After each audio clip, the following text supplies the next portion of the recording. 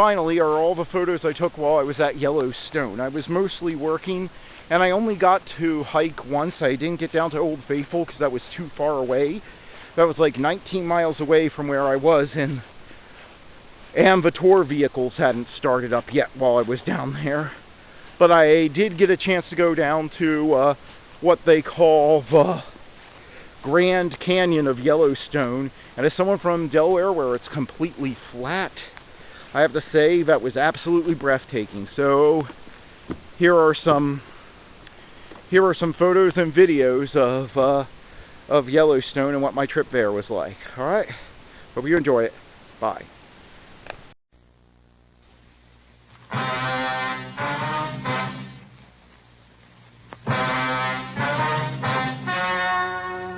The story you are about to hear is true. Only the names have been changed to protect the innocent.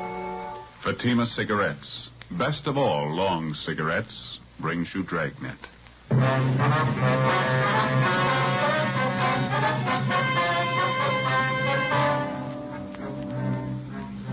You're a detective sergeant. You're assigned to homicide detail. A well-known businessman in your city disappears suddenly from his home. He's seen driving away from the house in the company of two unidentified men. There's no explanation for it. Your job? Find him.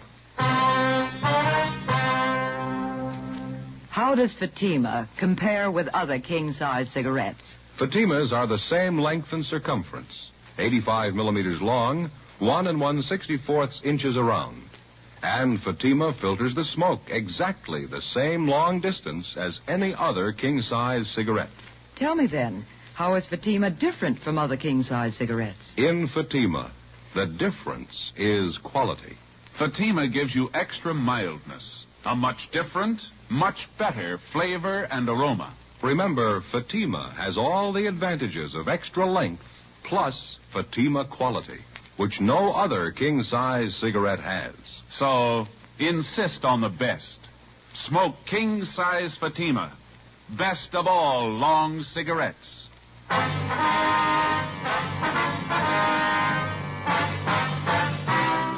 Dragnet, the documented drama of an actual crime. For the next 30 minutes, in cooperation with the Los Angeles Police Department, you will travel step by step on the side of the law through an actual case transcribed from official police files. From beginning to end, from crime to punishment, Dragnet is the story of your police force in action. It was Wednesday, October 10th. It was mild in Los Angeles. We were working the night watch out of homicide detail. My partner's Ben Romero. The boss is Captain Lorman. My name's Friday. I was on the way back from the record bureau, and it was 10:38 p.m. when I got to room 42. Homicide. Hey, Ben? Romero? Back here, Joe. Captain's office. Oh, yeah. Captain? Joe, sit down. Thank you. I got your call. What's it all about? You're closer to it than I am, Skipper. You want to brief him? Well, it's a man by the name of Tony Richmond. He disappeared from his house tonight, Joe. Looks like it might be foul play. Tony Richmond. Name sounds a little familiar, doesn't it? Runs a couple of garages around town. Promotes sports events on the side once in a while. Sure. What's the story on him? Well, here's the way we got it from Richmond's wife. He was at home tonight. The whole family was sitting in a back room looking at television. Richmond, his wife, 2 children, and his father-in-law. Yeah. About 9 o'clock, the doorbell rang. Richmond went to answer it. He hasn't been seen since. Yeah? That's right. Mrs. Richmond said she thought she heard a little loud talking at the front door and didn't pay any attention to it. When her husband didn't come back, she went to have a look. Front door was wide open. Her husband was gone. No explanation for it at all, huh? One of the Richmond's neighbors was sitting by a front window at the time, a Mrs. Sanford. She said she saw Mr. Richmond come down the front steps about that time, one man on either side of him. Mm-hmm. She got the idea Richmond didn't want to go with him. Was there any description on the 2 men? It's incomplete. The neighbor said she wasn't sure, but it looked to her like the 2 men pushed Richmond in a dark-colored sedan and drove off. Not much description on the car either, Joe. Oh, where's that leave us? Well, we're not positive there's anything wrong yet. There's a possibility it's nothing more than a misunderstanding. How do you figure? We got a couple of men out at the Richmond's house now. The wife told them that Mr. Richmond had a business appointment at 10 o'clock tonight. She didn't know where or with whom. Could have been with those 2 men. Mm-hmm. Doesn't sound quite right, though, does it? I mean, walking out without even telling his wife. No. Something else to consider. Wife said that when Richmond went to answer the front door, he was in his shirt sleeves. Mm-hmm. When the neighbors saw him come down the stairs with the 2 men, she said he had his coat on. If those two guys were going to grab him off, they wouldn't wait for him to get his coat. Yeah. How's it stand now? He got out a broadcast on a description of the two men in the car. Not an awful lot to go on, no license number. Anybody in particular who might have had it in for Richmond? Is there anything like that? No, not that we know of so far. He dressed pretty well, obviously had money, wore quite a bit of jewelry. Well, what have you got lined up for, Skipper? Well, I've got Barrett and Tommy Bryan standing by at the Richmond's house now, still checking around with Richmond's friends, some of his business associates. Nothing so far. Excuse me. Sure. Outside, Lorman. Yeah, Tom. How's that? When? Yeah, right away. You know what to do. Keep in touch. Right. Well, that takes it out of the guessing stage. That was Brian out at the Richmond house. Mrs. Richmond just got a phone call a few minutes ago. Yeah? Man's voice. He told her they were holding her husband. Well, what's her pitch? If she wants him back alive, it'll cost $20,000. As in all cases involving abduction to extort ransom, the investigating police officer is faced immediately with a dozen problems. But first and foremost is the safe return of the victim. When that's accomplished and the danger of death or bodily harm to the victim is removed, the officers then have the freedom to openly hunt down the abductors. But until the time the victim is safely returned, apprehending the criminal suspects remains a secondary consideration. 10:45 p.m. Together with Captain Lorman, Ben and I left the office and drove out to the Richmond's home out in North Hollywood, the scene of the abduction. We parked our car several blocks away and entered the house from a back street. It was a large, sprawling ranch-style home, richly landscaped. We went inside and checked with the two men from homicide on duty, Barrett and Bryan. They told us that there'd been no more phone calls, anonymous or otherwise. They also told us that so far the victim's wife, Adele Richmond, had been hostile and uncooperative. The abductors had warned her on the telephone about calling in the police, and now she was all for paying the $20,000 ransom and handling the case without the police. While Ben, Tommy Bryan, and Barrett rechecked the neighborhood for other possible witnesses to the abduction, Captain Lorman and I went inside and met the victim's wife and the victim's father-in-law, Fred Wellman. The wife was an attractive brunette in her early 30s. Can't you understand? I just don't want the policemen here. They can be watching the house right now. They'll kill Tony if they know you're here. No, honey, there's no use getting upset like this. It isn't going to do any good. Your father's right, ma'am. I know it's hard on you, but getting all worked up isn't going to help much. Well, I wish I'd never called you in the first place. I can handle this. I'll pay them the money. I'll pay them anything as long as they bring my husband back safe. Yes, ma'am, that's possible. But what makes you think you can trust those men? How do you know you'll get your husband back after you pay the $20,000? That's what they told me. I talked to them on the phone. That's what they promised me. Well, they promised other people, too, ma'am. You give them $20,000, they'll want $40,000. Give them just one opening, they're going to run it into the ground. They'll take everything they can get, and you still won't have your husband back. Well, there's no other way. I have to take the chance. I have to. There is another way, Miss Richmond. That's why we're here. What if it gets in the papers, publicity? Those men are bound to hear about it. There won't be a line in the newspapers, I promise you that. As far as we're concerned, the only men who'll know about it will be the officers working the case. We'll do everything we can, ma'am, but we're going to have your cooperation. I don't know. If anything happens to Tony, I've got to sit down. I can't even think. I'm so worried. That's it, honey. Here, you sit here. I'll get you some coffee. Good hot cup of coffee. Would you see how the children are, Dad? See if they're covered. Yeah, sure, honey. You just rest. You care for some coffee, officers? No, sir. No, thank you. All right. Now, about that phone call that you got, Miss Richmond. They told me $20,000. If they get it, they'll let Tony go. What else did they tell you? That's all. They had Tony, and that if I wanted to see him again alive, we'd have to pay $20,000. Well, what about the arrangements for delivering the money? Did you discuss that at all? No, all he said was get $20,000 in small bills. He said that, too. He said he'd contact me later about delivering the money. Officer, I can't get that much money together tonight. I don't think you'll have to, ma'am. I'm pretty sure the abductors know that, too. Now, how about the voice on the phone, Miss Richmond? Is there any chance that you might have recognized it? No, I haven't any idea who it was. Well, did he give you any hint at all as to about how much time that you'd be allowed to get the money together? Well, he said he'd call later on. I got the idea he meant later on tonight. He told me he'd have more instructions for me then. I'd like to ask you once more, Mrs. Richmond, can you think of anyone who might try something like this on your husband? Maybe somebody who needed money, who carried a grudge against Mr. Richmond? No one at all. Tony always got along very well in business. He works hard. He works awfully hard. I'm sorry, officer. I can't help thinking the whole thing would be better all around if I just pay the money and make them let my husband go. No, that's just the point, ma'am, like we said. How do you know they're going to let him go? If they can make $20,000 overnight, it's a good bet they're not going to let him go that easy. You can't make those kind of deals with them. Now, believe us. Tom, what can I do, if anything? I got your coffee, Del. Good hot coffee. I looked in on the children. They were covered. And now you try some of this coffee now. Thank you, Dad. Well, what are we going to do, officers? We can't just sit here and wait. There's a few things I'd like to brief you on to start with. Yes? There'll be a couple of our men stationed here at all times. Another thing, do you have more than one telephone in the house? Yes, sir, we do. There's one here in the den, one in the kitchen. Then we have a plug-in extension for the living room. Fine. The next time the phone rings, you answer it, Mrs. Richmond. One of us will be listening in on the extension. The one in the kitchen, that'd be closest. All right. Now, if it's one of your husband's abductors calling, you tell them it's going to take you time to raise the money. Tell them at least 2 days. Well, suppose they insist. But they say they want it sooner. They could kill my husband tonight. Well, they could, ma'am, but I don't think they will. It's a pretty good bet that they've planned on some waiting. Most people don't keep $20,000 around the house, and they know as well as you do that the banks don't open until 10 o'clock tomorrow morning. Something else, Mrs. Richmond. Make it clear to them that you won't have any direct hand in the transaction, paying the ransom.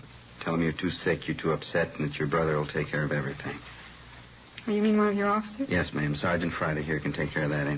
Will they believe me? Don't you think they'll get suspicious? Well, maybe, but you have to remember, ma'am, suspicious or not, their only interest is in getting the money and then getting away. Our first problem is to get your husband home safe. When we've got that done, we can worry about the abductors. I see. All right, officer, I'll do all I can to help. Fine, Mrs. Richmond. I think you'll find it's the best way. Joe, you and Romero will be on duty here for the night. Right. You'll monitor all the incoming calls. We'll try and get a tracer on him if you can keep the guy talking on the line long enough. Uh-huh. I'll make arrangements for another phone line in here and the use of the neighbor's phone next door. Okay, fine. Do you know if the people next door are home now, sir? Yes, sir, I think they are. Their name's Thompson.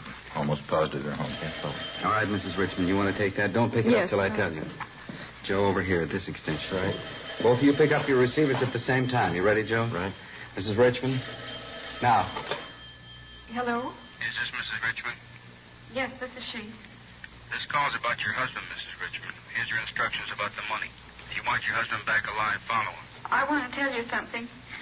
I can't handle this alone. Don't I try my stalling, brother... lady. Just listen. Here are the instructions. I'm only going to say them once. Get 20,000 in small bills by tomorrow. 5s, 10s, and 20s. Bring the cops in on this or we'll kill your husband tonight. Now remember it. We'll get the rest of the instructions tomorrow. Please listen. Can't my brother help? Hello? Fast one. Wouldn't even give her a chance to talk. What'd you say, Sergeant? What was it? Well, let's go back in there. Yeah. Did you hear him, officer? He wouldn't let me talk. It's just like the last time. I couldn't even tell him. Yes, ma'am, we heard. Now, why don't you sit down right here? Said not to call the police.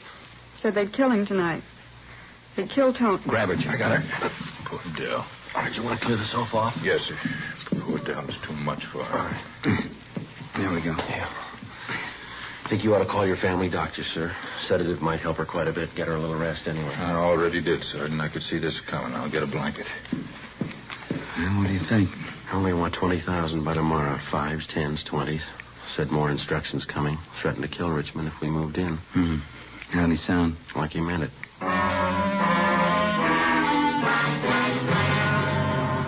12:35 a.m. Captain Lorman and I remained by the phone. The family doctor arrived, gave Mrs. Richmond a sedative, and she lay down for a rest in her room. Barrett, Tom, Bryan, and Ben came back to the house just before 1 a.m. They had a few more details on the description of the car used by the abductors, which they'd gotten from residents in the neighborhood. The information was relayed to communications, and a supplementary broadcast and an APB were gotten out. Ben and I stood watch at the house for the rest of the night, but there were no more calls. In the early morning, stakeouts were set up at the victim's place of business and also at the banks where he maintained his accounts and safety deposit boxes. That night, Ben and I still were at the Richmond place, standing by at the phone. There had been no contact from the abductors during the day. We waited. Midnight. 3 a.m. 6 a.m. No word. Another day passed. And then another. Still no contact. No trace of Mr. Richmond or his abductors. Saturday, October 13th. Hope for the victim began to fade. Ben and I stayed on at the Richmond house. Say, could I get you officers something to eat, maybe? A nice piece of cold beef in the icebox. Could make you a sandwich. No, thank you. Just the same, sir. How's Mrs. Richmond tonight, sir? Is she feeling any better? My daughter, no better. She took a couple of pills the doctor gave her, trying to get a few winks of sleep, poor girl. There's no use you sitting up with us, sir, if you'd like to get a little sleep yourself. No, I'd just as soon sit up. Couldn't sleep anyway. Hey, I don't suppose either of you would care for a little nip. No, thank you. No, thanks. Guess you wouldn't mind if I had one myself. Seems lately that's the only thing that relaxes me. You can go right ahead. When you get to be my age, a little bit helps now and then. Oh, there's some new magazines on the table there. Might help to pass the time for you. Thank you, sir. 3 days now. Not even a word about Tony. What do you really think, officers? Well, it's pretty hard to tell, Mr. Wellman. We're doing everything possible to find your son-in-law. There's not much to go on so far. Funny thing about Tony. Young fella, ambitious. Look what happens. Yes. Wouldn't mind if I turn on the radio here, wouldn't you? I'll keep it low. No, sir. Go right ahead. sir. Yeah, it's a funny thing about Tony. The day he married my daughter, I knew he was going to make it. Bright fella, Tony. Sure been good to me. That's so? Sure thing. Took me in right after the wife died. I was out of work at the time. Been with him ever since. Attend the garden, kind of clean up things. Tony's always been real good to me. No in-law trouble, nothing like that. Mm-hmm. And look what happens. Young fella starts with almost nothing. Builds a good business, family, nice home. Just look what happens. Well, there's no need to give up yet, sir. There's a good chance he's still all right. I don't know. I guess I just got a feeling about it. How do you mean, sir? About Tony. He's a fine young man. Things like this, they always happen to the fine young man. You take me, for instance. I wouldn't make money the way Tony does. Build a big business the way he has. I guess that's why I'd never be in the trouble he's in. I don't think I follow you. Guess I never wanted it, Sergeant. Couldn't get interested in making money. You break your back like Tony does. You work, you get a big bank account. Yeah. Get the home, the big car, and the swimming pool. You work for it like Tony did. You work hard. You get your big checkbook and everything you want. Just look what happens. Poor Tony works night and day for the money. Right now, he's no better off than the guy who's only worth a dime. They don't hold beggars for ransom, do they? Excuse me, sir. I wonder if you have an extra book of matches around. I believe I'm out. Well, sure thing, Sergeant. I got some in the kitchen. Sure you wouldn't care for a little nip? No, sir, no thanks. Think I might. If it helps now and then. Ben? Yeah. Wonder what he means by every now and then. You want to grab the extension out in the kitchen? Right. Wait till I say, huh? Now. Hello? Is this Sunset 18046? Yeah, that's right. Was Mrs. Richmond there? No, not right now. This is her brother talking. Is there any message? I want to talk to Mrs. Richmond. Well, she's not here. Have you got a message for her? Would you say this is? Well, this is her brother talking. If you'd like to leave a message for Mrs. Richmond, I'll see. This isn't her brother talking. I know his voice. Who is this? Well, maybe you can tell me who you are. This is Tony Richmond. Where's my wife? Richmond, where are you? Who is this? Where are you? I got away from her. Way out in the valley. A dairy range near Sepulveda. Are you a cop? Where can we find you? About a mile from Telegraph Avenue in Sepulveda. A road in the middle of a dairy farm. If you're cops, you drive out with the red light on and honk the horn. How soon can we meet you? A half hour. You get out of your car and stand right in front of the headlights. I'll be watching you. I want to get a good look at you. All right, half an hour. Something else. I got hold of a gun. Yeah? And if you're not cops, I'll know what to do.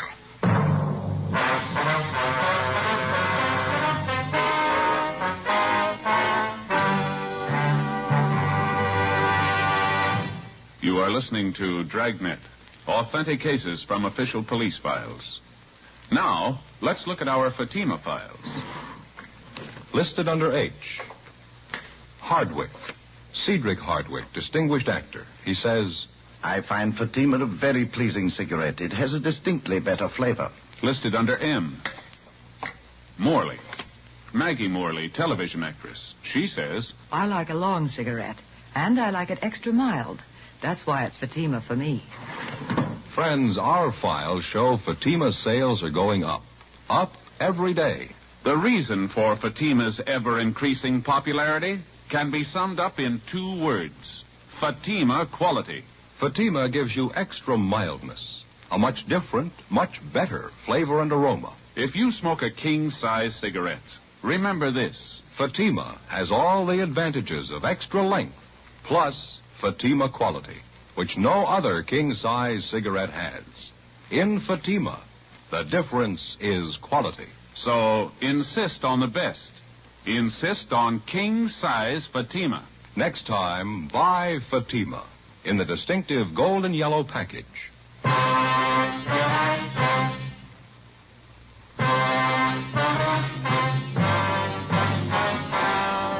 1:30 a.m. After we got the call from the man who identified himself as the victim of the abduction, Tony Richmond, we put in a call for Captain Lorman. We told him about the phone call from the victim, his request for us to pick him up, and also about the conditions he stipulated that we follow. The captain ordered 3 cruiser cars and a car to pick up Ben and me and take us to the location specified in the phone conversation. 2 a.m.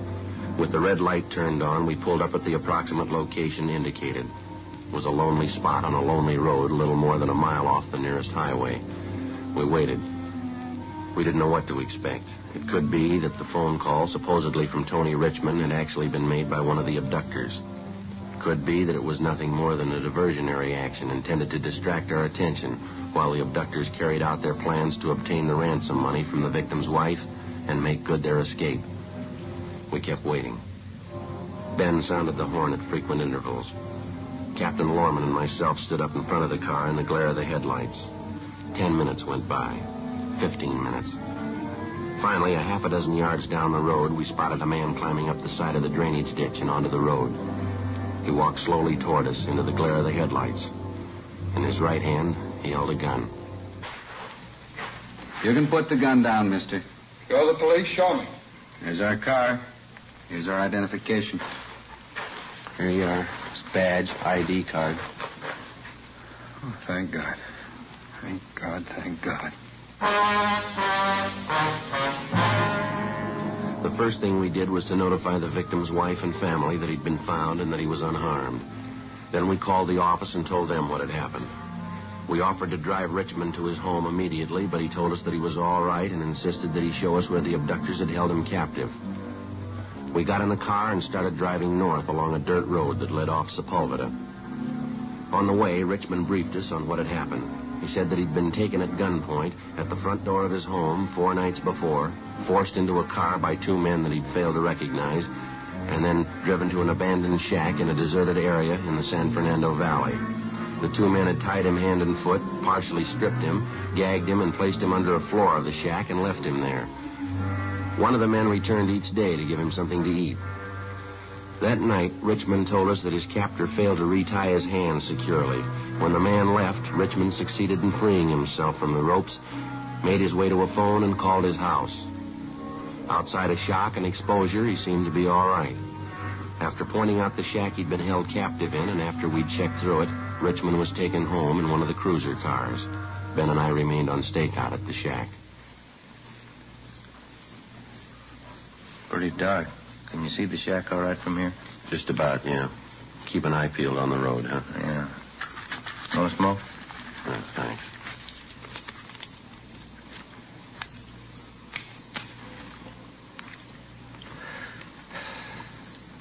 We waited. Nothing happened. 3 a.m. 3:30. No sign of the suspects. 4:30. 5 a.m. 5:12 a.m. Ben spotted the headlights of a car at least a mile down the road. We watched them come toward us. When it got close enough, we saw it was a dark-colored late-model sedan. It fitted the description of the abductor's car perfectly. It swung off the dirt road and pulled to a stop near the shack. 1 man got out.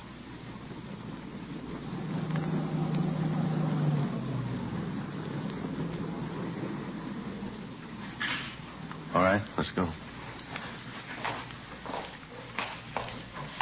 All right, Mr. Police Officers, hold it right there. Down, Joe. See him, Ben? Yeah, I ducked behind his car. All right, throw out your gun. I'll give it back. We've got some good cover, Joe. Let's go. Come on, move in. Easy. All right. Here's my gun. Out from behind the car. Hands behind your head. Cover me, Joe. I'll shake him down. Right. All right, hold it right there. Okay, Joe. He's clean. All right, hands behind you. Sure like to play it safe, don't you? Handcuffs. They work pretty good, mister. Much better than rope. We called the office. A relief team came out to replace us on stakeout, and we took the suspect downtown to the interrogation room. He was checked through R&I and identified as Gerald Adams, a one-time loser. Together with Barrett and Bryan, we questioned the suspect. For 3 hours, he refused to admit that he had any part in the abduction of Tony Richmond. We gave up for the time being, took him to the main jail where he was booked on suspicion of kidnapping. A little after 11 a.m., Gerald Adams' partner showed up out at the shack in the valley. He was taken into custody. He was brought downtown, confronted with the evidence against him, and he gave us a full statement admitting his guilt. Late that afternoon, we went back to the main jail, signed out Adams for investigation, and brought him back to the interrogation room. Have a seat, Adams. Yeah. Okay, what is it this time? Same as before, Adams. What do you say? You going to tell us about it? I told you my story this morning, mister. You got it all. Thought maybe you'd like to know. We picked up your partner. He gave us a signed statement. Here's a copy of it. Have a look. It's down in black and white. Your partner says you were in it with him all the way. What'd you say, Adam? Doesn't mean anything to me. You probably forced it out of him. Well, that's not what he says. He blames the whole thing on you. Says you set up the deal, you gave the orders, you made the phone calls for the ransom money. Says that's the way he's going to tell it in court. He's going to need a lot of proof. He gave it to us. He showed us your apartment, a couple of ransom notes you'd written, showed us the typewriter you wrote them on, showed us the clothes you wore the night you grabbed Mr. Richmond. He's a liar. Not according to our crime lab, he's not. They checked over the clothes, found particles of dirt and pollen in the trouser cuffs. They match up with samples we took from that field out by the shack. Well, it ain't true. None of it's true. You guy's a liar. Well, there's his statement, Adam. It's all there. If you got any corrections in the story, now's the time to make them. Adams? There's only one thing I want to know. Yeah? How did it happen? How'd you get a line on us? Richmond got away from the shack. We staked out on it till you came along. Doesn't figure. He couldn't have gotten away. I had it all worked out. Your partner didn't. I showed him just what to do, how to handle a thing. I showed him where to hide Richmond. Couldn't have goofed up. I showed him the whole routine. Well, there's one thing you didn't show him. Yeah? How to tie a knot.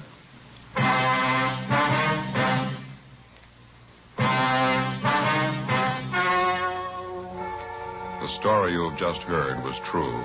Only the names were changed to protect the innocent. On December 18th, trial was held in Superior Court, Department 87, City and County of Los Angeles, State of California. In a moment, the results of that trial. And now here is our star, Jack Webb. Thank you. I'd like to speak for a few seconds to our good friends, the cigarette dealers all over the country. Our latest reports show national Fatima sales are still going up.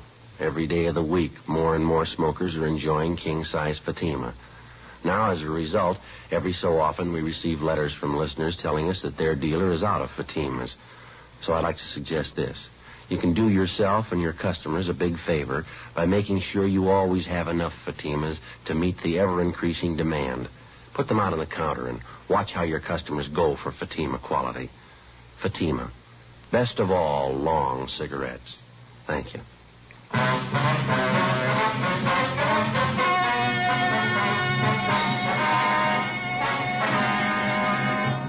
Gerald Adams and his accomplice in the abduction of Tony Richmond were tried and convicted in Superior Court of kidnapping. The state penal code stipulates that kidnapping for the purpose of extorting money is punishable either by death or by imprisonment in the state penitentiary from 25 years to life. Both Adams and his partner are now serving life terms in the state penitentiary, Folsom, California. Ladies and gentlemen, one of the first contributions to the special $5 million Red Cross Flood Relief Appeal was $2.07 in pennies and nickels from two 9-year-old playmates in Kansas City, Missouri. Stepping up to the reception desk in the Kansas City Red Cross chapter, the pair proudly offered their earnings gained from touring neighborhood streets, reciting, and singing nursery rhymes. The money the Red Cross provides for rebuilding a house or refurnishing it, or for helping a family find the means to help itself, will be given outright, not lent. These were the words of President Truman in asking the American public to contribute at least $5 million to the Red Cross to aid the disaster-stricken people of Kansas, Missouri, Oklahoma, and Illinois. Won't you help through your local Red Cross chapter?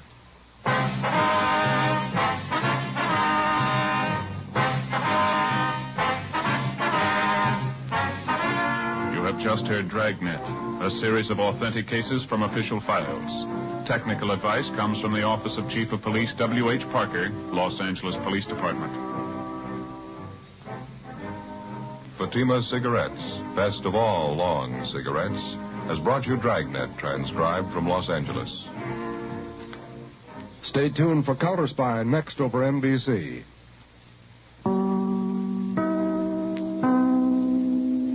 The Jack Benny Program, transcribed and presented by Lucky Strike, the cigarette that's toasted to taste better.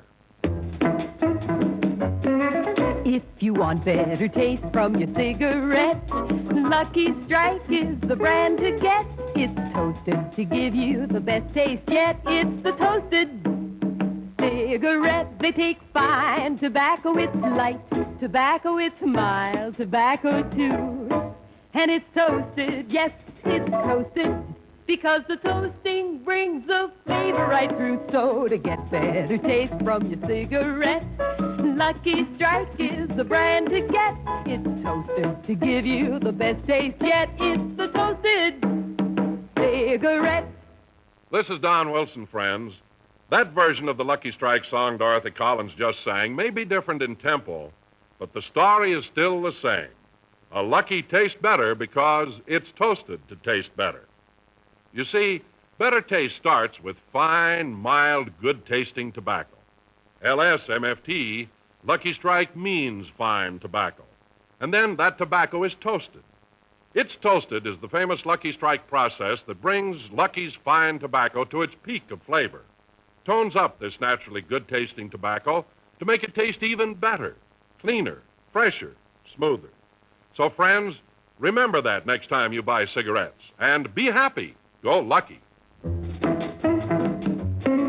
If you want better taste from your cigarette, Lucky Strike is the brand to get. It's toasted to give you the best taste yet. It's the toasted cigarette.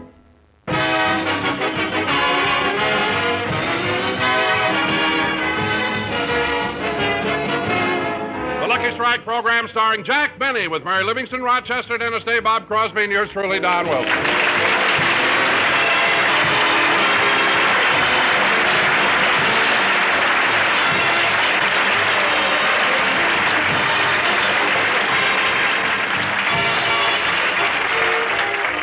As you know, ladies and gentlemen, Hollywood is the glamour capital of the world.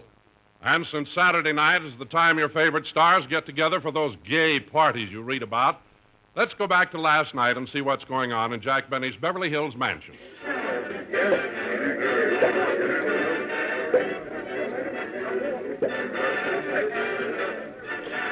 Everyone sure seems to be having a good time, boys. Well, certainly they're having a good time. When you give your guests good food, a big orchestra, and the champagne flows like water, how can you miss? Yeah. Well, close the window, Rochester. We can't watch Ronald Coleman's party all night.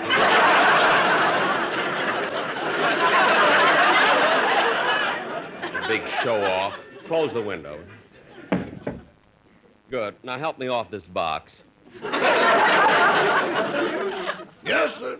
You know, Rochester, I just can't understand it. What, boss? Well, the Colemans and I are next-door neighbors. And when Ronnie first moved in, I used to go to all his parties. But the last few years, he's had a dozen big affairs, and I haven't received an invitation to a single one of them. What do you suppose it could be? Maybe you lost your address. Yeah. Well, come on, let's finish our game of gin rummy. Okay, it was your turn to throw a card. Yeah. Let's see now. First, you discarded the 10 of clubs, then the 3 of spades, the 6 of hearts, the jack of diamonds, the 8 of hearts, the 5 of spades. What's so funny? It sure helps when you've got them written down.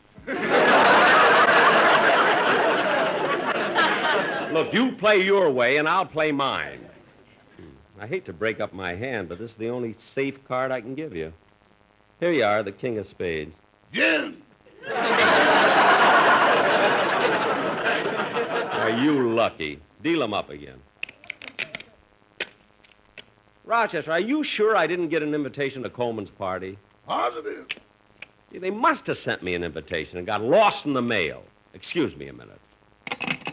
What are you doing, boss? I'm going to call the post office. I'm going to give them a piece of my mind. While you're about it, boss, tell them they didn't deliver the gas bill this month either.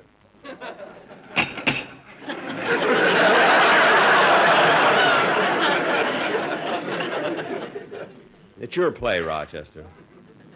Gee, I got a pretty good hand this time. You'll need it. Why? I got gin.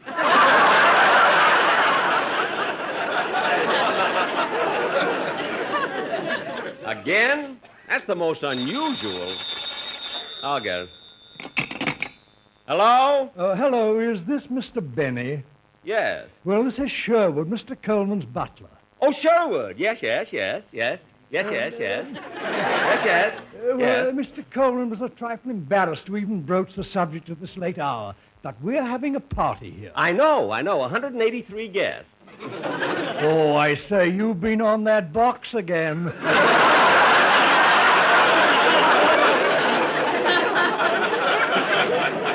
I'm such a devil, aren't I? Well, at any rate, Mr. Coleman thought you might like to slip into your tuxedo and come over. Would I? I certainly would, Sherwood. I'll be glad to come over. Good. And remember, you serve from the left and remove from the right.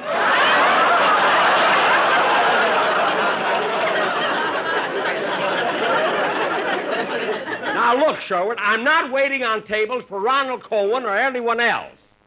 So goodbye. Of all the nerve. They can keep their party. I'm just as happy here at home with you, Rochester. But, boss, I'm going out tonight. Going out? Gee, I thought you were going to stay with me. I'd like to, but I made plans to take the night off. But, Rochester, you were off last week. Oh, boss, you're not counting Tuesday night, are you? Well, why not? That's when I had my appendix taken out. What's the difference? You didn't get home till 3 in the morning.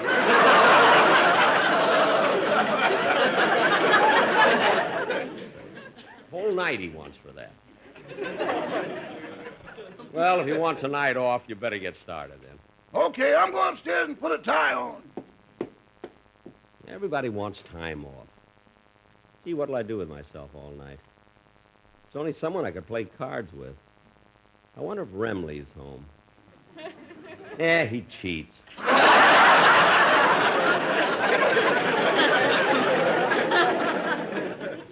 Gee, this is going to be a boring evening. I don't know what...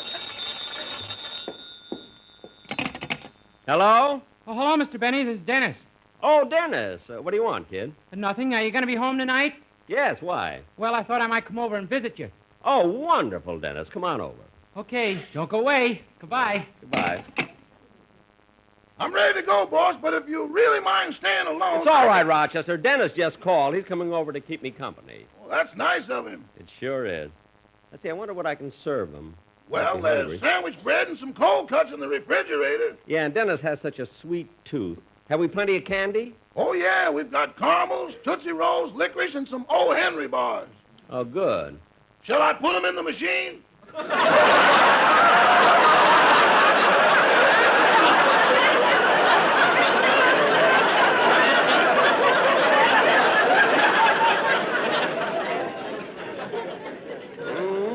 No, I can do it.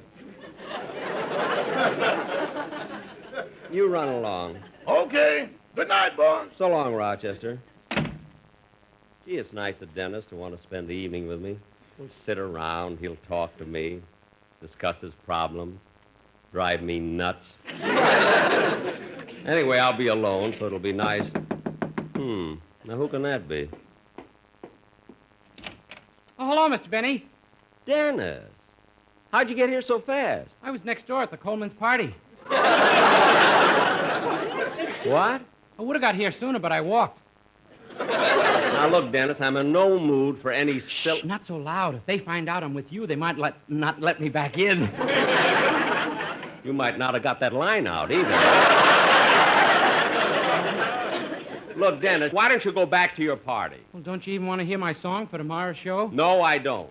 But it'll cheer you up. All right. Go ahead and cheer me up. I've changed my mind. Dennis, sing that song! Okay, what a sore head.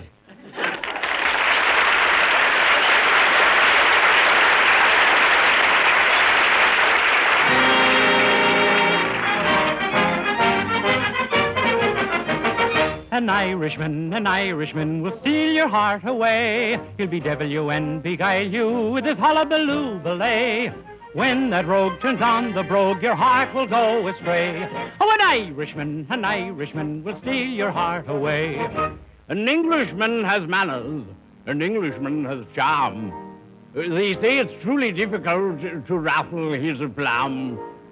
He'll hold you and he'll kiss you, but wherever he may be. At 4 o'clock he'll have to stop to sip a cup of tea. But an Irishman will steal your heart away. He'll bedevil you and beguile you with his hullabaloo belay. When that rogue turns on the brogue, your heart will go astray. Oh, an Irishman will steal your heart away. Italian men are fiery, Italian men are warm. And when they love with all the fury of a storm. But you can turn the flame to ice and make 'em run for life. For all you gotta do is eat spaghetti with a knife. An Irishman will steal your heart away. He'll bedevil you and beguile you with his hullabaloo belay. When that rogue turns on the brogue, your heart will go astray. Oh, an Irishman will steal your heart away. A Frenchman is romantic. The French have savoir-faire. When he makes love to you, it's always très, très debonair. He'll say to you, toujours l'amour, my life on you depends. But next day he'll be making love to 2 of your best friends. But an Irishman will steal your heart away. He'll bedevil you and beguile you with his hullabaloo belay. When that rogue turns on the brogue, your heart will go astray. Oh, an Irishman will steal your heart away. The German man is steady. The German man is smart. For he'll come around and around again to win the Fräulein's heart. But you can lose him easily and make him hide his face. When he comes around to see you, tell him, this is not the place! An Irishman will steal your heart away. He'll bedevil you and beguile you with his hullabaloo belay. When that rogue turns on the brogue, your heart will go astray. Oh, an Irishman will steal your heart away.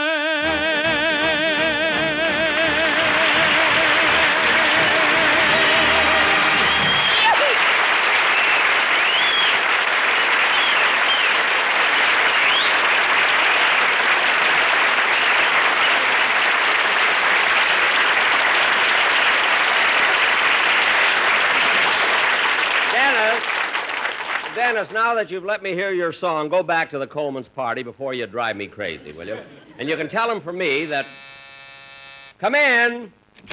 Hi, Jack. Why, Donzie, come on in. What are you doing here, Don? Well, Jack, you know the little woman's out of town, so I just thought I'd drop by and see if you'd like to take in a movie with me. A movie?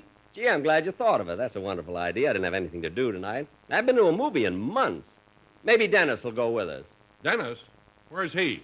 He's standing under your stomach.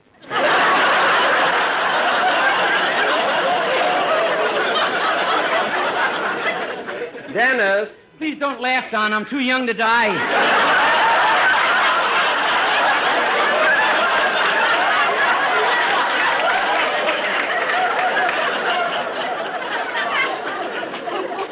Hey, Dennis, you want to go to the movie with us? Sure, what's playing? Well, I was going to the Palisades Drive-In. They're showing that new English film there, Murder in Piccadilly. Oh, let's go there. And they've also got a surprise second feature. I hear they've had some great ones lately. Hey, I like that. 2 features. Gee, that sounds pretty good. I've never been to a drive-in. Now, come on, fellas. My car's in the driveway.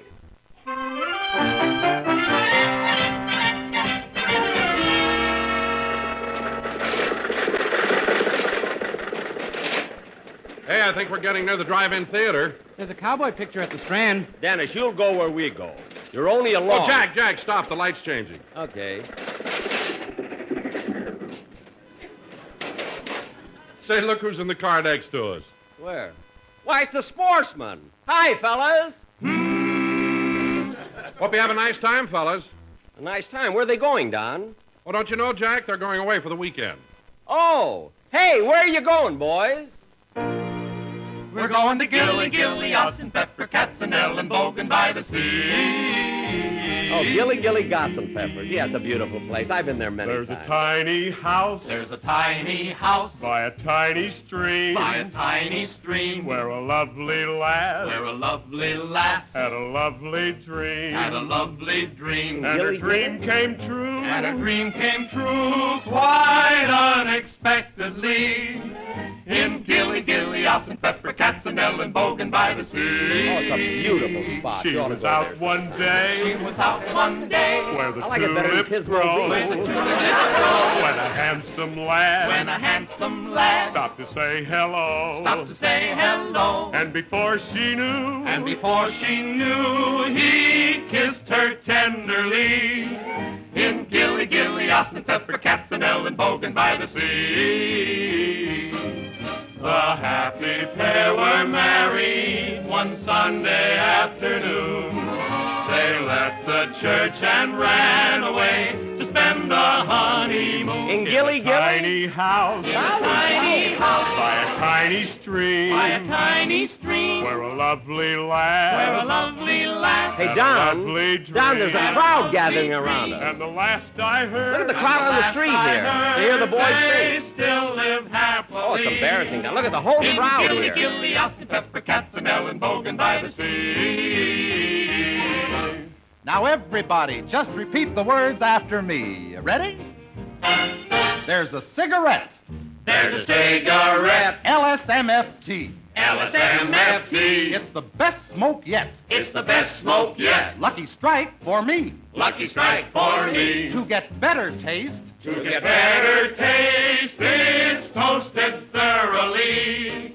Yes, LSMFT, LSMFT. Light a lucky strike. Light a lucky strike. It's the smoke we like. It's the smoke we like. Cleaner through and through. Cleaner through and through. And it's smoother, too. And it's smoother, too. Take a puff and see. Take a puff and see why all of us agree. On LSMFT, be happy and go lucky. LSMFT.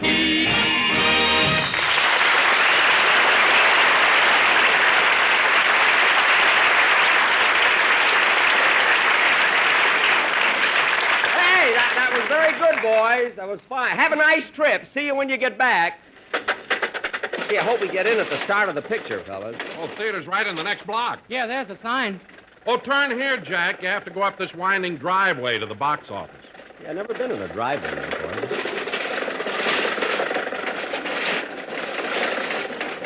Pull up to that man next to the booth, Jack. He'll give us our tickets.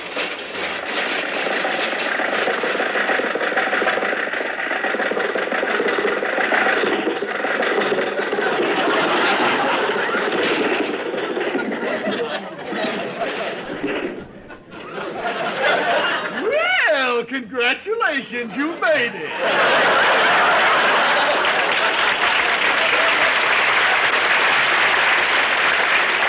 Huh? Ever since you left the street, I've been biting my nails. Now, look, I don't want any cracks about my car. Oh, is that a car? I thought it was a flying saucer that made a bad landing. Never mind. How much for the ticket? It's $2.40. That's 80 apiece. Here you are, mister. Here's a $5 bill. All righty. $2.40 out of 5. That means $2.60. Here you are. Thank you.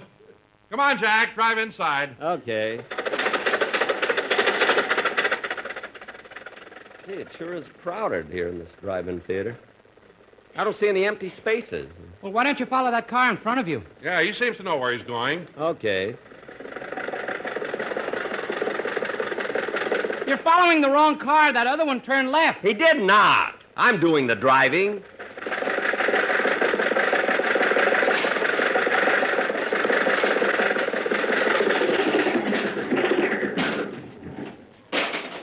Well, back from the grand tour, eh?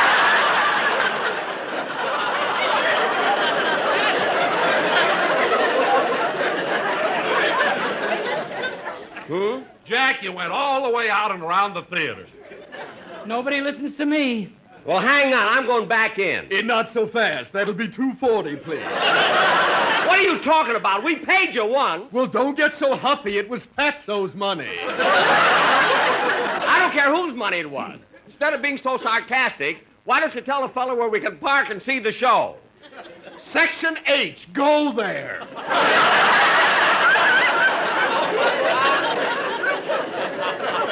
All right. Well, Jack, I think I see a space in the next row. Yeah, better hurry before somebody else gets it. Okay, I'll get in there. It'll be a tight squeeze. Watch your side down. Here I go. Come on. Come on, plenty of room over here. Watch it. To the right. To the right. To the right. Come on. Come on. Oh, hold it, Jack. To the left. To the left. To You the just left. said the right. To the left. Now make up your mind. Hey, you guys, pipe down, will you? Huh? To the right, to the right, to the left, to the left. Now, Herman, don't make a scene. Oh, but Marty, you think they was stalking to Queen Mary? Now, look, hold it down a little, fellas. Now, how am I on your side, Don? Fine, Jack. A little more. There, that's perfect. Now, let's all settle back and watch the movie. Gee, I don't like the angle from here. Why, what's wrong with it? Well, the actor on the screen has a pointed head. You're looking in the mirror. Jack, I think we're a little too far to the side. Maybe we could get something more to the center. Look, I had enough trouble finding this space. I'm not moving, so forget it. I told you to pipe down. Now you woke the baby up. Oh, for goodness sake. Quick, Herman, give her the milk. I can't. You made it too hot. Hold her, Herman. I'm holding her. Hey, listen, you told me to be quiet. Now, how about you practicing what you preach? Look, you woke the baby up. All right, I'm sorry. I didn't intend to, and I apologize. We're all here to see a movie, so let's relax and enjoy ourselves. You want to be friends? Certainly. Okay, stick your hand out the window. All right, there. Ouch! You see, Moidle, I told you the bottle was too hot. You got a lot of nerve. You burned my hand. Quiet! What do you want to do? Wake the other kids? The other kids? Yeah, Billy, Tom, Ann, Susie, Dickie, and Irving are light sleepers. And if they wake up, they'll disturb Katie, Alice, Melvin, Julius, and the twins. How many children have you got? Who knows? It's dark in here.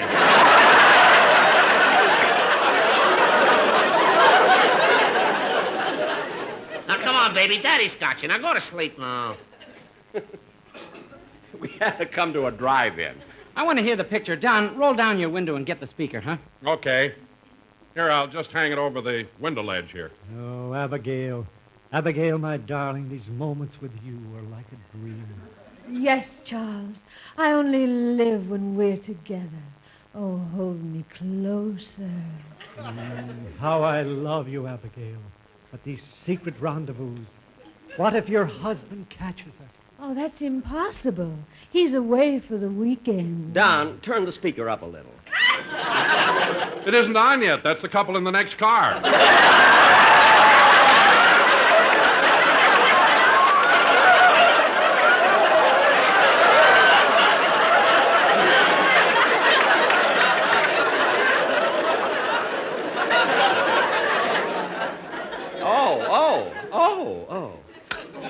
There, it's on now.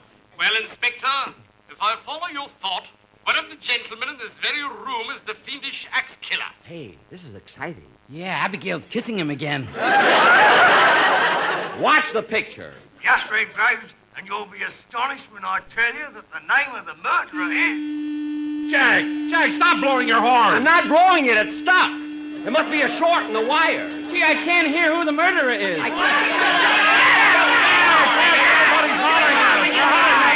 Do something, Jack. I'm hitting it. It won't stop. Call the automobile club. I can't. They blackballed me. Watch out. I'll pull this wire. There. Gee, I'm so embarrassed. You woke the baby up again. I hope you're satisfied. Look, it was an accident. If you don't like being next to me, why don't you move? I should move. Did you hear that, Moidle? This joint comes in, bothers everybody, and he wants I should move. A mullet. Quick, Myrtle, hold the baby. I'm afraid I'll throw her at him. Look, Jack, there's no sense staying here. Why don't you take that space over in the next row? Oh, maybe you're right. Some people just won't let you have a good time. Better go in here, Jack, next to this convertible. Oh, yeah, there's a spot there. There. Now, maybe we can enjoy the picture. Come closer, Cynthia. Your kisses do something to me. And yours thrill me, too. But, Robert, I worry so. What if your wife catches us? Impossible. Abigail thinks I'm out of town for the weekend.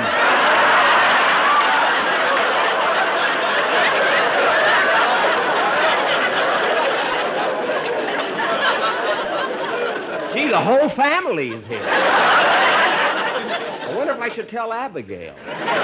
Now, why get involved? Look, they're about to start the surprise feature. Oh, good, the second feature. Turn up the speaker, Don. And now, ladies and gentlemen, the Palisades Drive-In takes pleasure in presenting another in our Saturday night series of surprise features.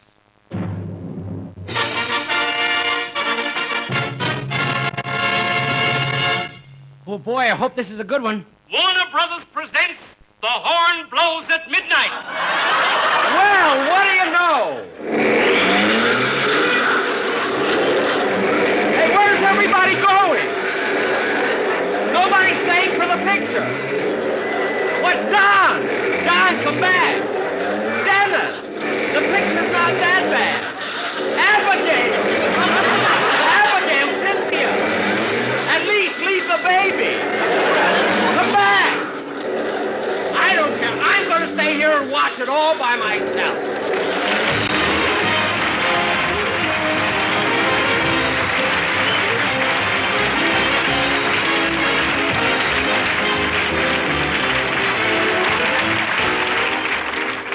Jack will be back in just a minute. But first, a word to you smokers who are looking for better taste in a cigarette.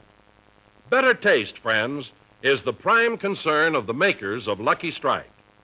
That's why a Lucky is made of fine, good-tasting tobacco that's toasted to taste even better. Yes, better taste begins with fine, light, mild tobacco, good-tasting tobacco. And then that tobacco is toasted. It's toasted. The famous Lucky Strike process brings Lucky's fine tobacco to its peak of flavor, tones up this naturally good-tasting tobacco to make it taste even better, cleaner, fresher, smoother. So make your next carton Lucky Strike and be happy. Go Lucky.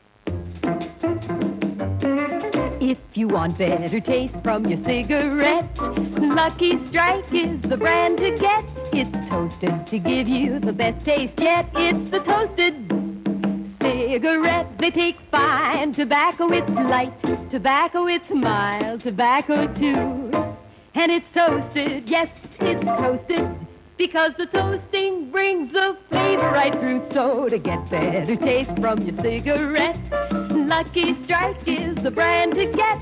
It's toasted to give you the best taste yet. It's the toasted cigarette.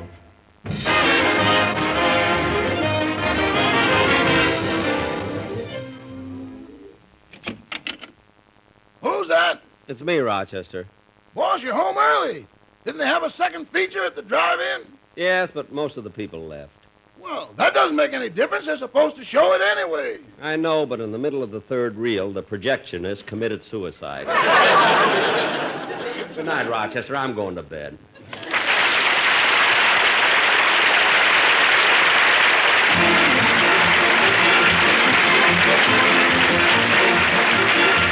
The Jack Benny program is written by Sam Perrin, Milt Josephsberg, George Balzer, John Tackerberry, Al Gordon, Hal Goldman, and produced and transcribed by Hilliard Marks. The Jack Benny program is brought to you by Lucky Strike, product of the American Tobacco Company, America's leading manufacturer of cigarettes.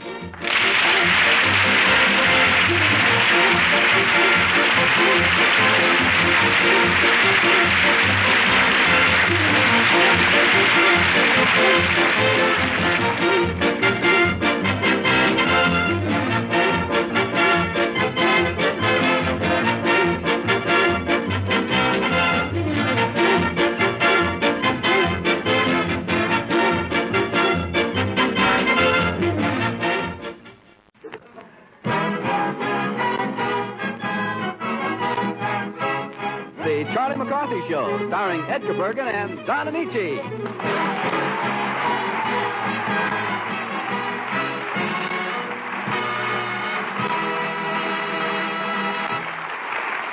How do you do, ladies and gentlemen? This is Don Amici inviting you to join us here at the Army Ground and Service Forces Redistribution Station at Santa Barbara, California, where we are proud to present as our guest the lovely Miss Rita Hayworth. Our regular group is, of course, with us. That will be Ray Noble and his orchestra, Joan Merrill, Ken Carpenter, Effie Clinker, Edgar Bergen, and Charlie McCarthy.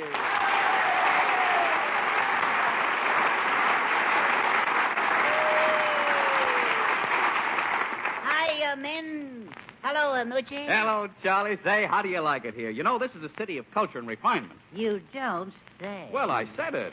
Well, then why do they call the people here Santa Barbarians? Say, is that Rita Hayworth or am I dreaming? Well, if you are, your dreams are getting better all the time. It really is Miss Rita Hayworth.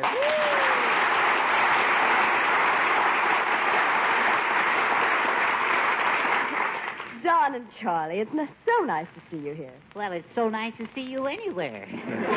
Say, Rita, what are you doing here in Santa Barbara? And why can't we do it together? Well, for one thing, Don, I'm looking for some unusual furnishings for my house. Oh, well, say, you're lucky because there's an auction here today. Oh, good. Lead me to it. I have a special weakness for antiques with marble tops. Could I interest you in Bergen?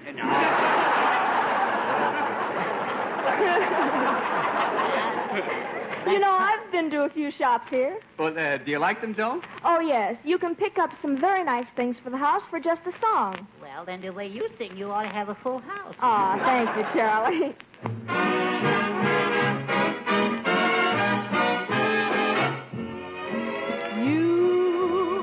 You're driving me crazy. What did I do? What did I do? My tears for you make everything hazy, clouding the sky of blue. How true were the friends who were near me to cheer me, believe me, they knew. But you were the kind who would hurt me, desert me when I needed you. Yes, you're driving me crazy. What did I do to you? How true were the friends who were near me to cheer me, believe me, they knew.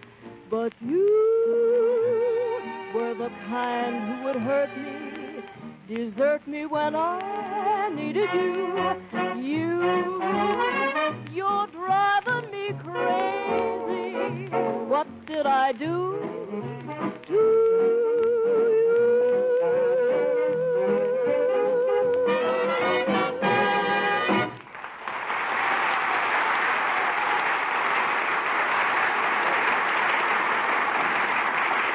Say, Charlie. I haven't time for you, Don. I'm going to go with Rita to the auction. Oh, you are? Oh, well, look, now, when you go to that auction, don't bid on everything. I don't want to see you lose that reward money of yours.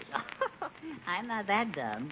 You know, I've invested my reward money. Oh, you have? Oh, yes, yes. I'm going to pyramid the dough, you see. Yeah? And then live off the interest. Yeah, well, that's nice work if you can get it. Well, that's the way we smart boys operate, you know. Oh, I see. Just what did you do with your dough?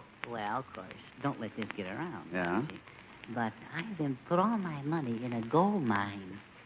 A gold mine? Yeah, solid gold mine. No, no. Why, the man says it's just crawling with gold bullion. Oh, I see. You expect to become a billionaire, huh? Yeah. You got that, did you? You are a clown, Don. You're a perfect clown. Oh, well, thank you, Charlie. Thank you. I know you mean that. Now, I have this gold mine, see? Yeah? Yeah, and this having it now sort of puts me in the same class with Bergen, see? Well, Charlie, wait a minute. Edgar doesn't have a gold mine, does he? What do you think I am? Oh, Charlie. Oh, Mr. Bergen, my charming chum. Yes. I've been wanting to ask you, Charlie, what are you going to do with the rest of that reward money of yours? Oh, stop hounding me, will you? All right. Well, ever since you got that money, I've I've been afraid you might do something foolish with it. Oh, no. No, not McCarthy. See, I'm too smart. I see. I bought a gold mine. What was that? I say I bought a gold mine. A gold mine? No. Mm-hmm. Well, I hope you didn't buy it from a total stranger. No, of course not. I was introduced to him. Oh, I see. You were introduced to him? Yeah. Who introduced you? His partner. His partner.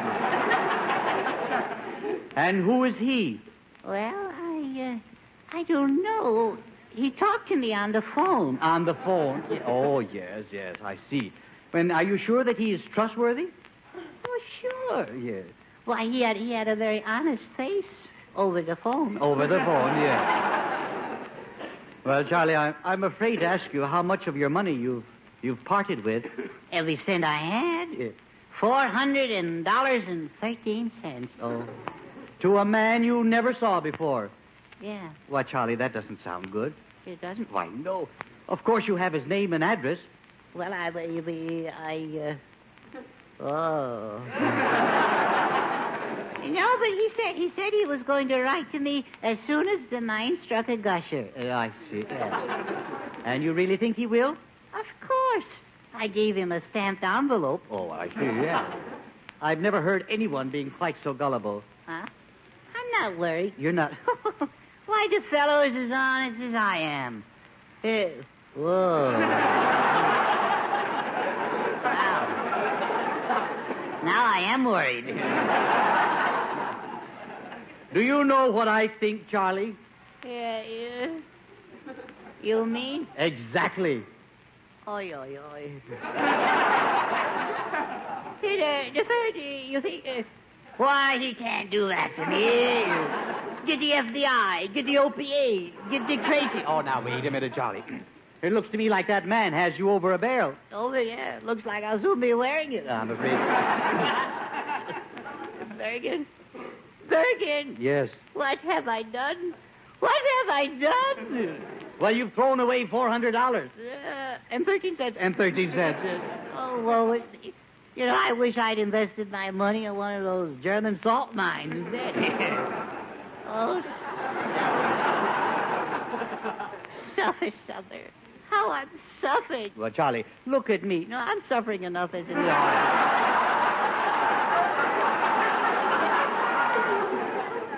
Well, it's been a very expensive lesson to you. Yeah, believe me, and I learned it, and how. Yes. Well, that's exactly why I sent the man over to see you. Well, thank you. You see, you sent him? Yes, I sent him. To talk me out of my dough? Exactly. I found that you'd frittered away nearly $100 of your money already. Yes. Oh. Yes. So you're the horsefly in the ointment. Yes. I wanted to show you how easy it is to be victimized. Why, you snake in the cash, you.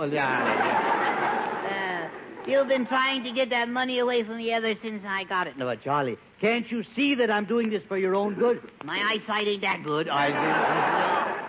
I've been living under the same roof with a Jesse James. No, Charlie. And a leaky roof at that. Oh, no. Listen, Charlie, don't you listen to me. Oh, now listen. No. To think I've stuck with you, Bergen, through thick and thin. Yes. And the thicker I stick, the thinner I get. Oh. Charlie, no, I'm your friend. Yeah, let go of my lasso. Charlie. Charlie. I'll clip you. No, wait a minute. Charlie, please. No, you...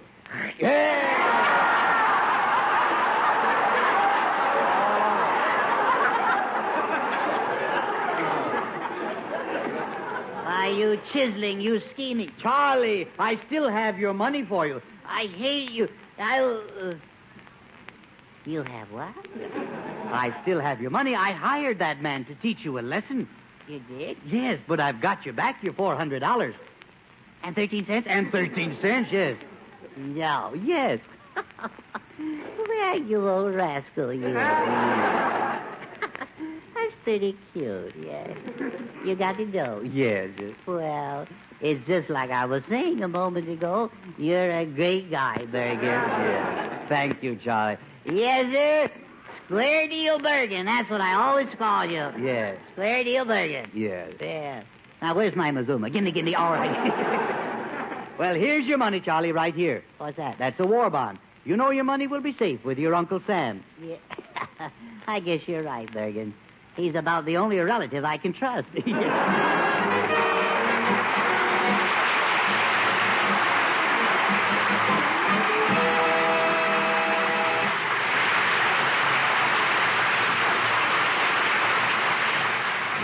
song, I Should Care, sung by Joan Merrill.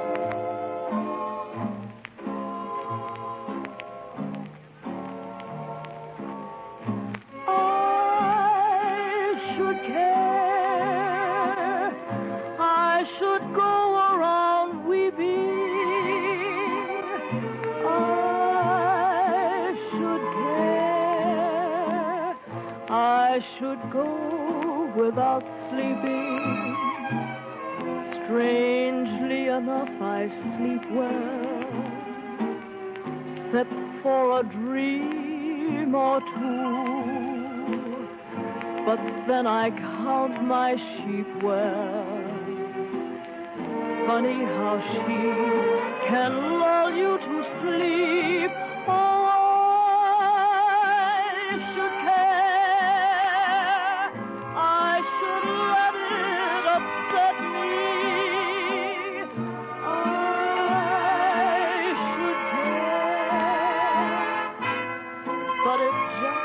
doesn't get me.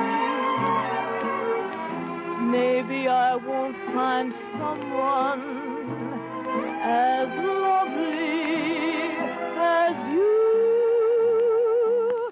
but I should care, and I do. I should care.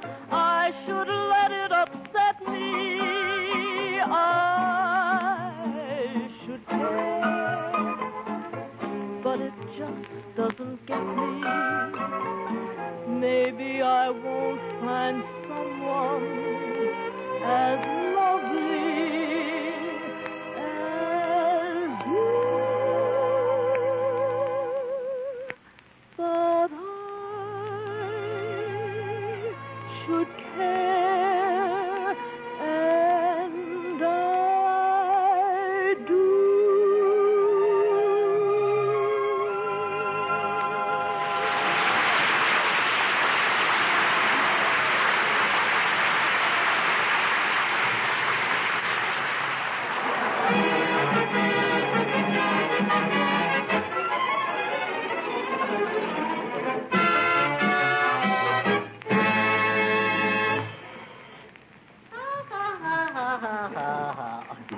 Oh, Edgar. Yes, Rita. I have to run along now. I don't want to be late for the auction. A pretty girl like you running to auctions? That's ridiculous. Oh, I know it's silly, Charlie. But you see, I have several hobbies.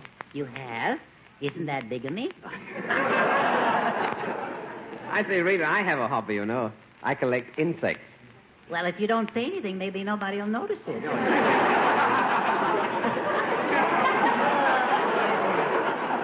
You know, my hobby is collecting lipstick. Ain't I a devil? Would you like me to contribute to your collection? Well, did you ask? Well, all right. Here's a quarter to buy some. Well, that ain't the first time I wasted a good pucker. Well, I'm going to the auction. Why don't you all come with me? Oh, that's a good idea. But I say, let's step in here first at the PX for a cup of coffee, huh? Well, Charlie and I'll go ahead. Well, look who's at the coffee counter if it isn't Effie Clinker.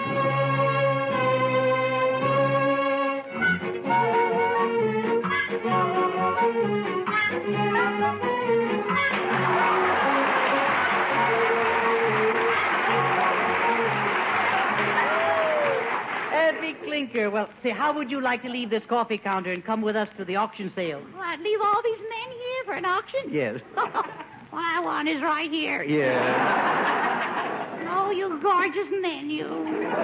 You beautiful men, you. All right.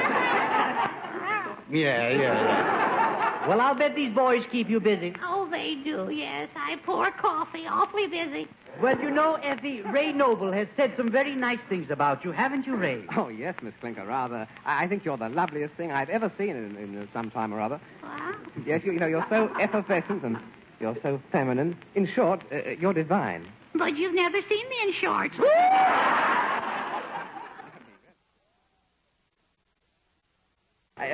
No, seriously now. Tell me the secret of your lovely complexion. Well, I use saddle soap. You do. Well, wait till I put on my glasses. Oh, so you use glasses? Only to see with, yes. Oh. Now, That's better, I guess. Here they are, yes. Well, where did you go? Well, that's me right here. Oh. Yeah.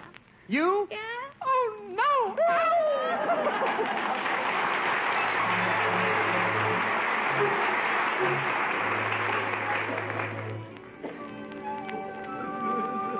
Well, Ray, I'm glad we got here before the auction started. Well, here's Rita and Charlie.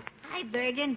Look who's here, Joan Merrill. Why, Joan, don't tell me you're an auction addict, too. No, but here's a perfectly darling music box that I just love to have.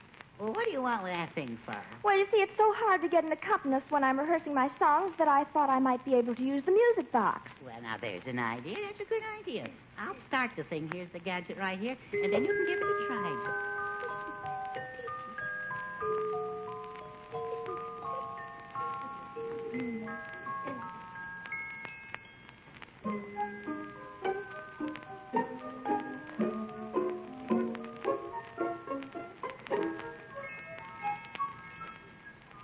If you are but a dream, I hope I never waken.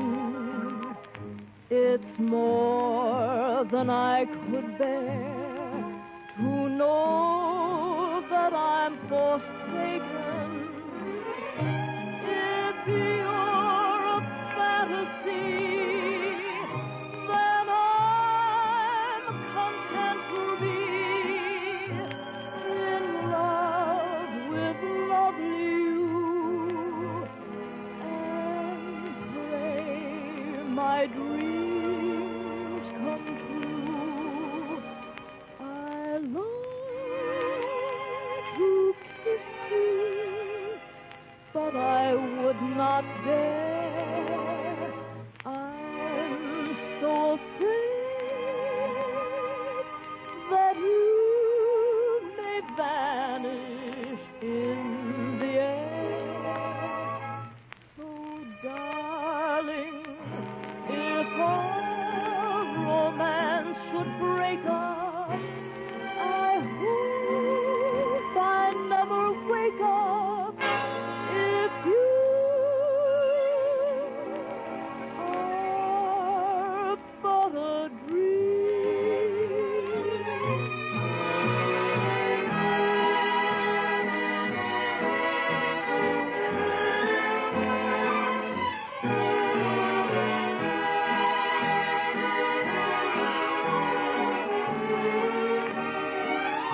So, darling, if our romance should break up, I hope I never wake up. If you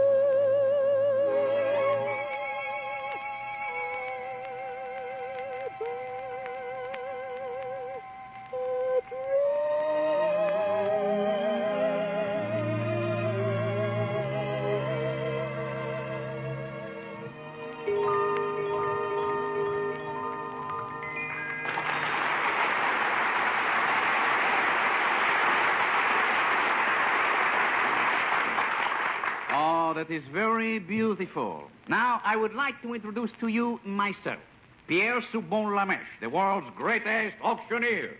You may applaud if you care to. Boo. Thank you very much, thank you. Now, I will start selling this junk, these antiquities here. Now, let me see. Now, I will start with bric-a-bracs, bootjacks, knickknacks, and blackjacks. Enough of these wisecracks. When does the sale start? just as soon as the cops are out of sight. Oh, it's a gyp joint, a gyp joint, a gyp Oh, joint. no. Say not so, no. I am known as Honest Pierre. You know why? Because your name is Herman. That is right. That is right. I say, tell me, Mr. Auctioneer, where's that kidney table you're advertising? Well, that is floating around here someplace. I'm looking for an easy chair for my husband. Maurice? No, Orson. Say, what about that clock in the corner? Does it still run? Oh, but oui, monsieur, but oui. How silly a question. That is a genuine grandfather's clock, and it is really A1. Well, what happened to grandfather? He was 1A. Now, let me tell you, very nice people here, let me say that this clock was once owned by Lady Macbeth. But Lady Macbeth was a fictitious character. Oh, you do not say. Gentlemen, this is no place to discuss the lady's reputation. Oh, no. Well, how right you are. Now, and next we have... Oh, you fortunate people. Oh, you lucky people. Here is the original Chasey Loungy where Cleopatra told her troubles to Mr. Anthony. Now, what am I bid? What am I bid for this? Nothing. Thank you. Oh, some sweet kid. Yeah, I grow on you. Yeah. Not on me, no. Say there, Mr. Auctioneer. You know, I was looking for one of those Yenyamon Yade and Yule snooze boxes. I think there's a snooze box here that belonged to Josephine.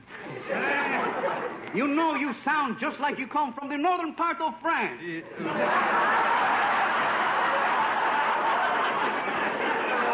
No. Normandy? No, that's sunk. So does your dialect. Oh, if you're going to start talking about dialects, Michi, Well, my good friend, I do not have one that belonged to Josephine, but I have the snuff box here that belonged to Julius Sneezer. does it have a built-in Gesundheit? But of course. Now, who will start the bidding, huh? I'll bid 50 cents for it. 50-50. Do I hear another bid? 60-40. Oh, thank you.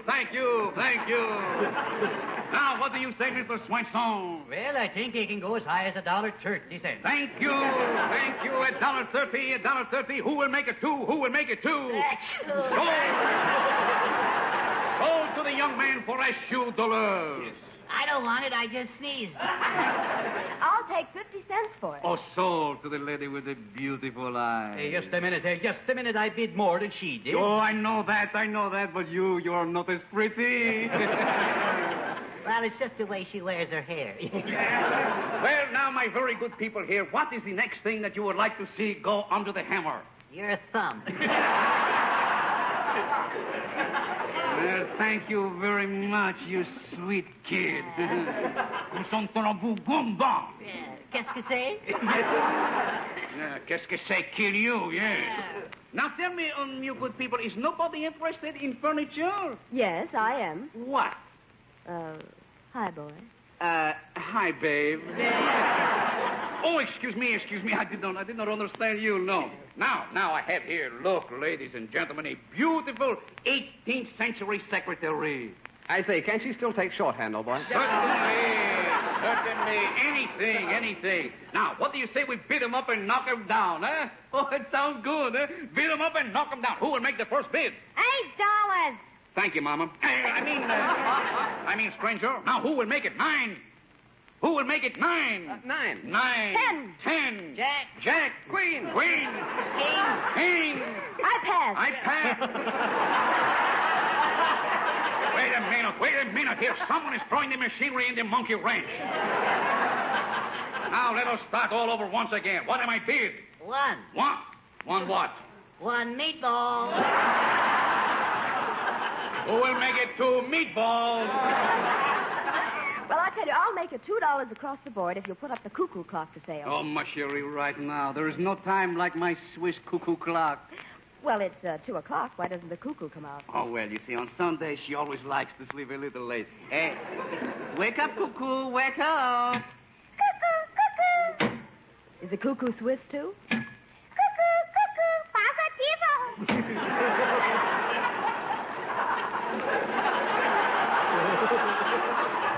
Cuckoo, now please do not slam the door.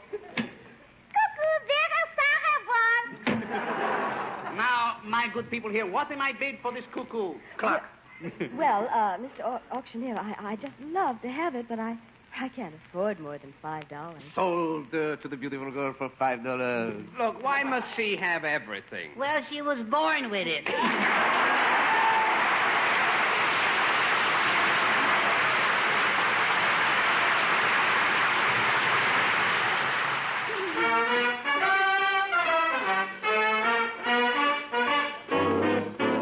Grab your coat and get your hat.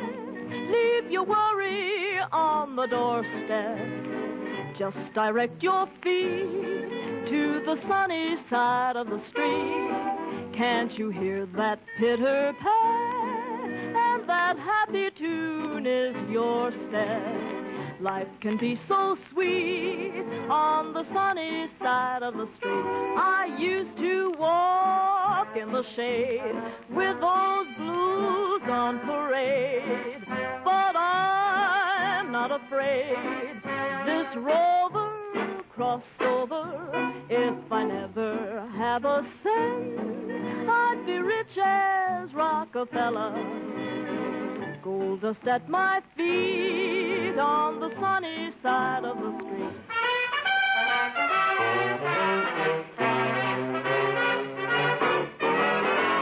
I used to walk in the shade with those blues on parade, but I'm not afraid, 'cause this rover crossed over, and if I never have a cent, I'd be rich as Rockefeller. Gold dust at my feet on the sunny side. The sunny side, on the sunny side of the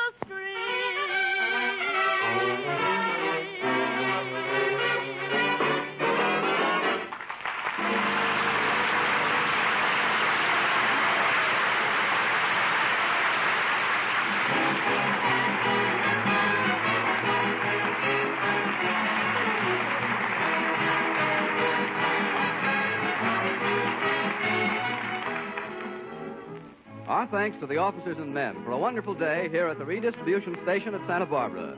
Be with us again next week when Edgar Bergen, Charlie McCarthy, Mortimer Snurr, Don Amici, Ray Noble, Joan Merrill, Ken Carpenter, and all of us will have as our guest Miss Ida Lupino, and will be coming to you from the redistribution station number 3 at Santa Monica, California.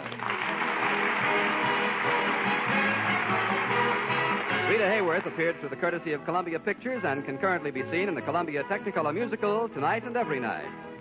This is Frank Barton speaking from Santa Barbara, California. This is the Armed Forces Radio Service.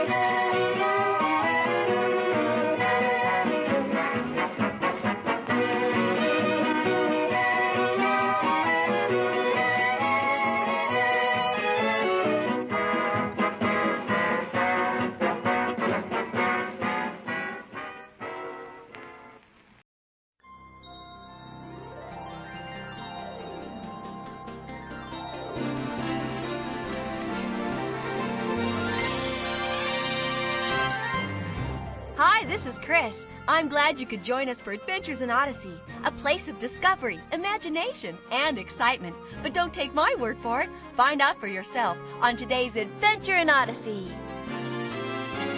Cop car's coming down the street. It made me so nervous. On the floor, big guy. Oh. Grab the blind girl. No! Gone. Everything is gone. Hurry! They took Jenny and went out the back door! She's the perfect hostage.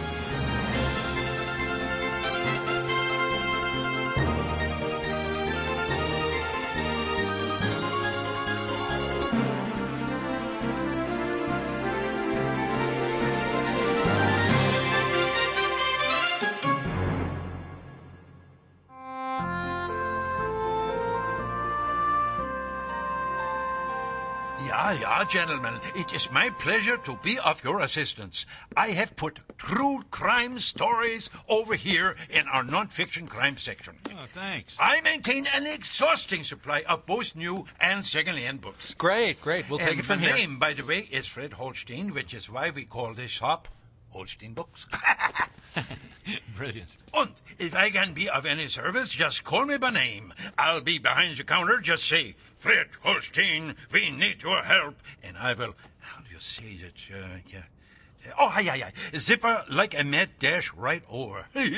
That's one way of putting it. Thank you, Mr. Holstein. We'll just, browse for a while. It is my delightfulness. Good afternoon, Mr. Holstein. Good afternoon, Katerina. You are early, huh? A little. One of my students didn't show up for his tutoring. I thought you might need the help. It has been quiet with customers, but there are many books to be placed upon the shelves. Please, put your coat and knapsack in the back room, and I will explain. Okay, thanks. Oh, the first edition of the Hoggard book. I beg of your pardon? On the desk in the back, the first edition of the Eric Hoggard book. Oh, yeah. I am excited beyond repair. One of perhaps 10 copies left in this country, and I found it. At no small cost, let me tell you one thing for sure. I phoned Professor Marcus to tell him it was in. He is as happy as a bird in a clamshell. Would you like me to deliver it to him when I go back to the college? I had thought of that, but it occurs to me that for such a rare and very, very special book, I should deliver it to the good doctor myself, me. Of course. Hello, Jenny. Hi, guys. Jenny, my little strudel, how are you today? I'm okay. Only okay? Any changes I should know about? A new book display to your left. Got it, thanks. What is this okay business? It is a beautiful day today. What is this okay? Sorry, I got a little mad because everyone keeps treating me like I'm some kind of invalid. A woman nearly killed me trying to help me across the street just now. Well, people mean well. Yeah, nobody thinks that you're helpless. But they act like I am. Just because I'm blind, they think I can't do anything for myself. I can. I walked all the way over here. Wunderbar. You're here for the books your mother called in, right? Right. We're almost finished with the Chronicles of Narnia. I believe it is a beautiful thing for your family to read together like you do every night. It reminds me of my own childhood in Heidelberg and brings a tear to my cheek. Thanks, Mr. Holstein. Yeah, thanks. Leaving so soon, gentlemen? Did you not find what you were looking for? Actually, we're not leaving. We just need to lock the door for a minute. Lock the door? Oh, no. The law does not permit me to lock that door during business hours. Well, we're not really interested in the law at this point. Open the cash register. I'll get the you-know-what in the back. Right. What? What's going on? Go on, open the cash register and no one will get hurt. What's happening? I think we're being robbed. What? You are robbing my store? Yeah, now quit stalling and open the, register. If you insist, but there's not much money there. We'll take what you got. It made me so nervous. I can't remember how to open the register without a purchase. Would you like to buy a bookmark? Open it. Yeah. Of course. Katrina? Don't be afraid, Jenny. It'll be all right. Yeah, we're not interested in hurting anybody. We just need to, pick up a few things. Got it. You can't. That's my knapsack. Yeah, pretty handy. Good quality, too. Put the money in it, Mr. Holstein. Oops. I am sorry. I am such a butterfingers. I am so nervous. Oh, get out of the way and let me do that. Come on, that's enough. We have what we want. Okay, check the front door and I'll... Hey, what's this? What? Which what? This button here. Oh, that button. Well, that is a buzzer. Yeah, it's a buzzer to call Katerina from the back room when it becomes busy. Right. He calls me. Yeah, or a silent alarm. Oh, why'd you have to go into a thing like that? Now I'm going to have to tie you up. Turn around. Oh, I have string in the back. This packing tape will do just fine, thank you. Cop car's coming down the street. Slow, though. Great, and this could have been so easy. On the floor, big guy. Oh. What do you reckon? They'll have a police car out back, too? In a town this small, they probably only have one police car. I don't want to take a chance. We need some insurance. Grab the blind girl. No! Stop, you can't. The blind girl? Yeah, take me instead. The blind girl's perfect.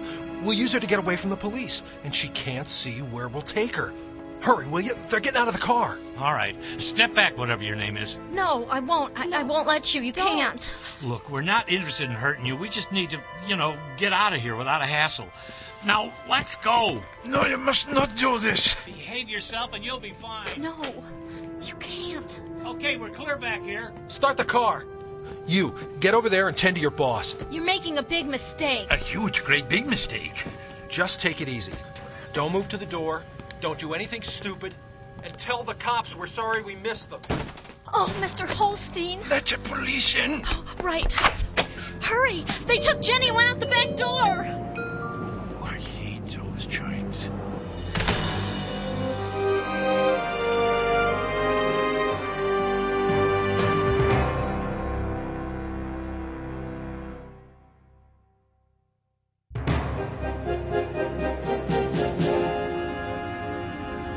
Any sign of him? Nope, not a cop car in sight. Looks like traffic as usual. Good. Hey, kid, how you doing back there? Huh. What's wrong? Aren't you speaking to us? No, as a matter of fact. I don't blame you. Must be rough going all the way to the bookstore just to get hijacked. You should try it sometime. I'm not real happy about this, This was supposed to be a simple job. A charge of kidnapping wasn't part of the, deal. Don't blame me. She was insurance. How was I supposed to know we wouldn't be chased? Mr. Sauerkraut hadn't set off the alarm. Never mind. Just check the stash, will you? Yeah. Let's see what we have here. How much money did we get? Who cares? Here we go. Is that it? Looks like it. You gotta give him credit for knowing. Open it and check.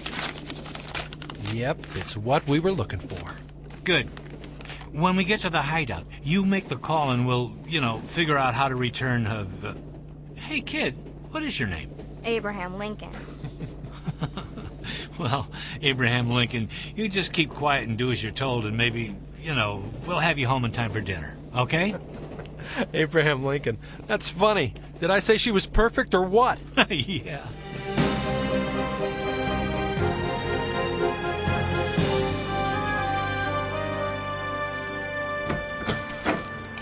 Okay, Abraham Lincoln, you sit right there and be a good girl. Maybe we should tie her up. Nah, she wouldn't be dumb enough to try to run away. It's not like she can see where she's going. You're not going to try and run away, are you, Abe? We're 3 flights up, and I wouldn't want anything to, happen to you. Well? 77 years ago, our forefathers brought forth this great nation. That's great.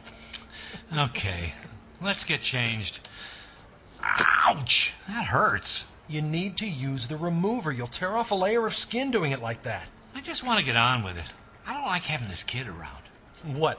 You afraid she'll give the police our description? Maybe tell them where we brought her?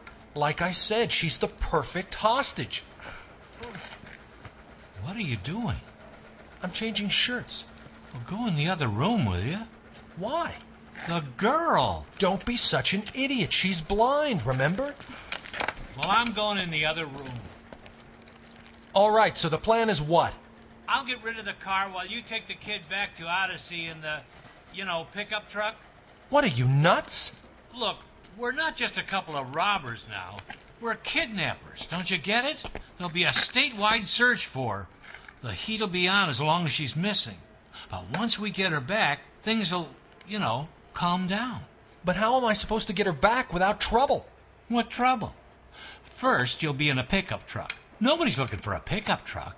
Secondly, you look completely different without your disguise. And third, we have to deliver her safe and sound or we'll have no end of problems. It makes me nervous. It'll be okay.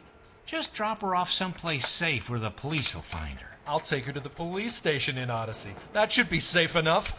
Yeah!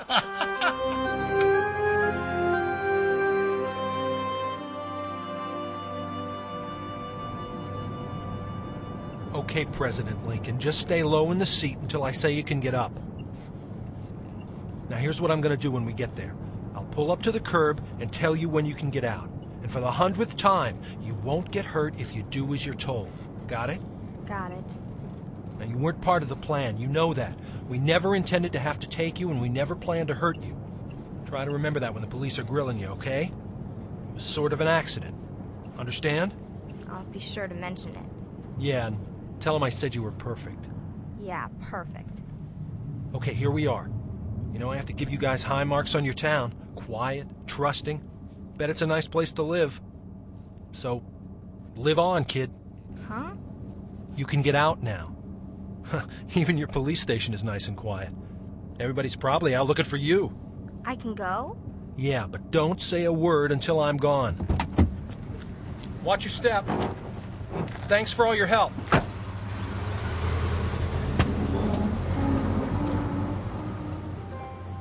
Hello? Can anyone help me?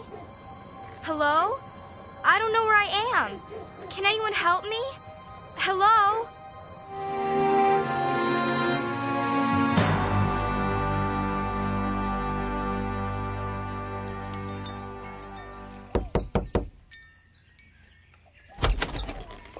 Yeah? Oh, you must be Detective Ethan. I'm glad you made it. I'm Captain Richard Quinn, Odyssey Police. Come in. Come in. Jenny's in the living room with her parents. It's been a couple of hours, so things have settled down a little bit emotionally, if you know what I mean. Doc Morton looked her over and gave her a clean bill of health and said it was okay for her to answer questions. She's just shaking a little. We put out an APB on the pickup truck, but frankly, without more information, there wasn't much she could tell us, and she's blind. I understand that's your department. Excuse me, Mike, Linda, Jenny, I want you to meet Detective Pat Ethan from the County Sheriff's Office. Detective Ethan specializes in cases like this and is here to help us investigate the robbery and kidnapping. Hello, Detective. It's nice to meet you. The pleasure's all mine, though I'm sorry it has to be under these circumstances. Yes. Come in and make yourself at home. I'm sorry. Is something wrong? Well, when Captain Quinn said a Detective Ethan was coming, I just assumed... that I was a man. I know, it happens a lot. Detective Ethan? Yes, Jenny? Captain Quinn said you specialize in cases like these. What does that mean? Cases of robbery and kidnapping, or cases with blind people? To be honest, both. Mostly I'm here to help you remember every detail of what happened. I already told them everything I know. Oh, I'm sure you did. But I think you know more than you think you know. What do you mean? You'll find out as we go along. Are you ready? Wait, you mean you're going to do this now? Tonight? Yes, Mr. Roberts. We want to catch these guys, and we don't want the trail to get cold. Wait a minute. I don't understand how this works. Well, it's easy. I ask you questions, and you'll answer them. Simple, huh? Captain Quinn? Captain Quinn, would you please take that in the hallway? Jenny will need all the powers of concentration she has, all right? Certainly. Jenny, you're blind in sight only. But you have other senses that you use to compensate for that loss. That's what you've been learning at school, right? Right. What I want to do is help use your other senses, with your memory, to construct a, well, let's call it a sound picture of what you know. I'm sorry to interrupt, but if our witnesses are right, we found the getaway car. Oh, great. That's a good start. Now, where was it found? Route 29, near Odenton. In the center of town or somewhere remote? There's only the gas station, and my officer said it was found near there. My guess, then, is that the car is stolen. You may want to check reports of car thefts over the past few days. Good idea. Okay, Jenny. Shall we begin?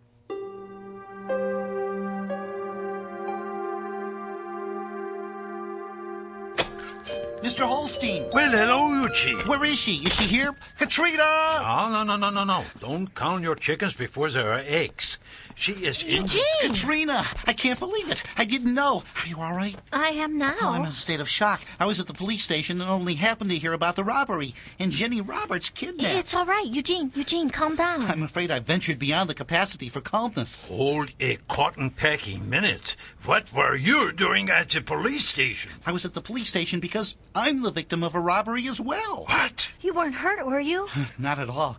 I returned to my room after one of my classes, and my dorm room had been burgled. Oh, no. Ooh, did they take much from your cash register? Well, strangely, they only took my laptop computer. Only your laptop? Indeed. They left my larger desktop computer, my stereo, even the money I left on my dresser. But the laptop is gone.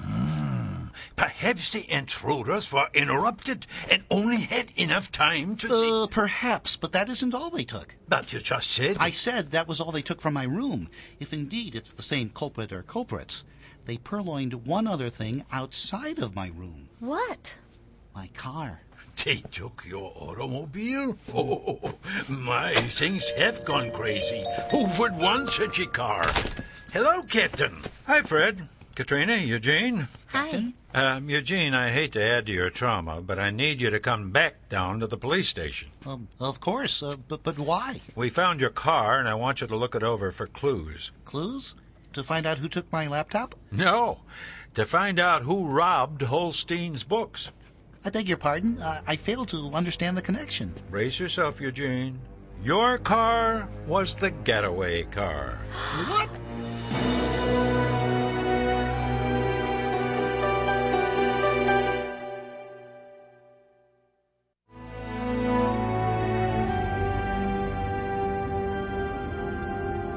I'm not real happy about this, you know. This was supposed to be a simple job. A charge of kidnapping wasn't part of the, deal. Don't blame me. She was insurance. How was I supposed to know we wouldn't be chased?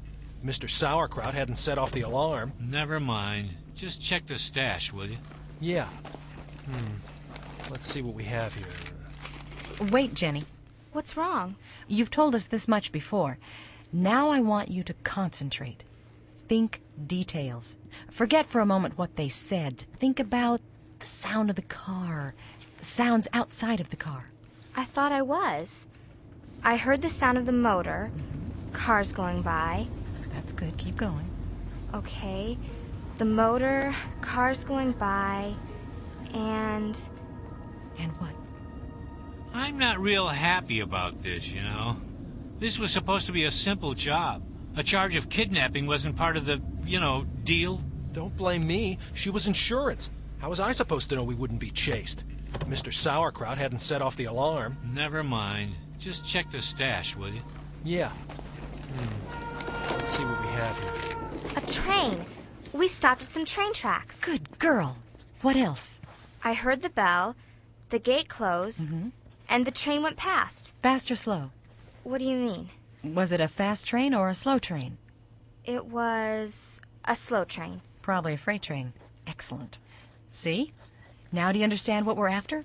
Yeah. Wow. Do you want to go on? Sure. Okay. After the train, what happened? How much money did we get? Who cares? Here we go. Wait a minute. We need to isolate some of that information. Like what? One of them asks about the money and the other says, who cares? Yeah. So robbing the store for money wasn't their motive. That's not what they were after. Oh, I hadn't thought of that. Then what were they after? Good question. Let me double-check the report. Mr. Holstein reported the money missing and... the Hoggard book. The what? A rare first edition of a book by Eric Hoggard, a Danish writer. Mr. Holstein said it was delivered that morning and missing after the robbery. That's right. One of them went into the back room and came back with, Katrina Shank's knapsack. Apparently they shoved the book inside, which is why it wasn't obvious to Mr. Holstein or Katrina that they had it. And I heard them digging around in the knapsack. I remember now. One of them found it, and the other said... Is that it?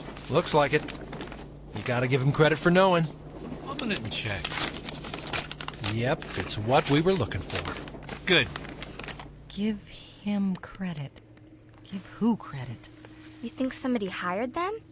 Possibly. Well, maybe they were hired to steal the book by a jealous collector. Maybe. But let's not sidetrack. They referred to another person, then opened what sounded like an envelope, correct? Yeah. And then they were pleased to find that the envelope contained what they were looking for. Yeah, I remember that clearly. Good girl. So it's possible the thieves were hired to go to Holstein's bookstore to steal that book. And it's also possible that stealing money from the cash register was merely a ploy to throw us off their main goal. But why go to all that trouble? Why not just go in and steal the book? Maybe to keep us from asking the questions that will lead us back to them. And many questions are left unanswered still. But I'll have to think about that for a while. Officer Spector? Yes, Detective? I need to talk with Mr. Holstein. Will you get him for me either on the phone or bring him here in person? Yes, ma'am. Until then, we go back to what we know. Or rather, what you know, Jenny. Let's see what you can remember about the hideout.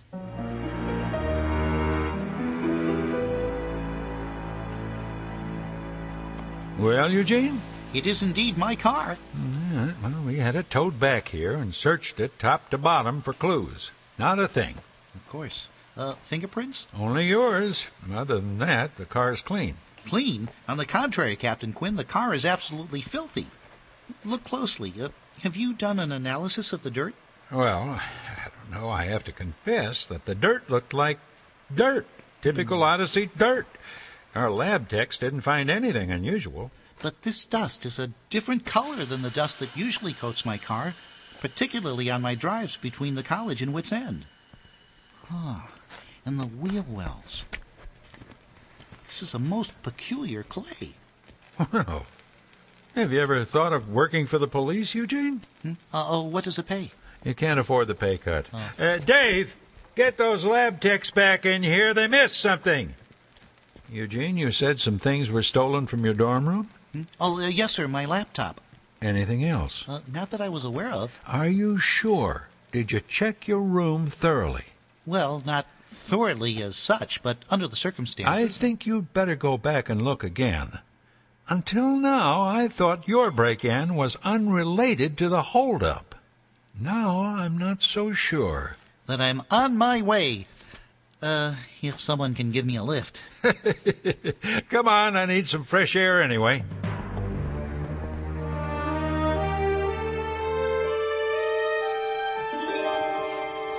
Well, is there anything else missing? Nothing that I would consider valuable, except... I just realized. What? My box of computer disks. They were right over there next to my main computer. So they took your laptop computer and a box of blank disks? No, not blank. They had all my files on them, all the work I've been doing over the past couple of years. This is horrible. What are you doing? Checking my main computer. The disks were merely a backup for the files on my larger desktop. Quickly now. Come on, come on. Oh, no. What's wrong? The hard drive on my computer where all the files were kept, it's been reformatted. Oh, you better explain. I'm bad with these machines. Gone. Everything is gone. What's gone, Eugene? My files. Everything. They've been completely erased.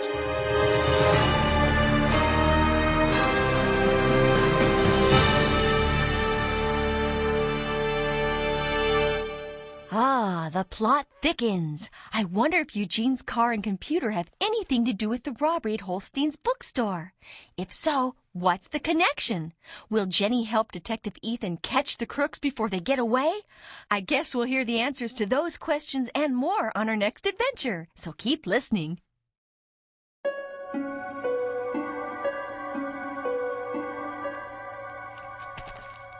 Okay, Abraham Lincoln, you sit right there and be a good girl. Maybe we should tie her up. Nah, she wouldn't be dumb enough to try to run away. It's not like she can see where she's going.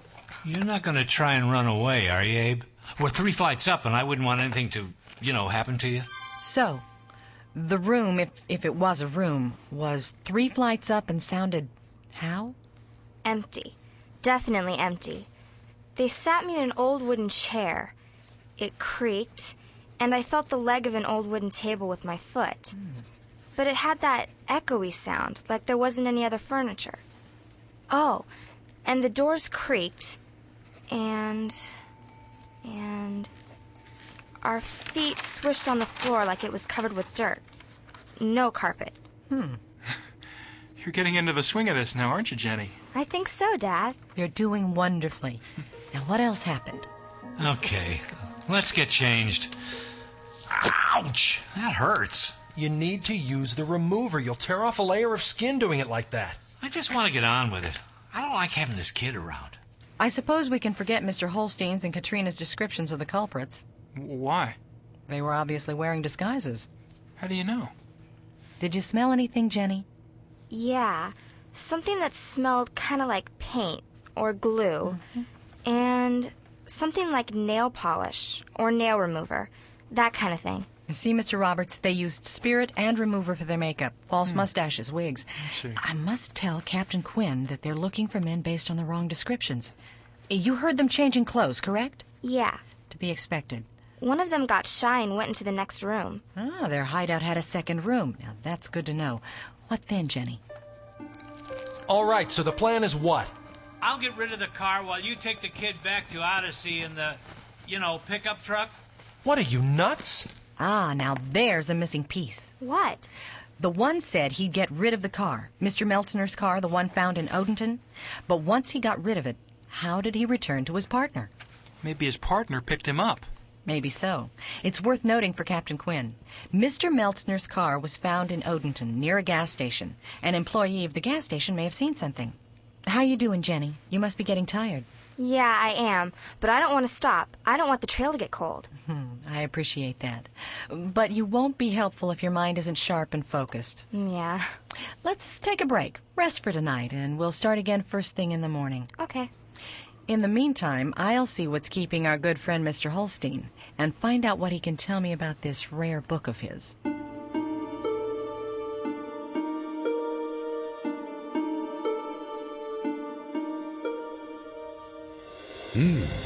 Then what? So I said to the scoundrels, you must not lay a glove or any other foreign or domestic object upon this fair maiden's head. And they were so intimidated by my presence that I gave them that they hit me again and again until I had no choice but to fall on the ground. But they were not without their bruises, let me tell you that for nothing. Mr. Holstein? Excuse me while I assist this person that I have never seen before. But Fred, if you never saw her before, how do you know it's her? Oh my, that is an excellent question. I'll get back to you on that. Yes, how may I be of your help? I'm Detective Ethan from the County Sheriff's Office. I've been assigned to this case. Detective, I am so sorry. I could not come to you right away, but I could not close my shop. Oh, that's all right. May I ask you a few questions? Yeah, but I have already had a lengthy conversation with Captain Quinn. I'm sure you have. But I want to know about this rare book they stole. Oh, yeah. The first edition Haugard book. So tragic to have it only a few hours and then, poof, it is in villainous fingers. Who did you order it for? I found it for Dr. Marcus as a college, and you can be sure for certain he was very disappointed not to have a book that he so wanted to have. Well, I'm not a book collector, so you'll have to help me. Was the Haugard book rare enough for someone to want to steal? It is, of course, funny that you mentioned that, because I have been thinking all day about it.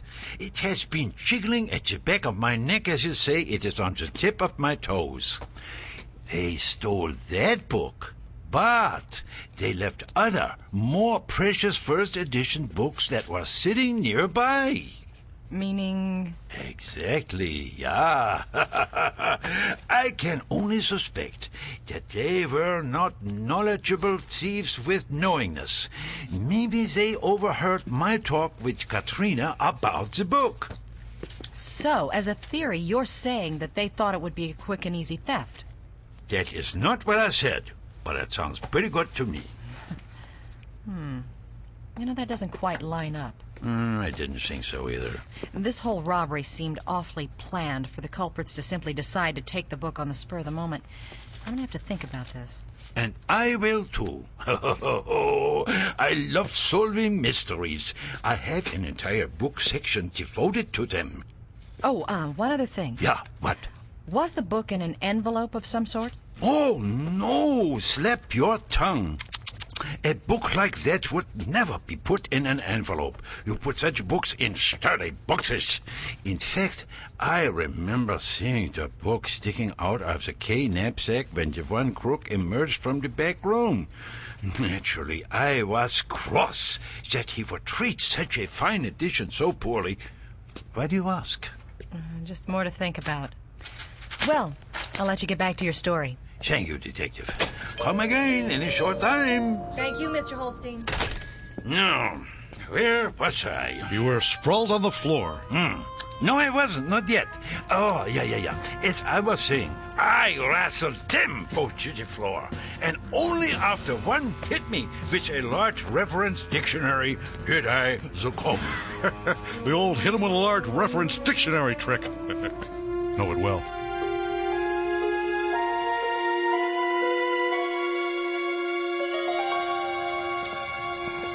Detective Ethan.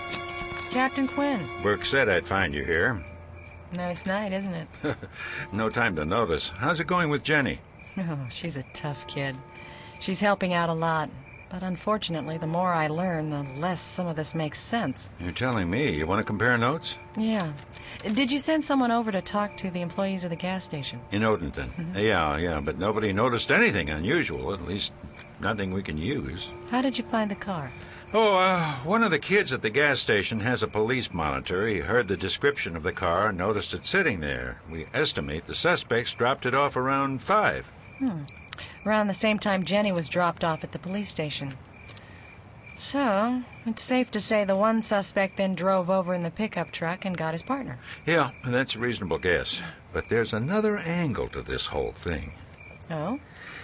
Eugene Meltzner's dorm room was broken into, and whoever did it stole his laptop computer and his computer disks and then erased everything on his large desktop computer. It's fair to assume that this same person or persons then stole Eugene's car. The getaway car? Right. I asked him to compile a list of everything he had on that computer. You think it's all connected? I don't know. What do you think? I don't have enough information to think yet. Right now, it's just a lot of scattered pieces. My mind's too fogged to put them together. You booked me a room at the Odyssey Hotel? Yep. Good. I think I'll go get some sleep. Wait a minute. You didn't tell me what you've learned. We're supposed to compare notes, remember? Tomorrow, when the fog is cleared, Captain Quinn. Tomorrow.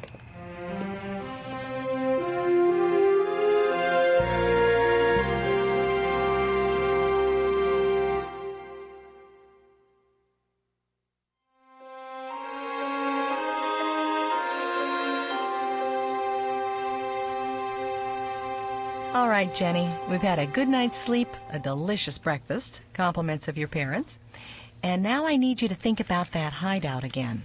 Now, forget the room, forget what they said. Think about the sounds outside, okay? Sounds outside, and then see if you can describe them. I'll do my best.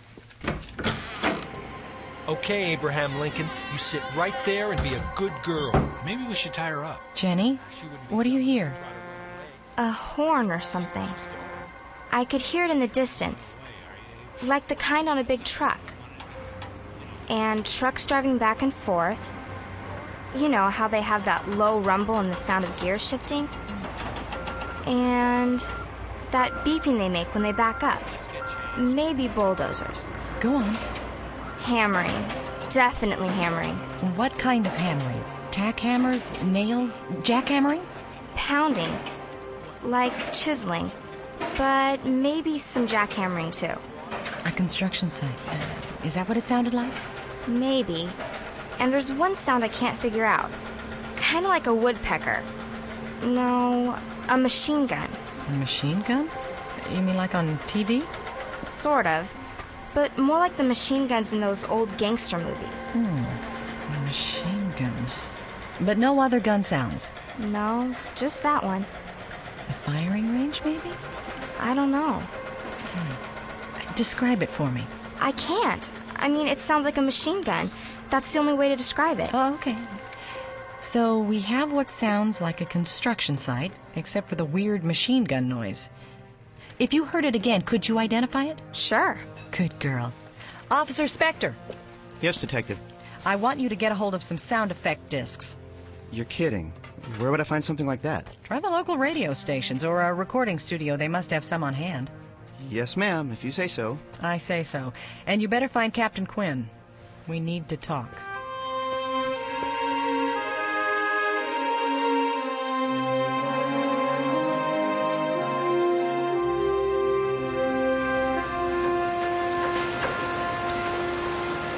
No, that's not it.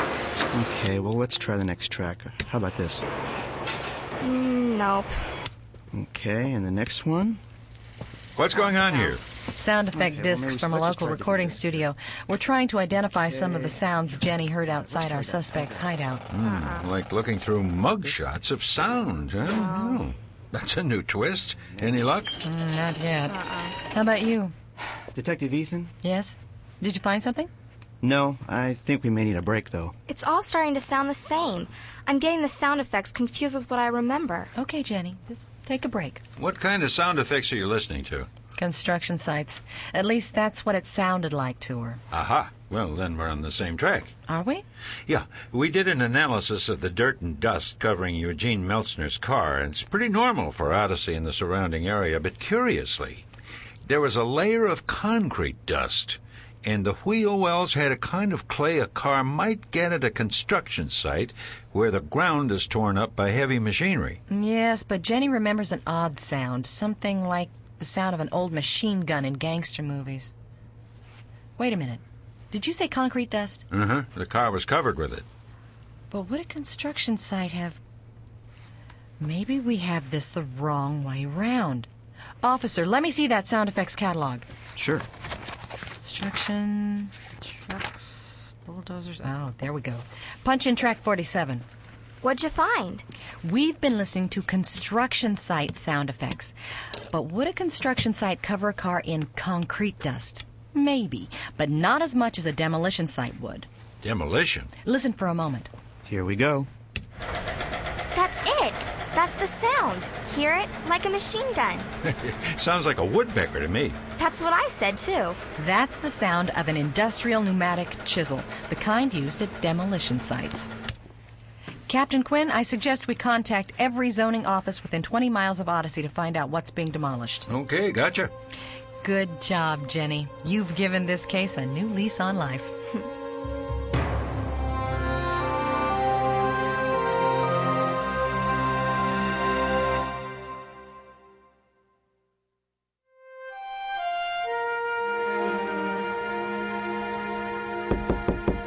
Please enter. Hello, Eugene. Katrina, greetings. Please, sit down. How are you faring this first day after your traumatic experience? I'm all right. Still a little anxious. Anxious? As long as those crooks are on the loose, I don't feel safe. I understand. Though my guess, based on everything I've heard, is that the villains were after particular items, not people. Yes, but still I can't help but feel uneasy. I've been praying about it, desiring God's peace in the midst of this turmoil, but I don't seem to have the inner resources to grab hold of it. Katrina, knowing your heart and the sincerity of your prayers, I am most certain peace will come. And, if there's any way I can be of service... Thank you, Eugene. It means a lot to me to know that, that you're nearby.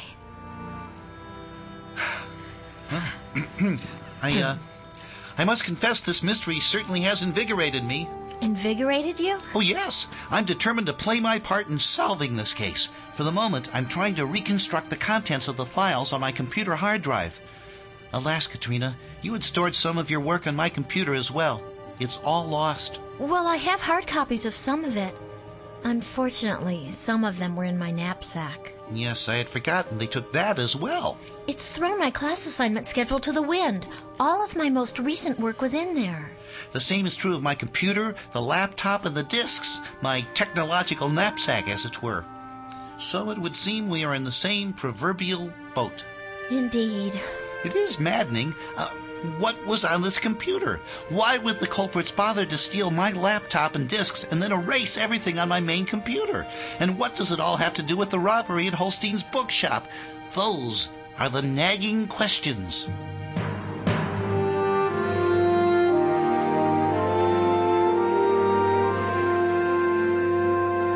Well, here's a map of a 20-mile circle around Odyssey. We've marked all the railroad crossings. Good. We contacted all the zoning offices in the surrounding towns, and they faxed us lists of areas where any sort of demolition is being carried out. Fortunately, there are only 3. Well, this shouldn't take long, then. Strike this one. It's smack in the middle of Connellsville. Jenny would have heard the city noises. We have to look at more remote sites. Yeah, and this second one, Zone 12, this doesn't work. Why not? It's inside the railroad lines, you see. They wouldn't have crossed any tracks to get to it, unless maybe they crossed just to throw us off. Nah, I doubt it. Jenny said they crossed railroad tracks returning to Odyssey as well. Well, why would they go to all that trouble when they were out of their disguises in another vehicle and obviously felt secure? Well, that's a good point. It doesn't matter. According to this list, the demolition was completed 3 weeks ago. Well, then it has to be this one, over in Zone 9. Could be. No, wait, can't be. Oh, it has to be. That's all there is. Yeah, but it isn't, see? It's nestled in a factory area. There's a steel mill and a computer manufacturing center. They would have had to drive past them to get to the demolition site, and Jenny didn't hear anything that sounded like one or the other. Yeah. Well, maybe she didn't notice. Maybe she didn't. But there's another problem. This site has only one building being demolished. So, Jenny was in the hideout on the 3rd floor of one building when she heard the sounds of another building being demolished. That means we need a demolition site with more than one structure. But that's all there is. That can't be. Well, look at the map. We're missing something or forgetting. Like what? Jenny must have been wrong in what she heard. This is a dead end. No, she was too sure. But this is it. Back to square one. We'd have to Wait. go... What does this legend mean over here? Near Mitchell Point. Let me see. Oh, yeah. I know. That's where they're putting in the new interstate highway. And this area here, what is it? An old ironwork factory? Huh. It's right in the path of the proposed highway being constructed now. Oh, I see. What happens to those 1, 2, 3 buildings? Demolished, I guess. Yeah, but they're not on the list. Why not? Good question.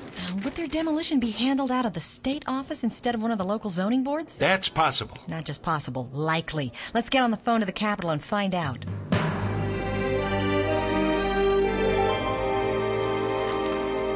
Right. I don't care how you do it, you have to stop them. I'm going out there with my men right now. Jurisdiction, forget it. Just stop those workers until we get there. Bureaucrats. Well? Come on. That has got to be the place. 3 buildings, the old factory, an office building, and an apartment building used for the immigrant workers from the factory, all built around the turn of the century. They knocked down the office building last week. They finished the factory off last night. Last night? And the apartment building is coming down today. Their hideout is in the apartment building. Our boys were real smart. They figured the building with any evidence would come down before we'd find it. Paula! Yes, sir? I want every available officer at Route 32 and Columbia Road right now. Right away, sir.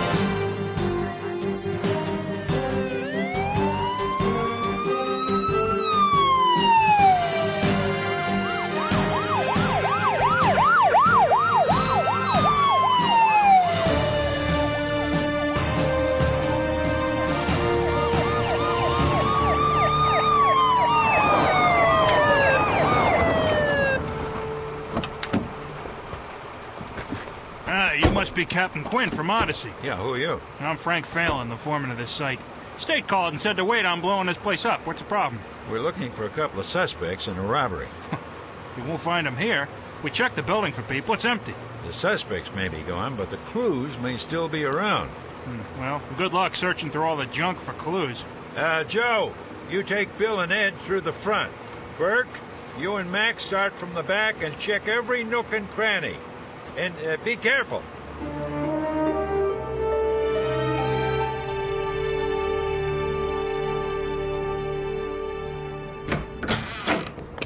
This is the room, Captain. You didn't touch anything, did you?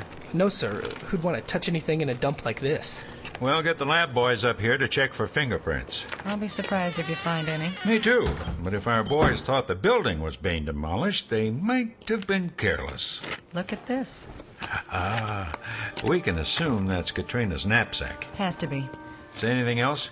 Not yet. I want to look inside without touching anything. Got a pen? Oh, yeah, sure, here. Thanks. Wow, now that's interesting. What? The money's still stuffed in the front pouch. Oh, so they weren't after the money. No. Oh, no. Well, our lives just became more complicated. How? Inside this main section of the knapsack. Look. They left the Hoggard book.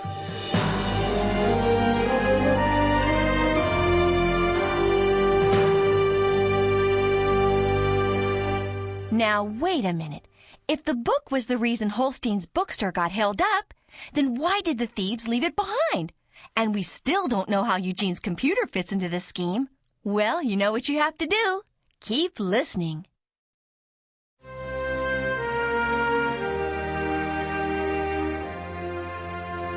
Well, Captain Quinn, we're back where we started. It looks like Holstein's bookstore was not robbed for money, or the Hoggard book, or even Katrina's very efficient-looking knapsack. In fact, if our pair of thieves hadn't taken Jenny hostage, we wouldn't have a case. Except that Eugene's laptop computer and disks are still missing. Except for that, yes.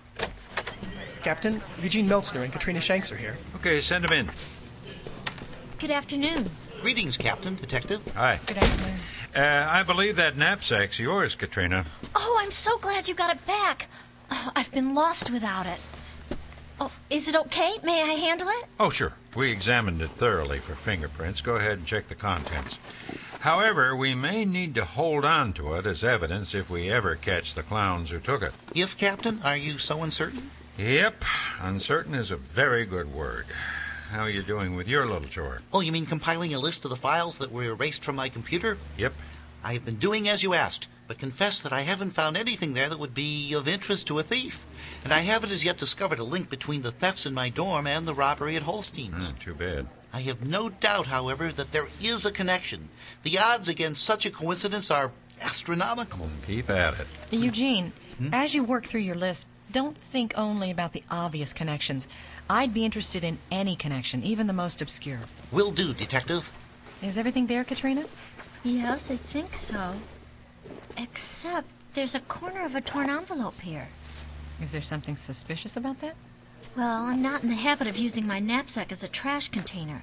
I wouldn't tear open an envelope and shove a piece of it back in. And I wonder what envelope this piece belonged to. Nothing comes to mind? Not offhand. Jenny said they tore open an envelope in the car, but we have no idea what was in it. So if you can think of anything missing, let us know. Yes, I will. I see you got the Hoggard book back as well. Mm-hmm. Dr. Marcus will be very pleased to get it. Yep. Well, he'll be the only one. All our theories about this case were connected to that book, and now they're blown to pieces. Why? Because we thought the holdup was an elaborate scheme to get the book. But it obviously wasn't, since they left it behind. Well, that theory had holes in it anyway. But I think this book and your computer, together, will solve this case. Then I shall apply all my faculties to help form a solution. Think about it, too, please. Would you like me to take the book to Dr. Marcus? It's on our way. Hey, better not. We may need that as evidence, too. But if you want to tell him it's safe and sound with us, I'd appreciate it. We keep calling his office, but the line's busy. Oh, he probably took it off the hook. He does that when he's trying to get work done. I don't blame him. Captain? What is it, Burke? Stu wants you in the lab right away. He says they found a fingerprint at the hideout.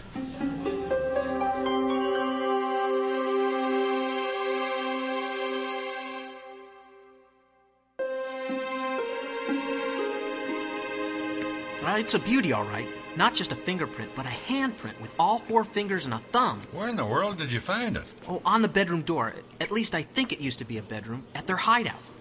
Judging from the scuff and the dirt on the floor, our man leaned against the door while taking off his shoes or putting them on or something. Now, that lines up with what Jenny said. One of them went into the other room to change out of his disguise. So, how long will it take to get an identification? Hard to say. I have a friend at the State Bureau of Investigation who can rush me into the AFIS. AFIS? Automated Fingerprint Identification System. Ah. Since we have no idea who our suspects are, the system will compare these unknown prints with known prints on record. You know, 10 years ago, it wouldn't have been possible, but... So, how long will it take, Stu? Well, ideally, a couple hours. Get on it.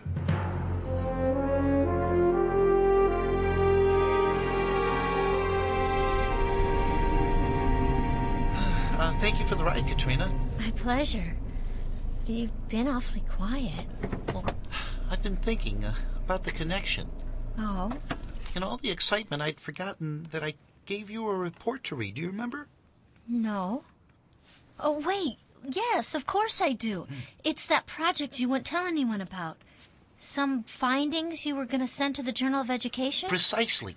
I had it on my main computer and my laptop and backed up on the discs that were stolen. Do you still have the printed copy I gave you? Yes, I wouldn't let anything happen to it. Wonderful. Where is it? Oh, it's in my... Oh, Eugene, I put it in my knapsack so I could read it when I had a spare moment. Was it in your knapsack when you looked through it at the police station? Oh, no, I didn't see it. Do you remember how I gave the report to you? Yes, you handed it to me in an envelope. Eugene, do you think the thieves went to all that trouble to steal your report?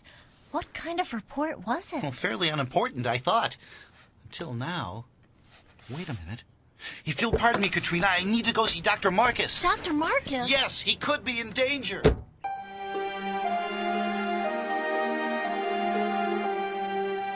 What's this all about, Eugene? I'm very busy. Oh, yes, sir, I know. Captain Quinn said your phone line was... Yes, I took it off the hook so I could get some work done. As I told him, he wanted you to know that the Hoggard book has been recovered. What? How? Where? They found it at the thieves' hideout. Unbelievable. Did they catch whoever took it? No, sir, and that's why I'm here, to warn you.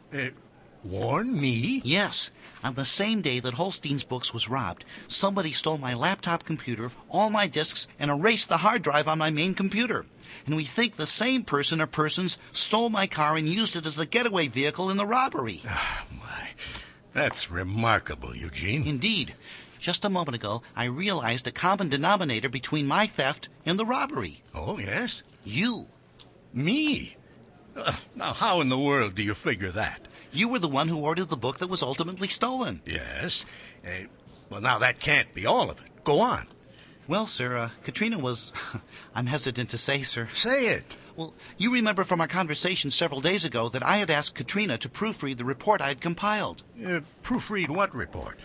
Oh, you mean the computer analysis about statewide educational trends? Yes, sir. It was in her knapsack. Uh-huh. And though the knapsack has been recovered, the report was not. Well, Eugene, I'll grant you that your report was brilliant. A masterpiece, in fact.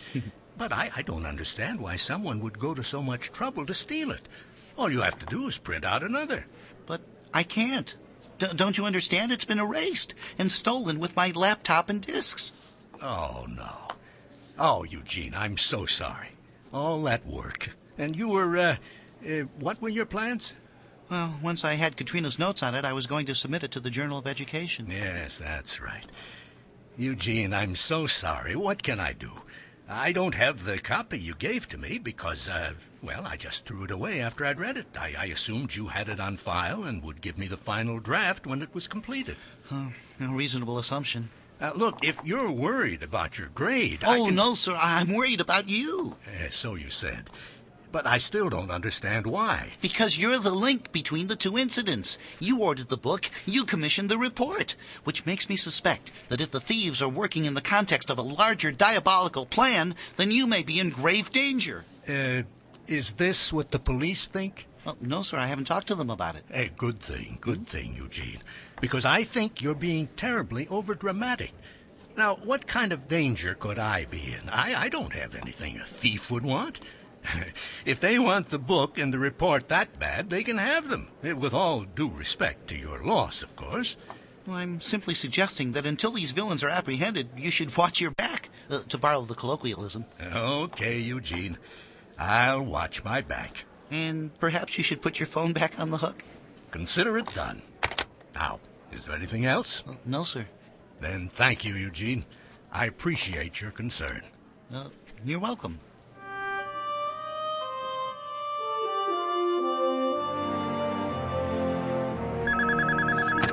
Gwen here. Ah, Stu, what do you have? And it better be good. Yeah. Oh, wait a minute. Let me put you on the speakerphone so Detective Ethan can hear you. Are you there?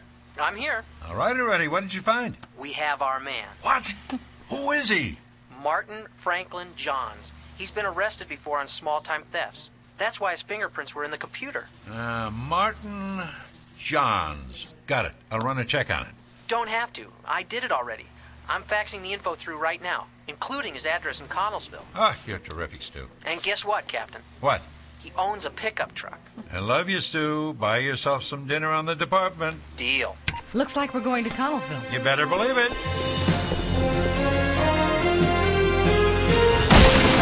Don't move! Police officer! What's going on here? Don't you guys know how to knock? Martin Johns, we have a warrant to search your apartment and to place you under arrest. I haven't done anything. You have me confused with someone else. What's the charge? Suspicion of armed robbery and kidnapping. No way. It's a case of, mistaken identity. Officer Burke, read him his rights. You have the right to remain silent. I want my lawyer.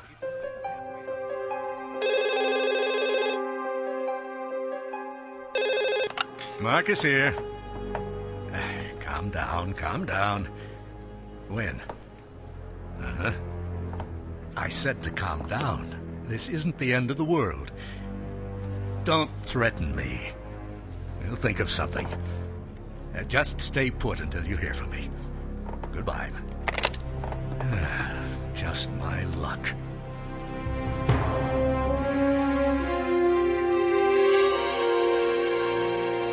Thank you for coming down on such short notice, Mr. Roberts. Sure, anything I can do.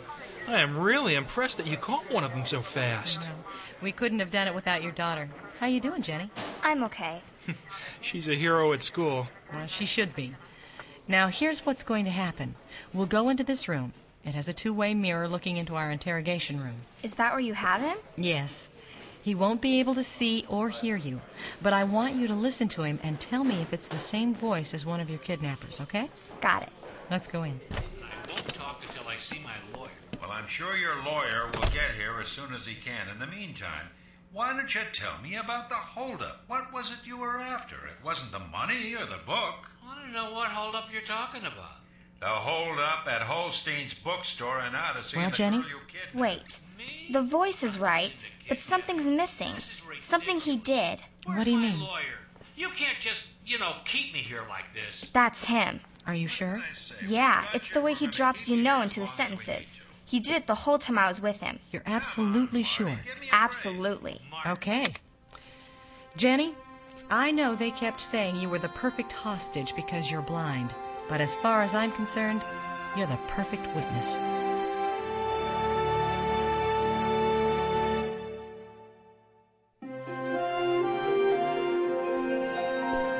Come in. Good evening. Hello, Katrina. Did Captain Quinn get you to identify the suspect? Yes, as well as I could, I mean. His hair was a different color, blonde, and he had a mustache. But I'm confident it's him. Good.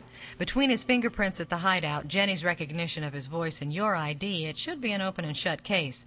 You should get your knapsack back in no time at all. Yes, about that, may I look at it again? Yeah, go ahead. You miss it that much? I just need to confirm something. It's not here. What is it? Eugene's report.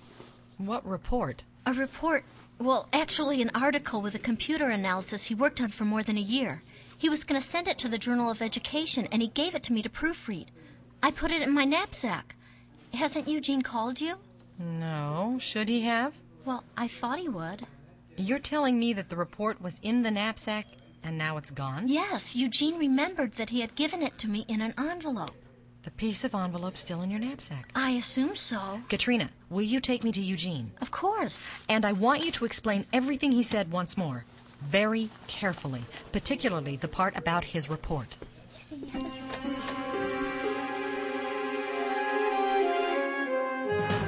Look, Professor, I don't want any more of your promises. I want to know what you're going to do about Martin. Look, you got your money. I lived up to my part of the deal.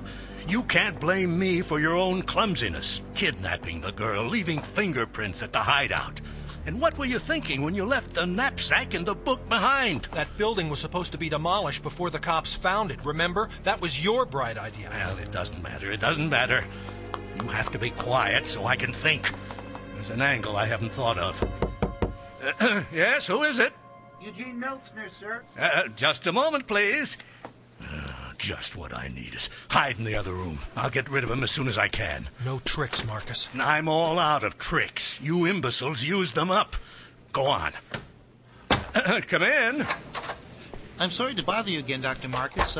Oh, I thought I heard you talking to someone. Oh, well, I was on the phone, Eugene. What do you want? I just came to tell you some good news. I could use some. You're not in danger after all. I'm not? Why aren't I? Katrina found a printed copy of my report in a recently recovered knapsack. What? Apparently it was in one of the side pouches and wasn't noticed until this evening. So I have my report, and you have nothing to worry about. Well, that's wonderful. I'm very happy for you, Eugene. Do you happen to have it with you? The report, I mean? No, it's back in my room, safe and sound. I'm going there now to scan it into my computer and then send it off to the Journal of Education first thing in the morning. Eugene, you have made my night. In fact, I'll one-up that idea.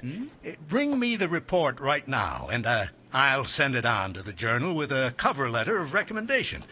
After all, considering the work you did, the extensive statistics and theories you formulated about education practices in this state, I think it deserves as much of a push as I can give it. Well, that's very kind of you, sir, but I'd prefer to bring it tomorrow after I've made some backup copies. Oh, sure. Yes, of course. What was I thinking? By all means, do that. But I want you here first thing, all right? You can count on me. I knew I could, Eugene. Thank you. Thank you for stopping by. Good night. Good night, sir. Russell. I heard every word. It's impossible. That report is back at my apartment keeping my mattress firm. He's bluffing. Why would he bluff? Something's wrong here, and you better get over to his dorm room and get that report from Meltzner.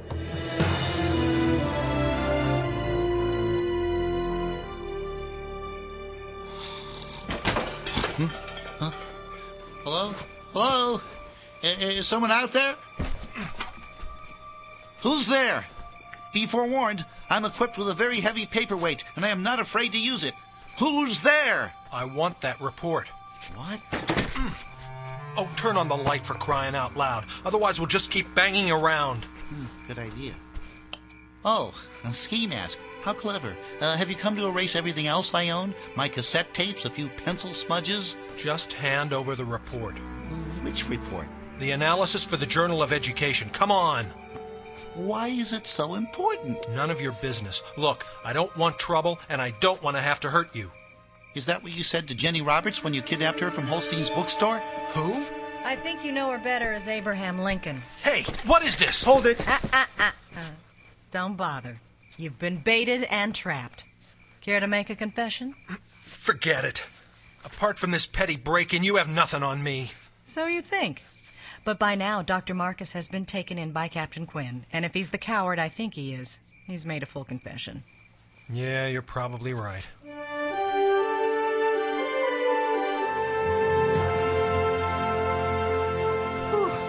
I'm in shock. I still refuse to believe that a man of Dr. Marcus's stature would be involved in such an escapade. And I appreciate your feelings, Eugene, but he was not only involved, he masterminded most of it. But he's a highly esteemed scholar. It's because he's a highly esteemed scholar that this happened, Eugene. Dr. Marcus was up for tenure at the college. Excuse me, Detective. Would you explain tenure to the younger members in your audience? Tenure is something that most college and university teachers want. It's like a permanent contract that guarantees them good pay and job security. So if they get it, they can't be fired? Well, something like that, yes. And it puts them in line for big promotions and prestige. If you're a teacher, it's one of the most important things you can have. But Dr. Marcus hadn't fulfilled an important requirement to get it. He hadn't written a substantial article for a reputable academic journal. Enter Eugene Meltzner. I can't believe it. Dr. Marcus had sponsored Eugene's work and insisted it be kept secret. You didn't tell anyone what you were working on, did you, Eugene? No.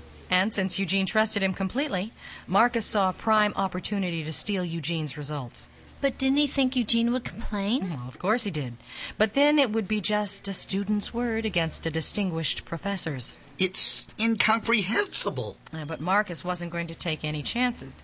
He needed to get rid of all of Eugene's copies, all proof that Eugene was the real author. How? Well, one obvious way. As Eugene's sponsor, he simply asked him where the copies were. And Eugene told him. And why wouldn't I? Enter Martin Johns and Russell Kosh, two petty thieves from Connellsville hired to steal everything that would connect Eugene to the report. They came up with a pretty good plan. First, break into Eugene's room, steal his laptop, disks, and then erase the hard drive on his desktop computer. You know, make it look like a typical burglary with some vandalism thrown in. But why steal Eugene's car? I'm waiting for Johns or Kosh to confess about that. Maybe they didn't know it was Eugene's car. They just grabbed what was handy. Or maybe they were being too clever for their own good. Anyway, stolen vehicles as getaway cars are common in robberies. It helps to throw the police off the track. So how does the robbery fit in all this? Eugene told Marcus that he'd given a copy of the report to Katrina. Maybe Johns and Kosh searched her apartment and couldn't find it. Maybe they'd been watching and saw her put it in her knapsack. Either way, they knew it was there. But how could they steal it? Better still, how could they steal it without making it obvious they were stealing the report and throw attention in a completely different direction? By staging a holdup. Right. Rob Holstein's books of its cash, grab what everyone knows is a valuable book and casually shove it in the nearest and handiest knapsack, rush off and dump everything except the report in a hideout that's doomed to be demolished. And it's easy. Marcus submits the report as his own, and Eugene doesn't have a leg to stand on. But they were wrong on several points because they misjudged the people involved. How so? Well, they misjudged Holstein, for one. They didn't expect him to have the sense to put a silent alarm in his store. So they panicked and grabbed Jenny because they thought she'd make the perfect hostage. They never believed that she'd make a great ear witness and guide us in the right directions. And I suspect they thought a small town like Odyssey wouldn't have the police to keep up with them. Just like Dr. Marcus never believed anyone would think he was capable of committing such a crime in the first place. Their perception was all wrong from the start. The rest you know. Indeed. With that, we can declare this case closed. Detective Ethan, I want to thank you for all your cunning and skill. The sheriff's office was smart to send you our way. Well, they have their moments. I suppose I should go home now. It's been very nice getting to know all of you, particularly you, Jenny. I meant what I said about you being a perfect witness. Thank you. Detective, if you ever want a job in a small town, think of us. I will. You know, there's only one thing I'm disappointed about. What's that? I was told I couldn't come to Odyssey without having ice cream at a place called Wits End. You haven't heard of it, have you? Wits End?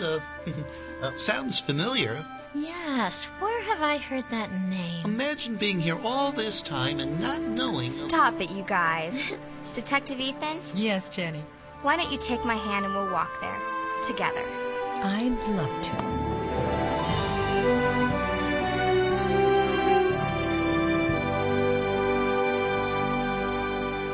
Throughout the Bible, we're told that it's not who we are on the outside, but who we are on the inside that counts. God said it to the prophet Samuel right before Samuel met King David. Take a look at 1 Samuel 16:7. God said, "The Lord does not see as man sees. Men see only outward appearances, but God sees into the heart." Jesus said the same in Mark chapter 7 when he reminded the Pharisees that it's not what's on the outside that defiles people, but what's on the inside. And the Apostle Paul echoes that thinking in 2 Corinthians chapter 5 when he instructed the Christians that their bodies were only temporary houses and that they should not judge each other by outward appearances. Like Detective Ethan noted at the very end of our adventure, the thieves thought that, well, since Jenny was blind, she couldn't help the police. Dr. Marcus was certain that because he was well known and had a good reputation, he could steal Eugene's work and mastermind the robbery without anyone suspecting him. Our villains were wrong, of course, and we should be careful not to make the same mistake when we look at people around us. Just because they seem to be popular or intelligent, like Dr. Marcus, or even seem to have a handicap, like Jenny, we need to realize that those are only outside appearances and may not reflect who those people are on the inside. That's an important lesson to remember. Adventures in Odyssey is a presentation of Focus on the Family. The Perfect Witness was written and directed by Paul McCusker. Our production engineers were Dave Arnold and Mark Drury. Our executive producer is Chuck Bolte. And I'm Chris, hoping you'll join us again next time for more Adventures in Odyssey.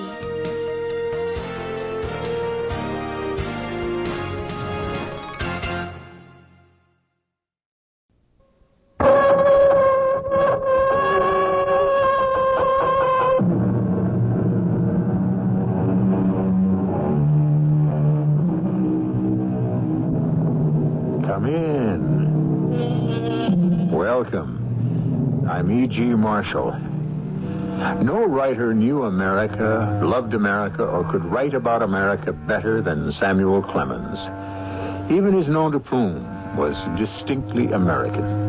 It was the shout of the leadsman on the Mississippi River steamers, "By the Mark Twain." And it meant that the boat had just passed over a shallow and treacherous place and was now in water deep enough, clear enough, and safe enough. One of Mark Twain's best known and most beloved characters was Tom Sawyer, whose schoolboy adventures are still part of the schooling of every American boy and girl. But did you know that Tom Sawyer grew older and had more adventures and was called upon to solve a murder and save an innocent man from the noose? Tom, listen. What's that? Look, through the window. All those men headed this way. What do they want? Tom, they say my father killed Jupiter Dunlap. Well, now, there's no proof. Well, sometimes people get so mad they don't need proof. You stay inside. Stay with your father. Hand me his musket. Yeah, but Tom, there's 15, maybe 20 of them. You'd be surprised what one man with one gun can do.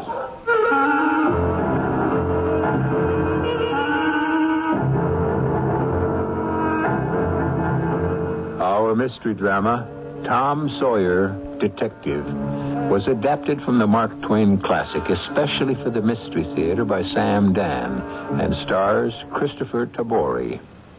It is sponsored in part by Buick Motor Division. I'll be back shortly with Act One.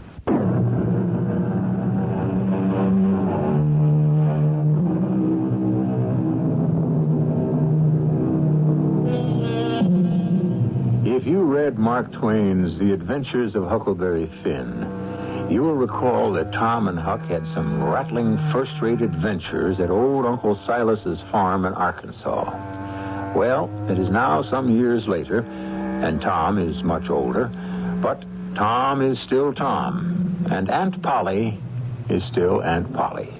And when Aunt Polly calls, Tom Sawyer still jumps. Tom? Yes, ma'am. Tom, I reckon you gotta pack up and go down to Arkansas. Your Uncle Silas needs you. Yes, ma'am. There's in considerable trouble down there. They think you'll be a kind of diversion for 'em. Marry Anita. And she just said point blank she won't have 'em. So he soured on 'em, and they're worried about it. You remember the Dunlaps from when you was down there? Oh, yes, Aunt Polly. As I recall, Brace Dunlap's the richest man in the county. About 36, a widower, and proud of his money, too. That's right. Everyone's a bit afraid of him. Is he the one Benita said no to? And I guess it must have set him back some. Well, Silas is trying to soften the blow. I don't follow you, Aunt Polly. He feels he can't afford to have a powerful man like Brace Dunlap mad at him. So he's trying to curry favor by hiring Brace's brother Jupiter to do some work around the farm. How can Uncle Silas afford to hire anybody? He's so hard-pushed and poor as it is. What a name, Jupiter. From what Benita writes, he's sly, lazy, and sneaky. That's right. I remember Jupiter. And I also recall he was a twin. The other brother was named Jake. You mean there's 3 Dunlaps for your poor old Uncle Silas to contend with? No, Aunt Polly. We don't have to worry about old Jake Dunlap. He got to robbing and killing, but he escaped from jail, went north somewhere, and nobody's heard from him in years. Everyone says he's probably dead by now. That's a mercy. The thing that's mostly worrying your cousin Benita is the tempers that no-account Jupiter gets your Uncle Silas into. Tempers? Aunt Polly, you must be joking. Dear old Uncle Silas? Why, he don't have any temper. Well, he does now. She says your uncle's a changed man on account of all this quarreling. Everybody blames Silas, because after all, he's a preacher and he got no call to quarrel in the first place. So he hates to go into the pulpit. He's so ashamed. And folks have begun to cool toward him. All on account of that Dunlap tribe. And the worst of it is... You mean there's more? Poor Benita feels it's her fault. So she's thinking maybe she better marry Brace Dunlap after all. Oh, no, Aunt Polly. We can't let her do that. We just can't.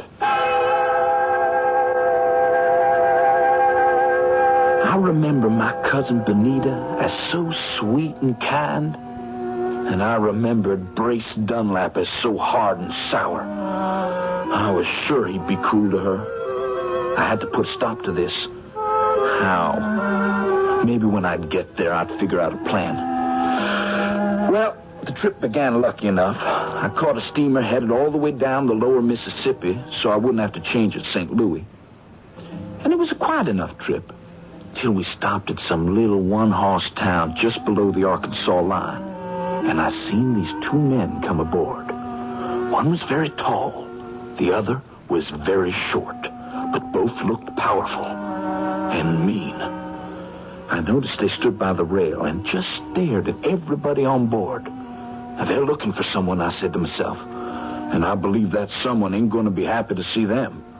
But it was clear they weren't looking for me. So I went below to my cabin, and I closed the door. I was about to strike a light when I heard a sound. There was no mistaking that sound. Nothing in this world sounds exactly like it. It was a pistol being cocked. Don't strike a light. You're holding the trump card in your hand, mister. What are you aiming on doing? I'm aiming on staying in here. For how long? But I don't have to ask. I know. What do you know? You're hiding from the two men on deck. The tall one and the... How would you know? I figured it out. How? Well, it's truth, ain't it? But I'm stumped. Why? I never forget a voice once I heard it. And I heard yours once before. You could be mistaken. And I never forget a face, neither. And now that my eyes are accustomed to the dark, I know yours. Who do you think I am? That's just the trouble. You can't be that person. Why not? Because right now that person's down on a farm in Arkansas. What's that person's name? That person's name is Jupiter Dunlap. Jupiter Dunlap? I ain't Jupiter Dunlap. Then if you ain't Jupiter, you gotta be the twin. Jake Dunlap. That's who you are. Shh, don't talk so loud. And don't mention that name. You want to get me killed? Then you aren't dead. No, I ain't dead. Not yet. Though I'm coming powerful close. You gotta help me out. Why? 'Cause I'm in trouble. I know that. But why should I help you? Your brother Brace lording it all over everybody. Oh, that's Brace. That ain't me. I never done you no harm. Nor your Uncle Silas neither. And I'll never do you none so long as God's in heaven. Now, give me a hand and save my life. Why did those two want to kill you? Well, you see, it was a confidence game. The three of us played it on a jewelry shop in St. Louis. Jewel thieves? Now, wait, listen to what we done. We dressed up fine, and we ordered the diamonds sent around to the hotel for us to see if we wanted to buy. And while you were examining them, you had paste counterfeits all ready, and it was the counterfeits that went back to the shop when you said the diamonds weren't quite fine enough. Say, are you in the trade? What were they worth? $12,000. And you got away with them? Clean. Only trouble was, you see, we each had the same notion. What notion? To rob the others. What? If that isn't the orniest, most low-down... Well, maybe yes, maybe no. But the long and the short of it is that I was able to sneak off with the diamonds, and they've been hot on my trail. And now that trail comes to an end. No, it ain't. Now, you swore you'd help me get away. I swore no such thing. Oh, you gotta help me. Can't leave them two cutthroats to kill me. Oh, that's no way to talk about your pal. I'll do anything you say. Give back them diamonds. Give back the diamonds? Yes, to the jewelry store. I can't return the diamonds. Why not? Because I ain't got them. I lost them. You expect me to believe that? You gotta believe it. I lost them. Oh, sure. It's true. Look, if I still had them diamonds, would I be running for my life like this? Oh, look, if you don't believe I'm telling the truth, search me. Go ahead. Go through all my clothes. Look at my bag. All right. How can I help you? All right, now go ashore. Get me some other clothes. Okay. I'll get you one of those new stovepipe hats and a pair of plaid breeches, maybe green and black. That'll do it. A cotton velvet waistcoat, some goggles, some whiskers and goggles. Now, that should get me off the boat. Well, let's say it does. Where do you go then? Where could you hide? I'll go home. They all think I'm dead. My brother Brace will take me in. I'll be all disguised. No one will recognize me. Yeah, but there's one little thing. What's that? Won't people notice that you sound like Jupiter and want to make them think that the other twin that's supposed to be dead, but maybe he's not? Now, you are a sharp one. Yeah, me and Jupiter, we do have the exact same identical voices. I'll have to play deaf and dumb. That'll do it. Okay, you be calm. You stay hidden here, and I'll go for those clothes. Calm? I can never be calm again as long as I live. That's what a life of crime will do. Take my advice, son. Never get mixed up in it. But I was mixed up in it, somehow. The steamboat was tied up at the dock for repairs, so I had plenty of time to go into the town and buy the clothes Jake Dunlap needed. The goggles and the whiskers weren't easily come by, but finally I had everything, and I headed back for the boat. I took my bundle and went down to my cabin. Hey, these clothes will do me fine. And see how they fit. Yeah. Why, you look just like a lecture on spiritualism. I've done some of that in my time. I could even hold a seance when I was... Wait a minute, you're supposed to be deaf and dumb, you remember? Oh, yeah, so I am. And I even got you these boots here. Oh, no, thanks.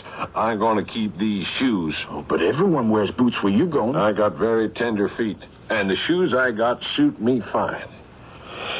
Well, time I was leaving the boat. Where are my old pals? Standing at the rail. Would anyone recognize me? They might recognize your shoes. Oh, no danger of that. Everybody wears shoes like these in St. Louis. Son, you've been an angel of mercy to a poor old sinner like me. I'll see you in Arkansas, though I won't let on. And I won't say a word, seeing as how I'm supposed to be deaf and dumb. Well, you just remember who helped you. Uncle Silas's nephew. I never forget a friend. And you might let your brother, Brace Dunlap, know. And are you sure you won't take these boots? No, thanks. Well, then I guess this is goodbye. I'll walk out on deck with you. That is... well, if you're ready to go. Ready now as I'll ever be. And he was. Them outlandish clothes seemed to put a whole new spirit into him. He walked out on the deck with a strong, purposeful stride, like a man who had a mission to perform. He made his way toward the gangplank, where the two men were standing and looking everyone over. He nodded at them, and they stopped and stared at him. Oh, I had an anxious couple of seconds. But they didn't tumble. And in a minute, he was off the boat and lost in the crowd on the dock. I must say, he pulled it off in style. I stood there and watched, and I held the boots in my hand. The boots he'd refused to take because he insisted he didn't need them. I wish I'd known then what I learned later, that the boots would be the means of helping to save my Uncle Silas's life.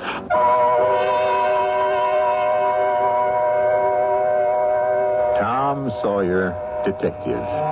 And you must admit that Tom attracts danger and adventure just by breathing, just by walking into a room.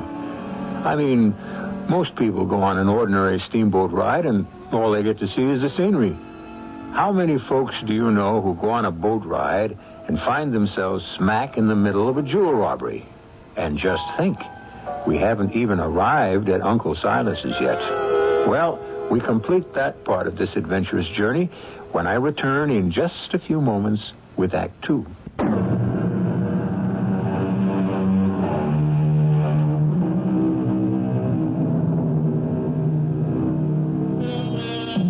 Tom Sawyer is bound for his Uncle Silas's farm at Arkansas to help Silas and his family through some rough sledding.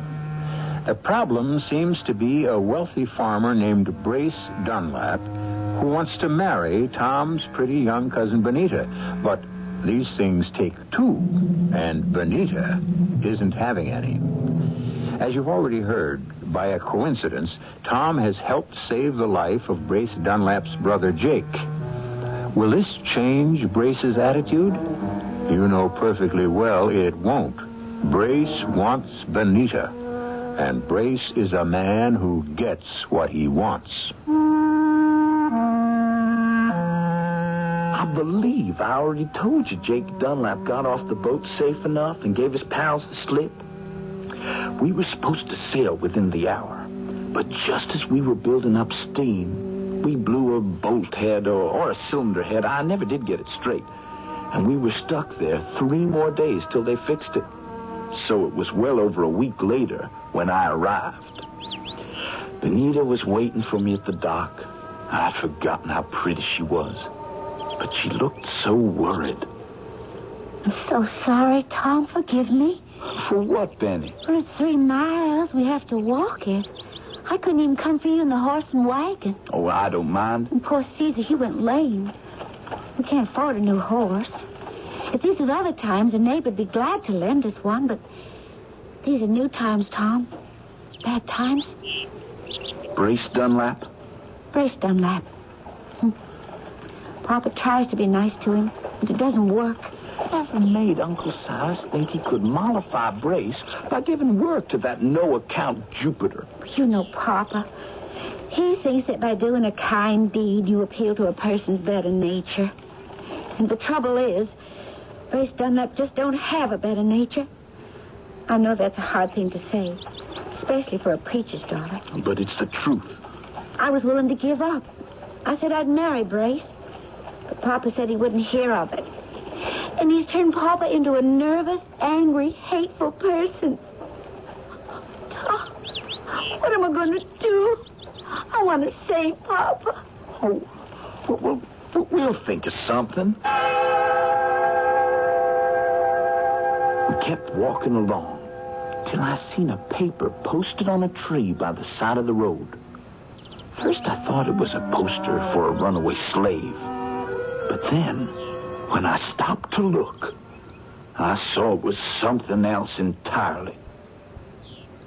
$2,000 reward for the information leading to the arrest and conviction of 3 men who stole 2 rare gems from a St. Louis jewelry store, or for the recovery of the jewels. Oh, I wish I could find those gems, Tom.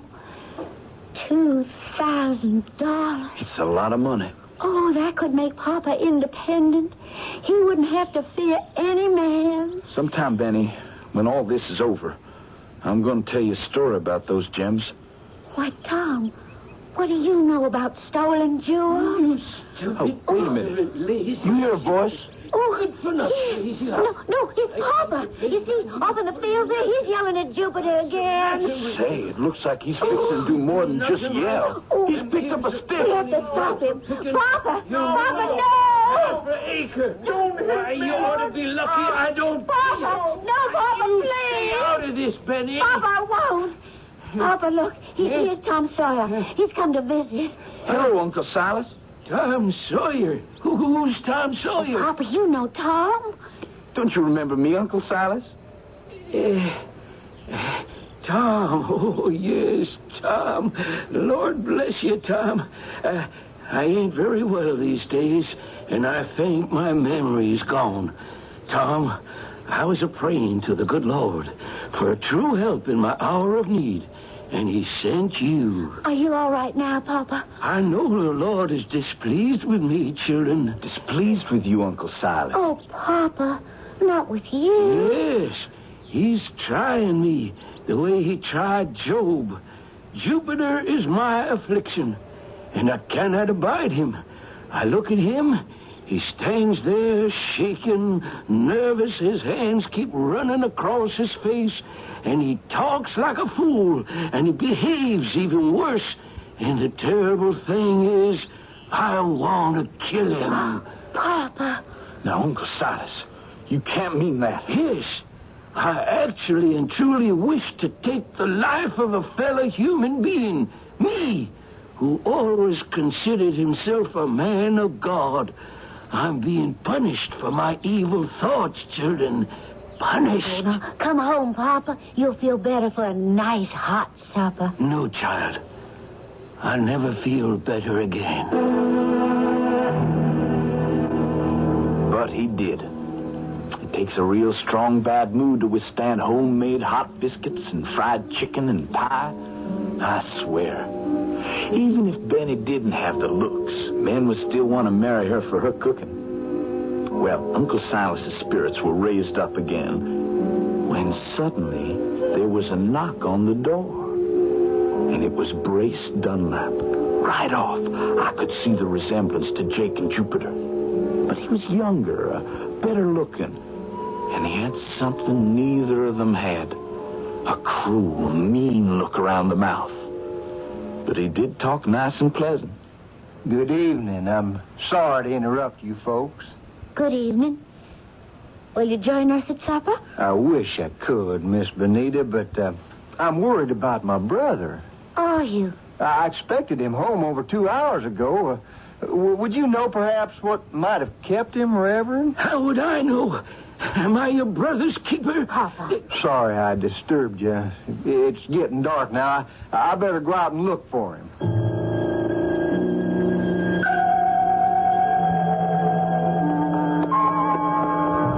Jupiter! Jupiter! Jupiter! Can you hear me? Now, where can that fool be? Brace! Brace! Where are you? Behind the trees. Well, come on out. What are you doing there? Brace, come here. Come here. I got something to show you. Now, Jupiter, it's late and I ain't had my supper. Jake is here. Brace. Brother Jake himself. What? What are you talking about? Come here. Now, look. It's... Oh, Jake, he's dead. Yeah. Jupiter, what happened here? Well, I was coming toward home, Brace, and I seen this fellow with a beard and goggles. Yeah. And this outlandish hat and these funny clothes. And he was running and running, and there was these two fellas chasing after him. Which two fellas? I never seen him before, but one was kind of tall. And finally, they caught up with him, and there was all kinds of yelling and fighting, and they killed him. What did you do? Well, they was most awful mean-looking fellas, Brace, so I hid behind a tree. Well, I was scared they'd kill me, too. Well, after they killed him, they searched through all his clothes, and then they ran away. And then I seen it was Jake. Jake? Yeah, and all this time we thought poor Jake was dead. Yeah, and so is everybody else. Well, hadn't we better tell the sheriff, Brace? Let me study this. Jake's been killed. Shouldn't them that murdered him be punished? You're dead right. Just let me keep thinking. Well, what's to think about? Well, poor Jake's death should be a lesson to all who presume to violate the law. He lived by the sword, and he died by the sword, so to speak. Yeah, I don't follow this. Put on the whiskers and the goggles. What? What? Just do as I say. Now, all right. Now, there. Now, no one would ever dream you was Jupiter Dunlap. You just take off your clothes and put them on poor old Jake. And you put on Jake's clothes. Why? And we'll bury Jake. Bury him? Nobody knows about Jake except you and me. Yeah. And them there two fellas, and, well, they're long gone. They ain't gonna say nothing. But we just can't go. I mean, we have to tell the sheriff. We will, in good time. Meanwhile, you, poor old Jupiter Dunlap, you will have disappeared. Me? But why? Because we're going to let on that it was you that was murdered. Me? Murdered? Why? By who? By who? By Uncle Silas. Why? Because he hates you. Well, he don't really hate me. He just... I'm doing the thinking, Jupiter. And at the right time, the body will be discovered. And everyone will think it's you. And we'll even have witnesses to say Uncle Silas killed you. What happens to me? Well, You're some poor stranger who's wandered around these parts, and you can stay with me because I'm such a charitable person. Oh. Hey, won't everyone know who I am? You're wearing a disguise, remember? Oh, okay. Hey, but what? But everyone knows my voice. Oh, you ain't altogether a dummy. Wait, that's it. The answer. That's what you are. A dummy. You're deaf and dumb. That's perfect. Now remember, you mustn't say a single solitary word. Ever.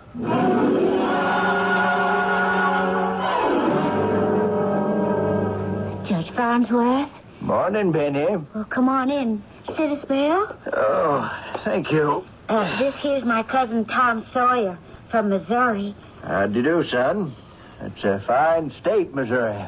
Thanks, sir. Is your pa about, Benny? Oh, he's off somewheres, Judge. You want I should find him? Well, no. I might just as well talk to you. Benny, have you seen Jupiter Dunlap? No, Judge. He's been missing almost a week now. He ain't shown up here. There's talk going the rounds about the village. What kind of talk? Talk that your pa murdered Jupiter Dunlap. Oh, but that ain't true. How do we know Jupiter's been murdered, Judge? You don't have a corpus delicti. I see you know your law, son, but still, the talk is getting powerfully strong. It's that Brace Dunlap.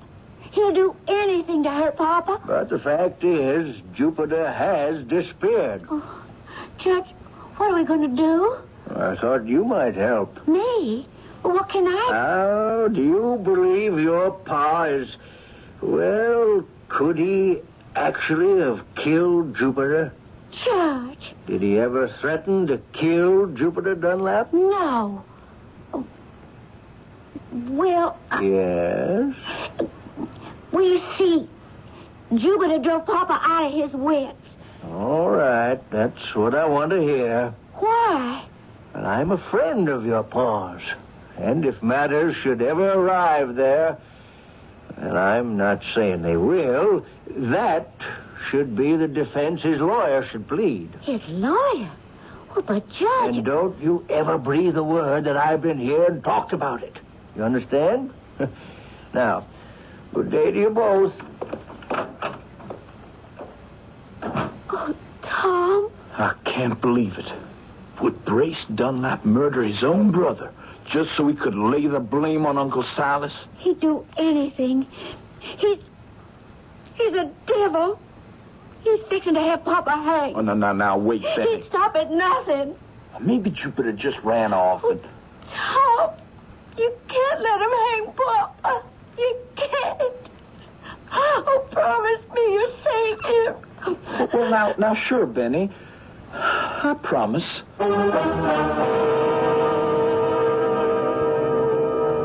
Well, all of you who've read the Mark Twain story, and even those of you who haven't, know that the worst is about to happen.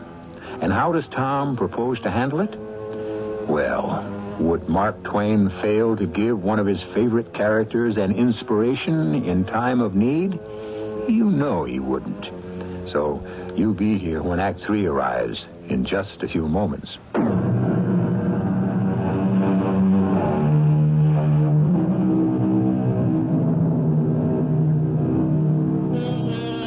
Well, here we are in a backwoods Arkansas town sometime around 1840 or so. And Uncle Silas is being drawn further and further into a lethal web by clever and vindictive Brace Dunlap. All Uncle Silas has on his side is Tom Sawyer. But right now, Tom doesn't have any idea of how to help. Things were getting no better. Somebody was spreading rumors about how Uncle Silas must have murdered Jupiter Dunlap. Not Brace. Oh, no, Brace never said one word. But he must have took care that others did. And there was a lot of hot feeling for poor Uncle Silas. Nobody at all ever came to hear him preach on Sunday anymore. And then... Afternoon, Miss Benny. Would your father be at home? Yes? Who's that with you? Oh, this fella, you mean? Well, I don't know his name exactly. He's a deaf mute. Can't speak nor hear. Poor soul. Came wandering through town, all ragged and hungry. So I've been giving him a place to sleep and his meals. By George, the fellow was wearing the very get-up I'd bought for Jake Dunlap. The stovepipe hat, the plaid pants, the waistcoat, the goggles, the whiskers. That's who it was. Jake Dunlap. Silas, I come here on a most important matter. You have? You know, Silas, that I've got money and property, and I mean to do very good by Benita. Not another word. Well, what have you got against me? You're a mean, cruel, evil-minded man. But nobody else thinks so. I don't care what other folk think. I know better. Look at me. How charitable I am. I've taken this poor, afflicted soul into my own home. Brace Dunlap, leave my house. Shouldn't we ask Benny what she thinks? Benny's just a child. Papa, well, maybe, well, I've been considering. There. You hear? Never. You ain't gonna throw your life away on a corrupt, vicious person like Brace Dunlap 'cause you're feeling sorry for me. I won't allow it. Now you, Brace Dunlap, get before I take down my flintlock. Now, Uncle Silas, there's no need to get excited here. You hear me, Brace Dunlap? Get and do your worst.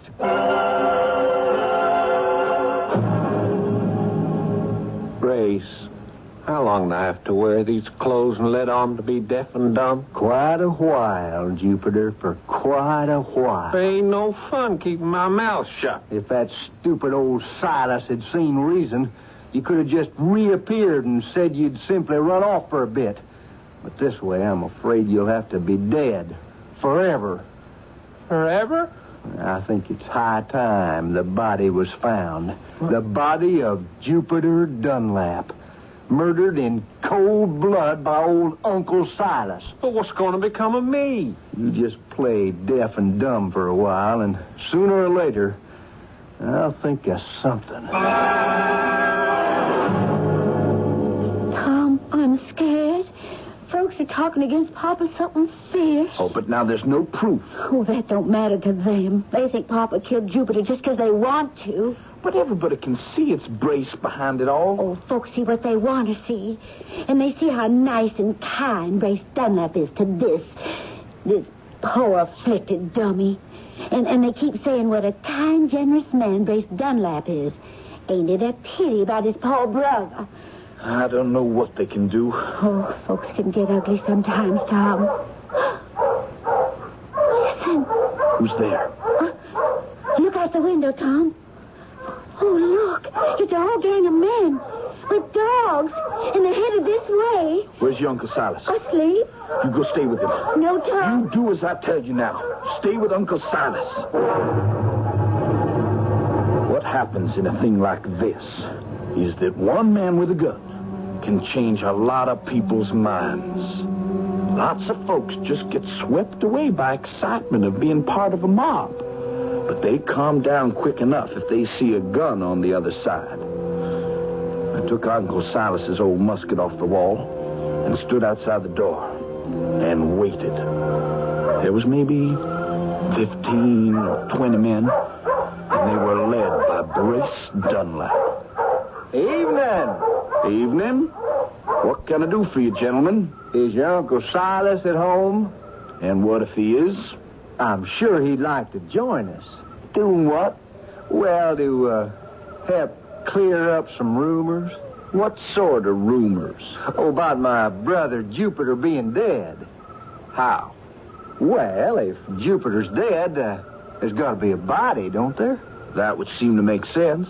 So, all the neighbors volunteered to pitch in with their hounds to search.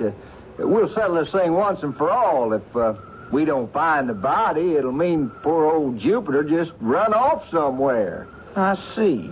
We figured Silas, as a neighbor, would like to lend a hand. Well, Uncle Silas ain't feeling too good. Mind if I take his place? Oh, not at all. That should have warned me something was off. But what could I have done about it? I could see Brace drawing the noose tighter and tighter. Somehow I knew they would manage to find the body. But one thing I couldn't understand. Would Brace go so far as to murder Jupiter just to have revenge on Silas? Here, it's here. This heap of fresh-looking dirt. I turned it over, and all my land. Look, it's Jupiter. Yes, it's my brother Jupiter. Those are his clothes. You can see it's Jupiter. It's true. Silas must have killed him. And now you see here, mister. I was walking through the woods. It was maybe a week ago. I seen Silas and Jupiter. Silas was a-hollering at him. Silas was saying, "I'll kill you." And I seen him pick up a stick, a heavy stick. Hold on!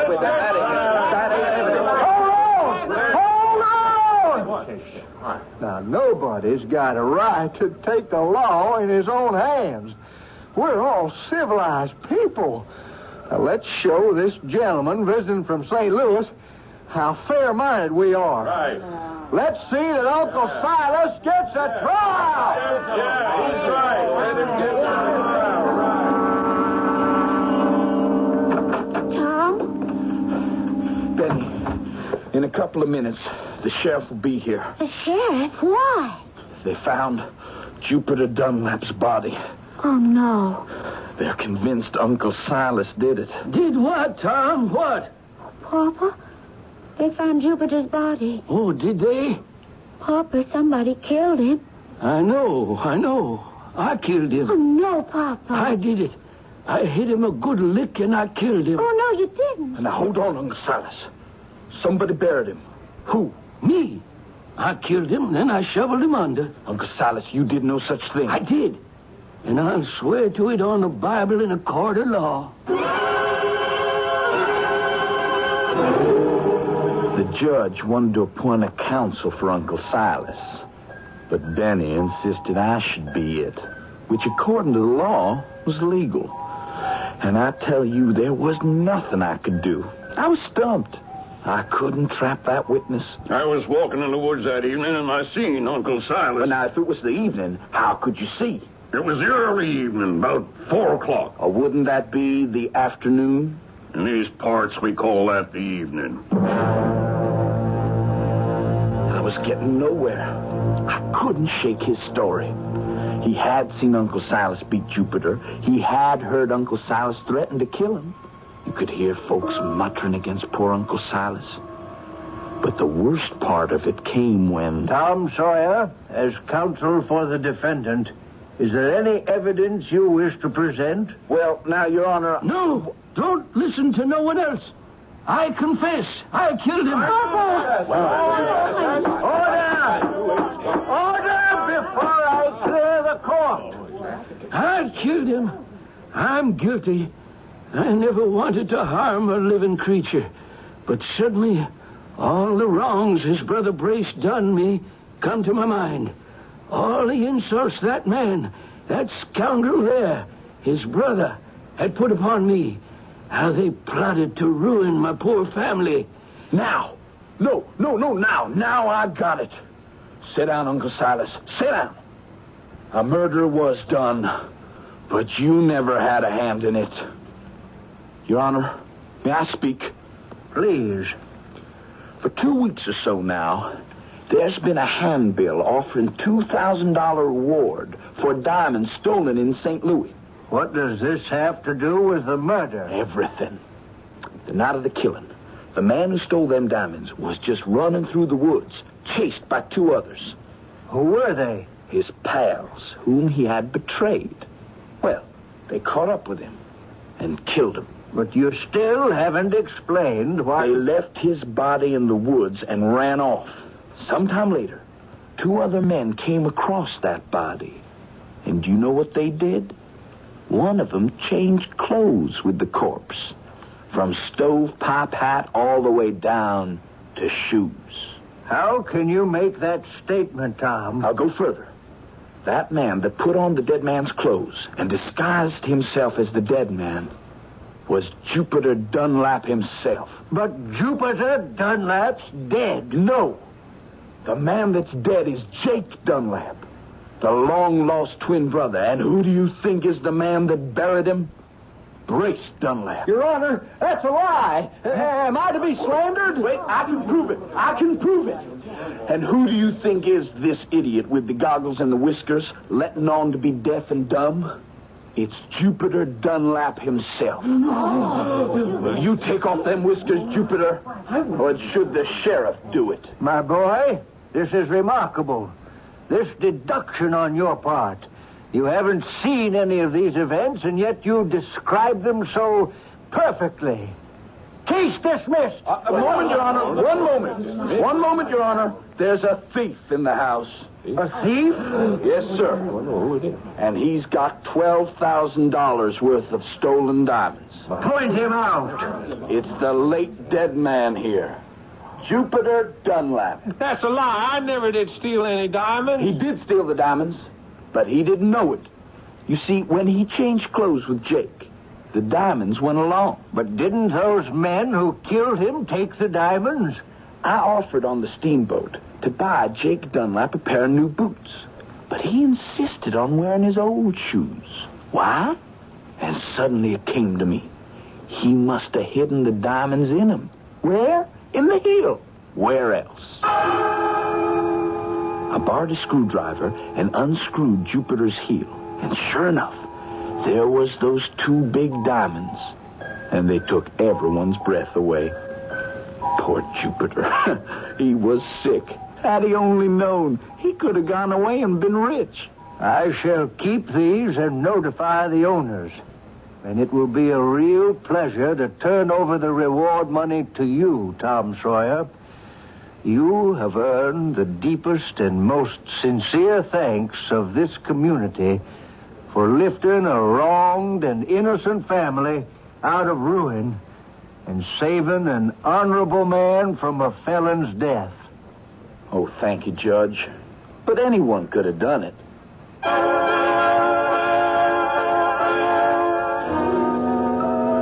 Well, wouldn't you know that Tom turned over the reward money to Uncle Silas and Benita? And he helped nurse Uncle Silas back to health. And the whole town would gather every Sunday to hear Uncle Silas preach. And the entire family was happy as birds. Who says Mark Twain didn't write happy endings? We'll have more to say in just a few moments.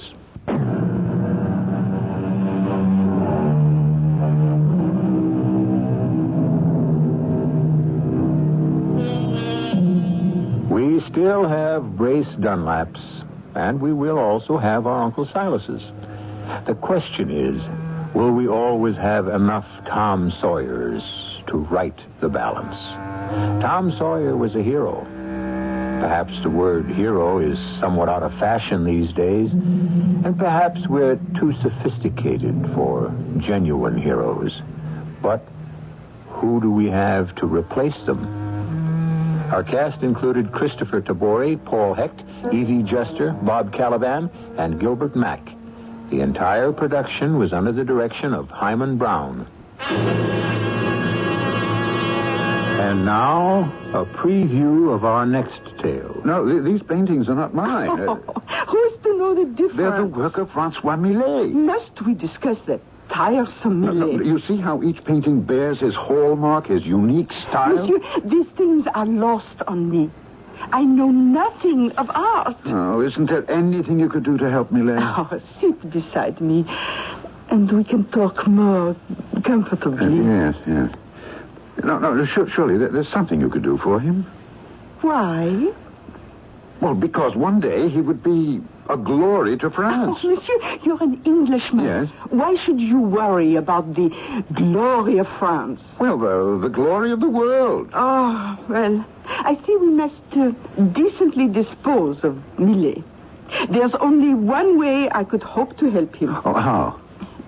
He would have to be dead. This is E.G. Marshall inviting you to return to our Mystery Theater for another adventure in the macabre. Until next time, pleasant dreams.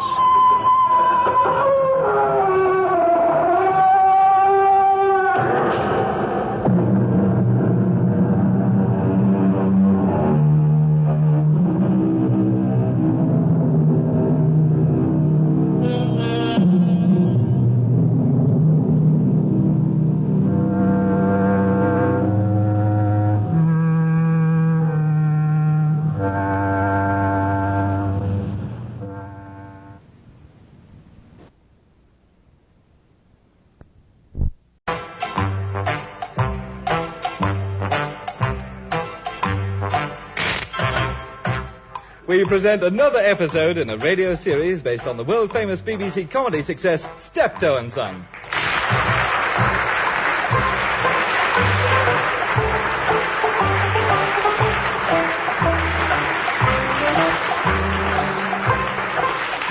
With Wilfred Bramble as Albert and Harry H. Corbett as Harold.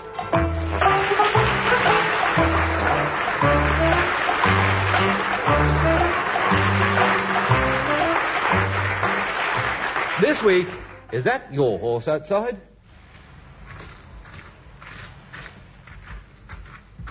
I don't know what I'm wasting my time for around here. There's not an house under 60,000. They auction their junk at Sotheby's round here. Oh, well, in for a penny, might as well keep going. God, blimey. That door knocker must be worth £100. I've come up here with a screwdriver one night. Good morning. Are you trying to break in? Oh, no. Oh, good morning. It appears that the lady of the house isn't at home. She is now. Do be a pet. Would you mind holding these parcels for me while I get my key? Oh, yes, certainly. Oh. Bring them inside for me, would you?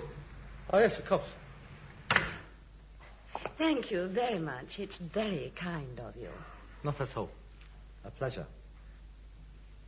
Oh, if there's nothing else I can do, I'd better shoot off then. Oh, no, don't go. I must reward you for carrying in those heavy parcels for me. Oh, I wasn't heavy. Well, at least it's not for me. I mean, I'm used to humping grey. Everything's about all day long. Really? Yeah, you know, in my line of business, you has to. Yes. You do look very strong. Oh, well, you know. I do keep myself in condition. Yes, I can see you do. Would you care for a drink? Thank you, yes. Is whiskey all right for you? Oh, yeah, that will be fine. Cheers. Cheers. And what line of business are you in, Mr. Steptoe. Steptoe. And what is your first name? Harold. And what do you do, Harold? And why are you knocking at my door? I'm a rag and bone man. A rag and bone man. Now, that's interesting. I've never met a rag and bone man before. Well, there's not many of us about, huh?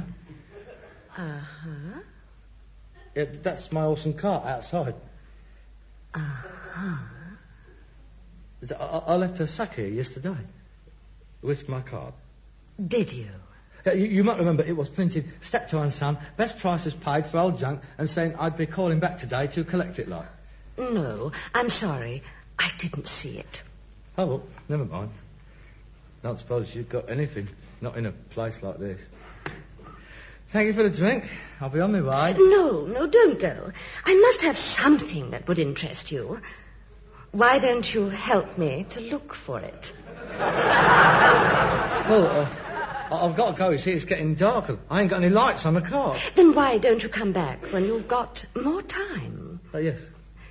A lot more time. Beg pardon? A lot more time. Yes. Yes, well.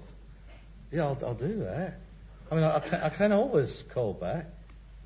I expect I will be round this way again. Sometime.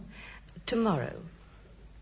Yes. Well, I could come back tomorrow, I suppose, if you think there's a chance of something. I would say there's definitely a chance of something. Yes. Well, it wouldn't be too far out my way, I suppose, and I could easily drop by, because I do have to pass by this way. Make it early. Early?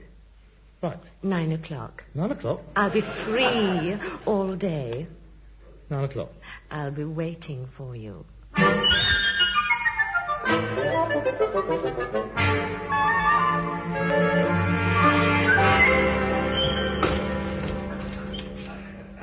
Morning, Dad. And how are we this morning? Did we sleep well? What's the matter with you? Never asked me that before. Well, there's always a first time, ain't there? Did you sleep well? No, I didn't. My leg was playing me up. Oh, what a shame. Oh, you must look after yourself, Dad. Look, I'll get some of that liniment while I'm out. We've got to look after you. I mean, you don't want to spend the rest of your life in pain, do you? No warrior like you. And you take care of yourself. Oh, it's a lovely day today. So whatever you're going to do, You're a bit happy this morning, ain't you? I'm always happy, Dad. I ain't got your breakfast ready. That's all right, Dad. Don't worry about it. You've got enough to do. I'll get my breakfast out. You're not going out in the cart, are you? Of course I am. What made you ask? Well, I mean, you ain't going out in the cart dressed like that. But what? Your best suit on. All ponced up. Oh, yes. Why not? Why not? It's a bit daft, ain't it? Going out collecting rags and bones done up like that. It's like a bank clerk going to work dressed up as you normally do. Don't make sense. You've had a shave as well. You don't normally shave for the weekend. Yes. Well, I'm a creature of impulse. Yeah, I just thought I'd do myself up today, that's all.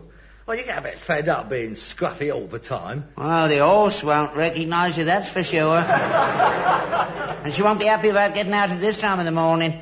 She got used to you crawling out at 11:30. You're liable to get a hoof right up the kilt. I don't even suppose she's awake yet. Well, I'd do her good. Get some early morning air in her chest. A nice crisp morning like this. Get the old steam belching out of her nose. Yes. Oh, it's good to be alive. What are you doing there? What's it look like I'm doing? I'm putting a bike together. Where'd you get that then?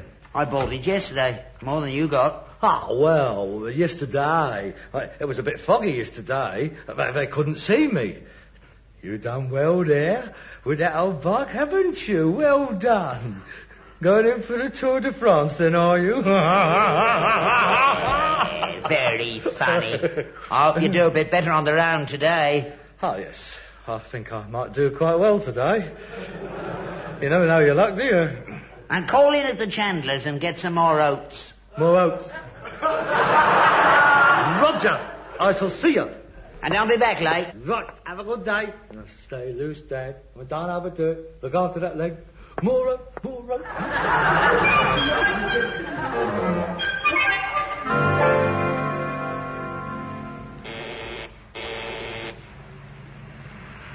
Is that you, Harold? Huh? Yes. Where are you? In the bedroom. Oh. Speak into the grill. Hello? By your left. Oh, yes. Hello? It's Harold Steptoe, the rag and bone man. Don't shout, Harold. We don't want the whole square to hear. Sorry. Push the door. You'll find it's open. Oh, yes. We must get one of these fitted at home. Go straight into the lounge. Pour yourself a drink. Oh, right. Now, what shall it be? I think vodka and lime, then the breath won't smell.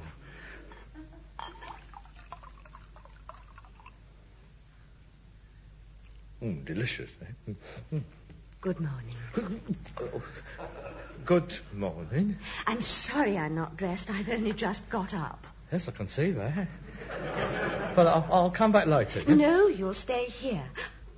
Oh, is that for me? Yes, it's just a few flowers. A floral tribute, so to speak. Rosebuds, how romantic. Let me put one in your buttonhole. Oh, you're perspiring. Am I? Wait, it's hot in here, isn't it? Let me take your jacket off. Thank you, thank you. Come and sit over here, next to me. Now, what can we do for each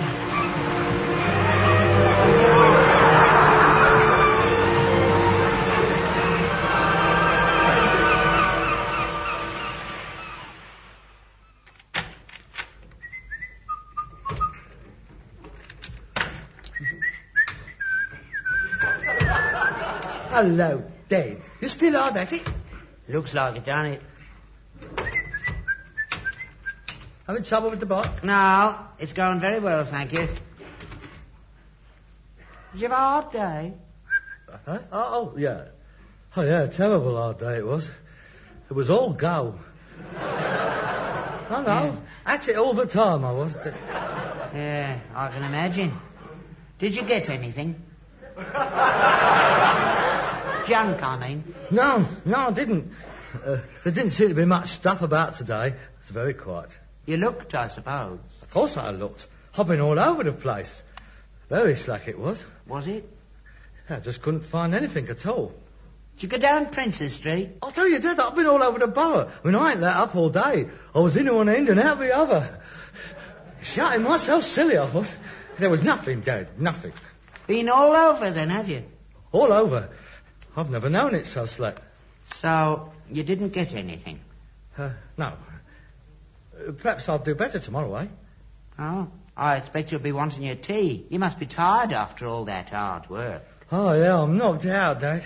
I was speaking to some lads down the cafe, and they didn't get nothing either. It's quite all round, it seems. They said they'd never known it so quiet. Oh, you were down at the cafe then? Had your lunch down there, did you? Yeah. What do you have? Eh? What do you have to eat? Oh, meat pie, mash, and gravy, and 2 slices of bread and butter, Bakewell tart and custard, and a cup of tea. All right, was it? Yeah, it's all right. So, you know. And don't change much, does it? I mean, not like yours. Do you want any help with that bike? No, thank you. Was Lenny in there? Lenny? Oh, Lenny! Oh, yeah, Lenny. Oh, yeah, see, he was there, Lenny. How's his dad? Any better? Any better?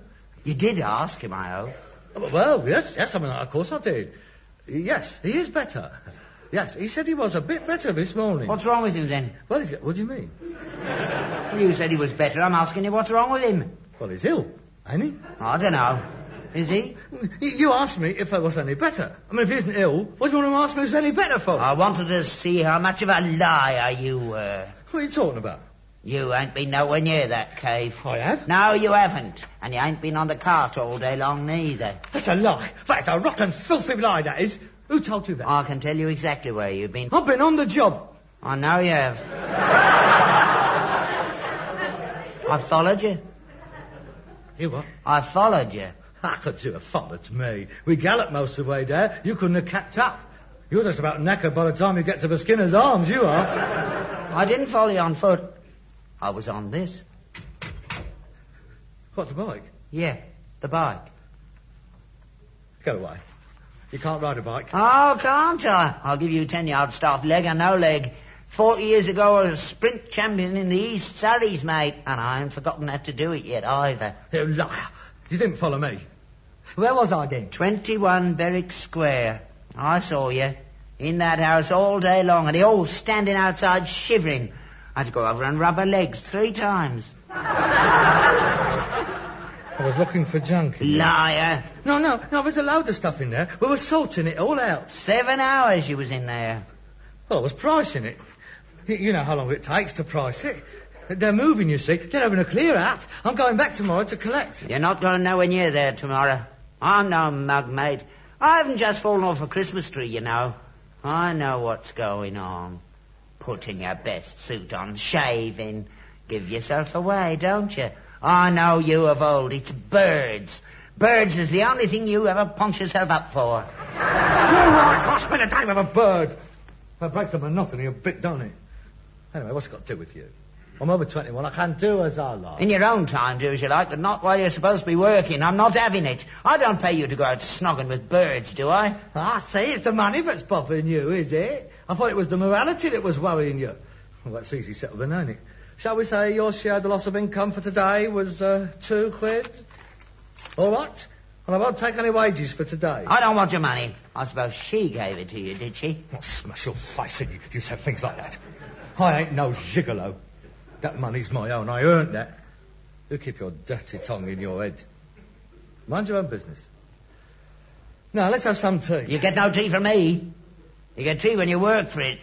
You want some tea? Asked your fancy bit for some.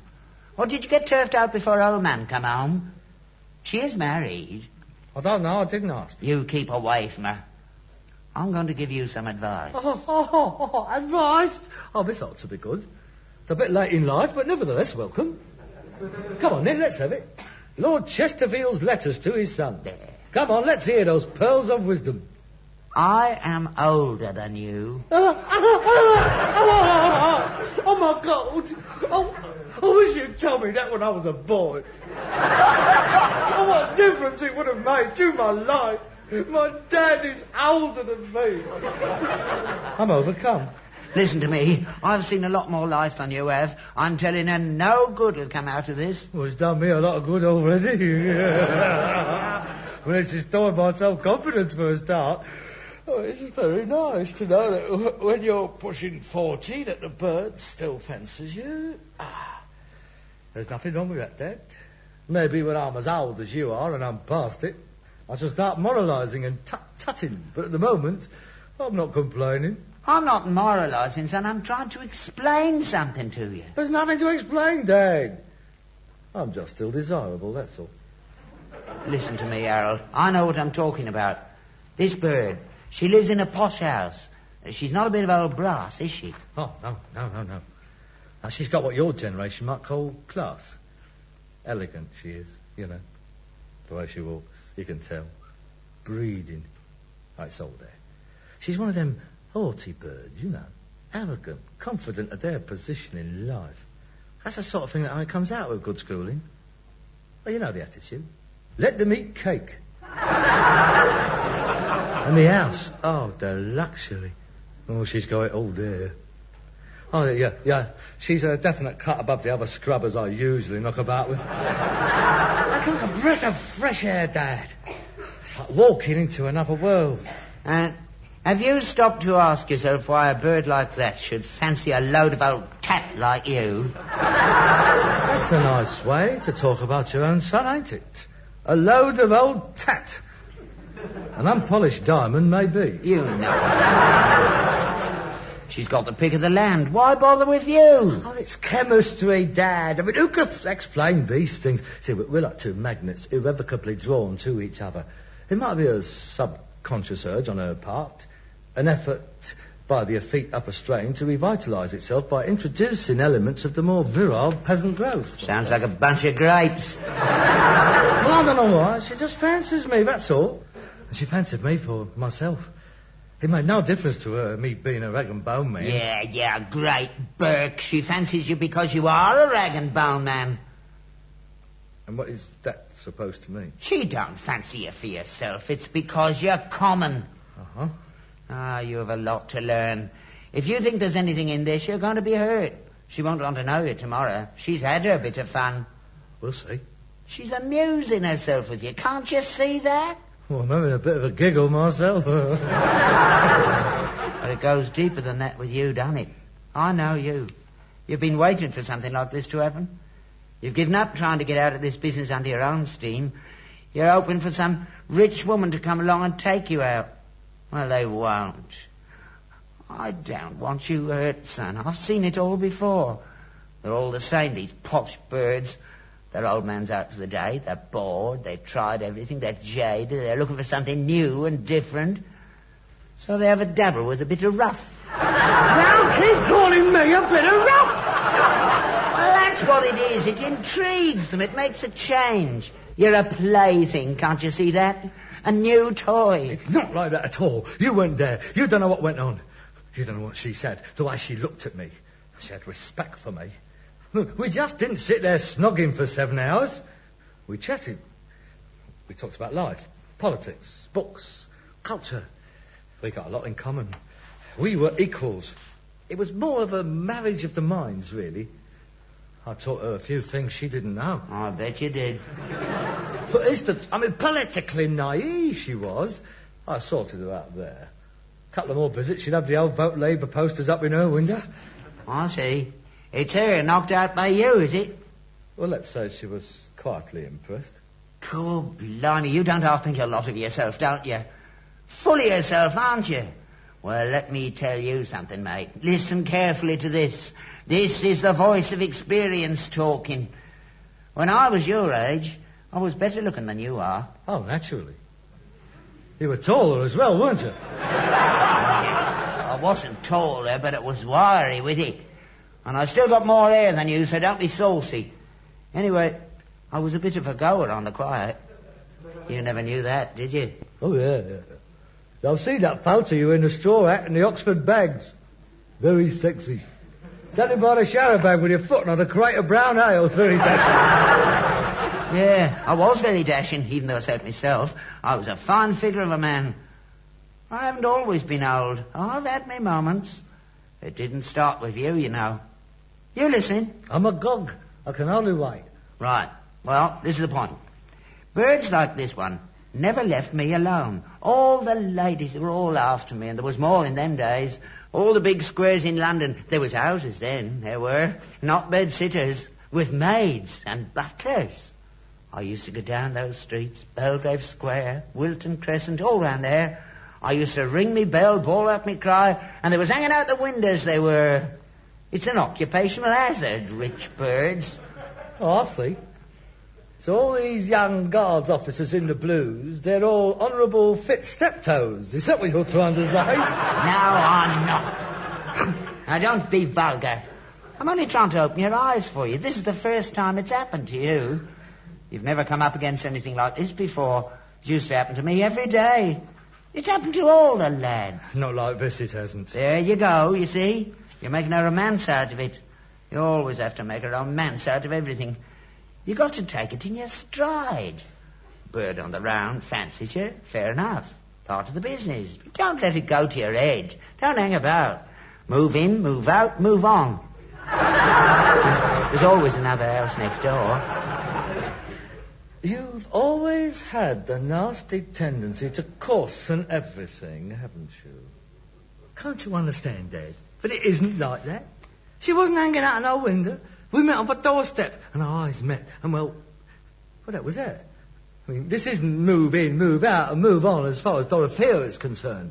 There's something warm and tender. She wants me for myself. Look, I've waited a long time for something like this, Dad. Don't try and degrade it. So, you're going to see her again? Yes. I'm going round tomorrow morning again. And I'm taking some of my books round. We're going to discuss them. You're not going out on the round? No, I'm afraid not, Dad. You'd better make cover arrangements. I'm not saying that this is going to be the end of Steptoe and Son, at least not yet. We'll just have to wait and see. If Dorothea and I find we might possibly have the basis for a durable union, we might decide to shack up together. But that is all in the future. Harold, listen to me. Dad, please. I know what I'm doing. Dorothea and I are grown people. I think she expressed it perfectly yesterday when she said, Harold, in this age of atomic uncertainty, we must grab every happiness wherever we can find it. Ah, Gordon Bennett. And as the French would say, it is une liaison dangereuse. I realise that. But then, life is like that, isn't it? I mean, it's total war from the moment you're born till the moment you die. You just have to go along with it, don't you? Either way, Dad, it's no good talking. It started. And it started this morning on her doorstep. The dike has been breached. Eh? And all the talking in the world can't stop the deluge of passion. It's opened up. And stops at 4:10, just before old man gets home. Not like she is married. Yes, I know you know. But it's a mockery. She hasn't seen him for 5 years. She told you that, did she? He was a brute and a bully. They had nothing in common. It was a mistake. She was young. She didn't know what she was doing. Would you deny her a chance of happiness? With you? You're joking. Let me take you away from all this, my darling, and come and live with me down at my junkyard. She spun you a right yarn, hasn't she? I've never heard such a load of old codswallop in my life. You walk into that place tomorrow and you'll come shooting out the front door with all your books after you. She probably won't even recognise you. We shall see. We shall see.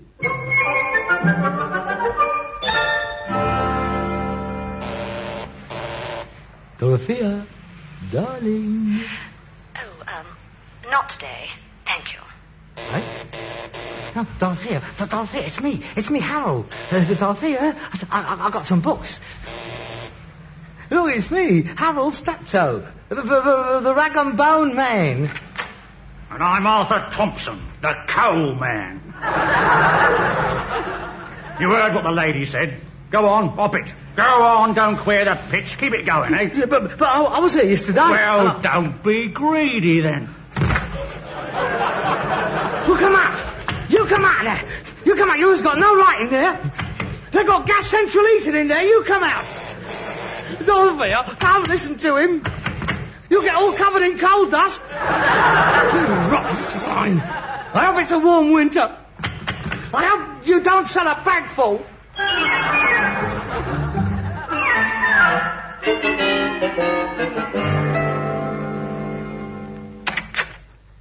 Hello, son. You're home early. Scrub you out, did she? Scrub me out? You must be joking. Crying her eyes out she was when I left her. I told her straight, there's no future in it. We might as well turn it in now. There she was, screaming, shouting at the front door, and pleading for me to stay. But I took no notice. I turned my back on her, I walked away. I walked straight down the garden path. And kicked the coalman's horse. And I kicked the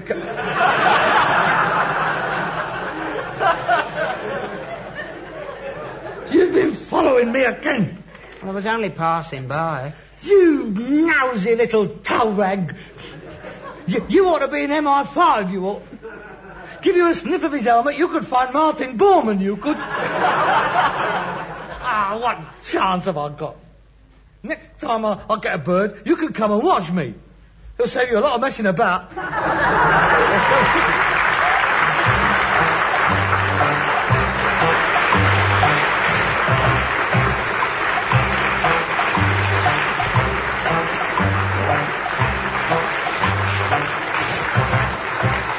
You've been listening to Wilfred Bramble and Harry H. Corbett as Steptoe and Son, with Joe Manning Wilson as Dorothea, and also featuring John Sampson. Written and adapted for radio by Ray Galton and Alan Simpson, and produced by Bobby J.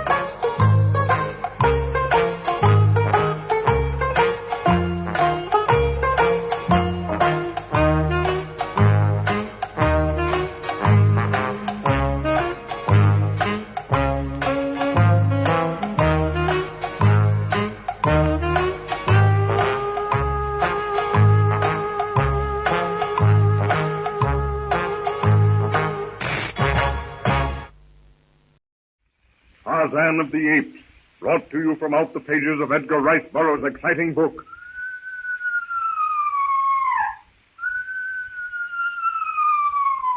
Turcos the bull ape, vanished from the ape tribe of Kerchak, drops unseen from the trees. Jane Porter, horrified, terror-stricken, finds herself in the brute's hairy arms. She kicks and beats the beast. Her struggle is useless. Turcos sweeps her off her feet and carries her into the lower branches of a giant tree. Porter and Philander stand petrified, unable to grasp what's taking place before their very eyes. They see the ape, they see Jane, but so utterly unbelievable, so fantastic is the scene they can't grasp its horror. Jane! Jane! What is it? What is it? Don't shoot! What do we do?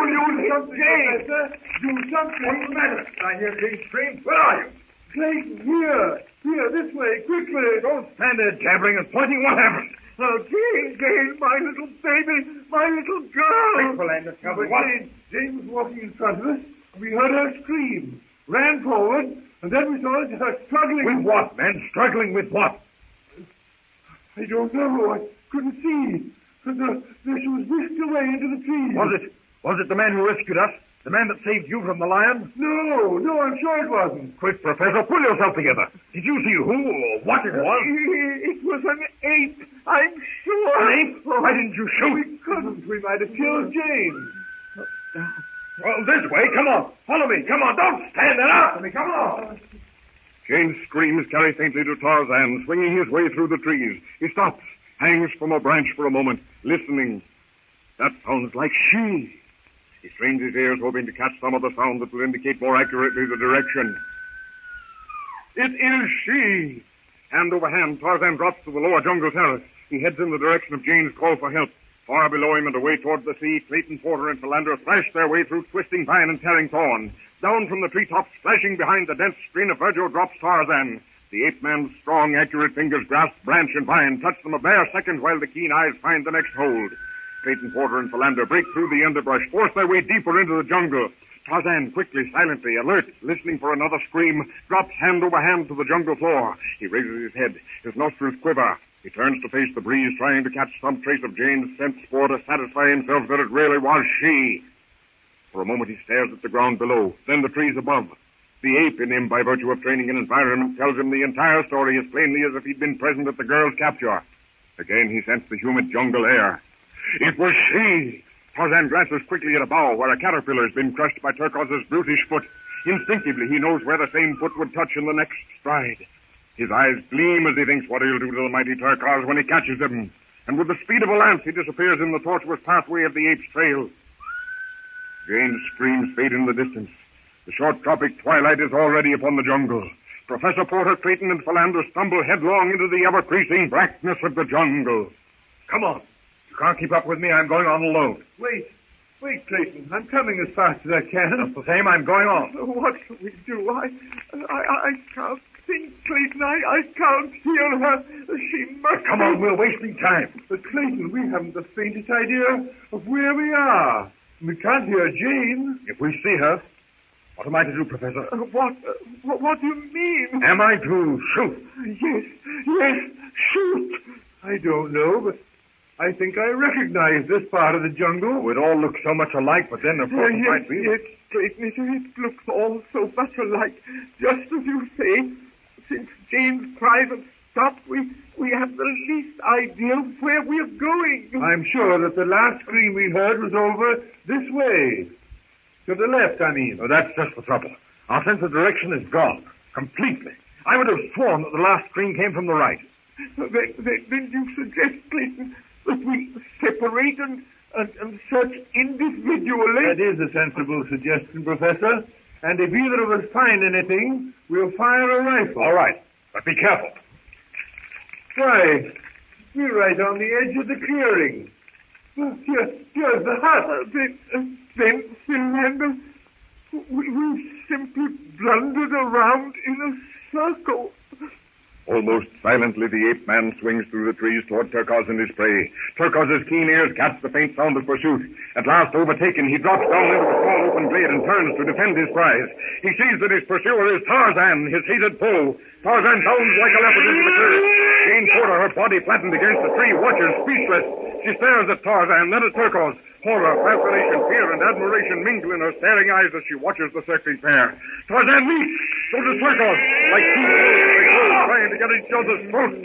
Turcos reaches out his long, hairy arms. His claw-like hands seek a deadly hold. Tarzan sidesteps, then blows. The brute's arm passes over his head. Now the ape-man lunges forward. He's outside the great ape's sweeping arm. Tarzan's fist lands with terrific force in Turcos' face. Turcos turns. Again that death-dealing reach. Again Tarzan sidesteps and ducks. Tarzan's right hand flashes out to grasp the ape by the throat. With the speed of a striking snake, Tarzan's left arm flashes up and down, in and out. The gleaming blade of the hunting knife sinks again and again, deep into the heart of the maddened ape. Turcos, lifeless, slumps to the ground. Tarzan places his foot on its neck, beats his broad chest with his clenched fist, and raises his face to the sky.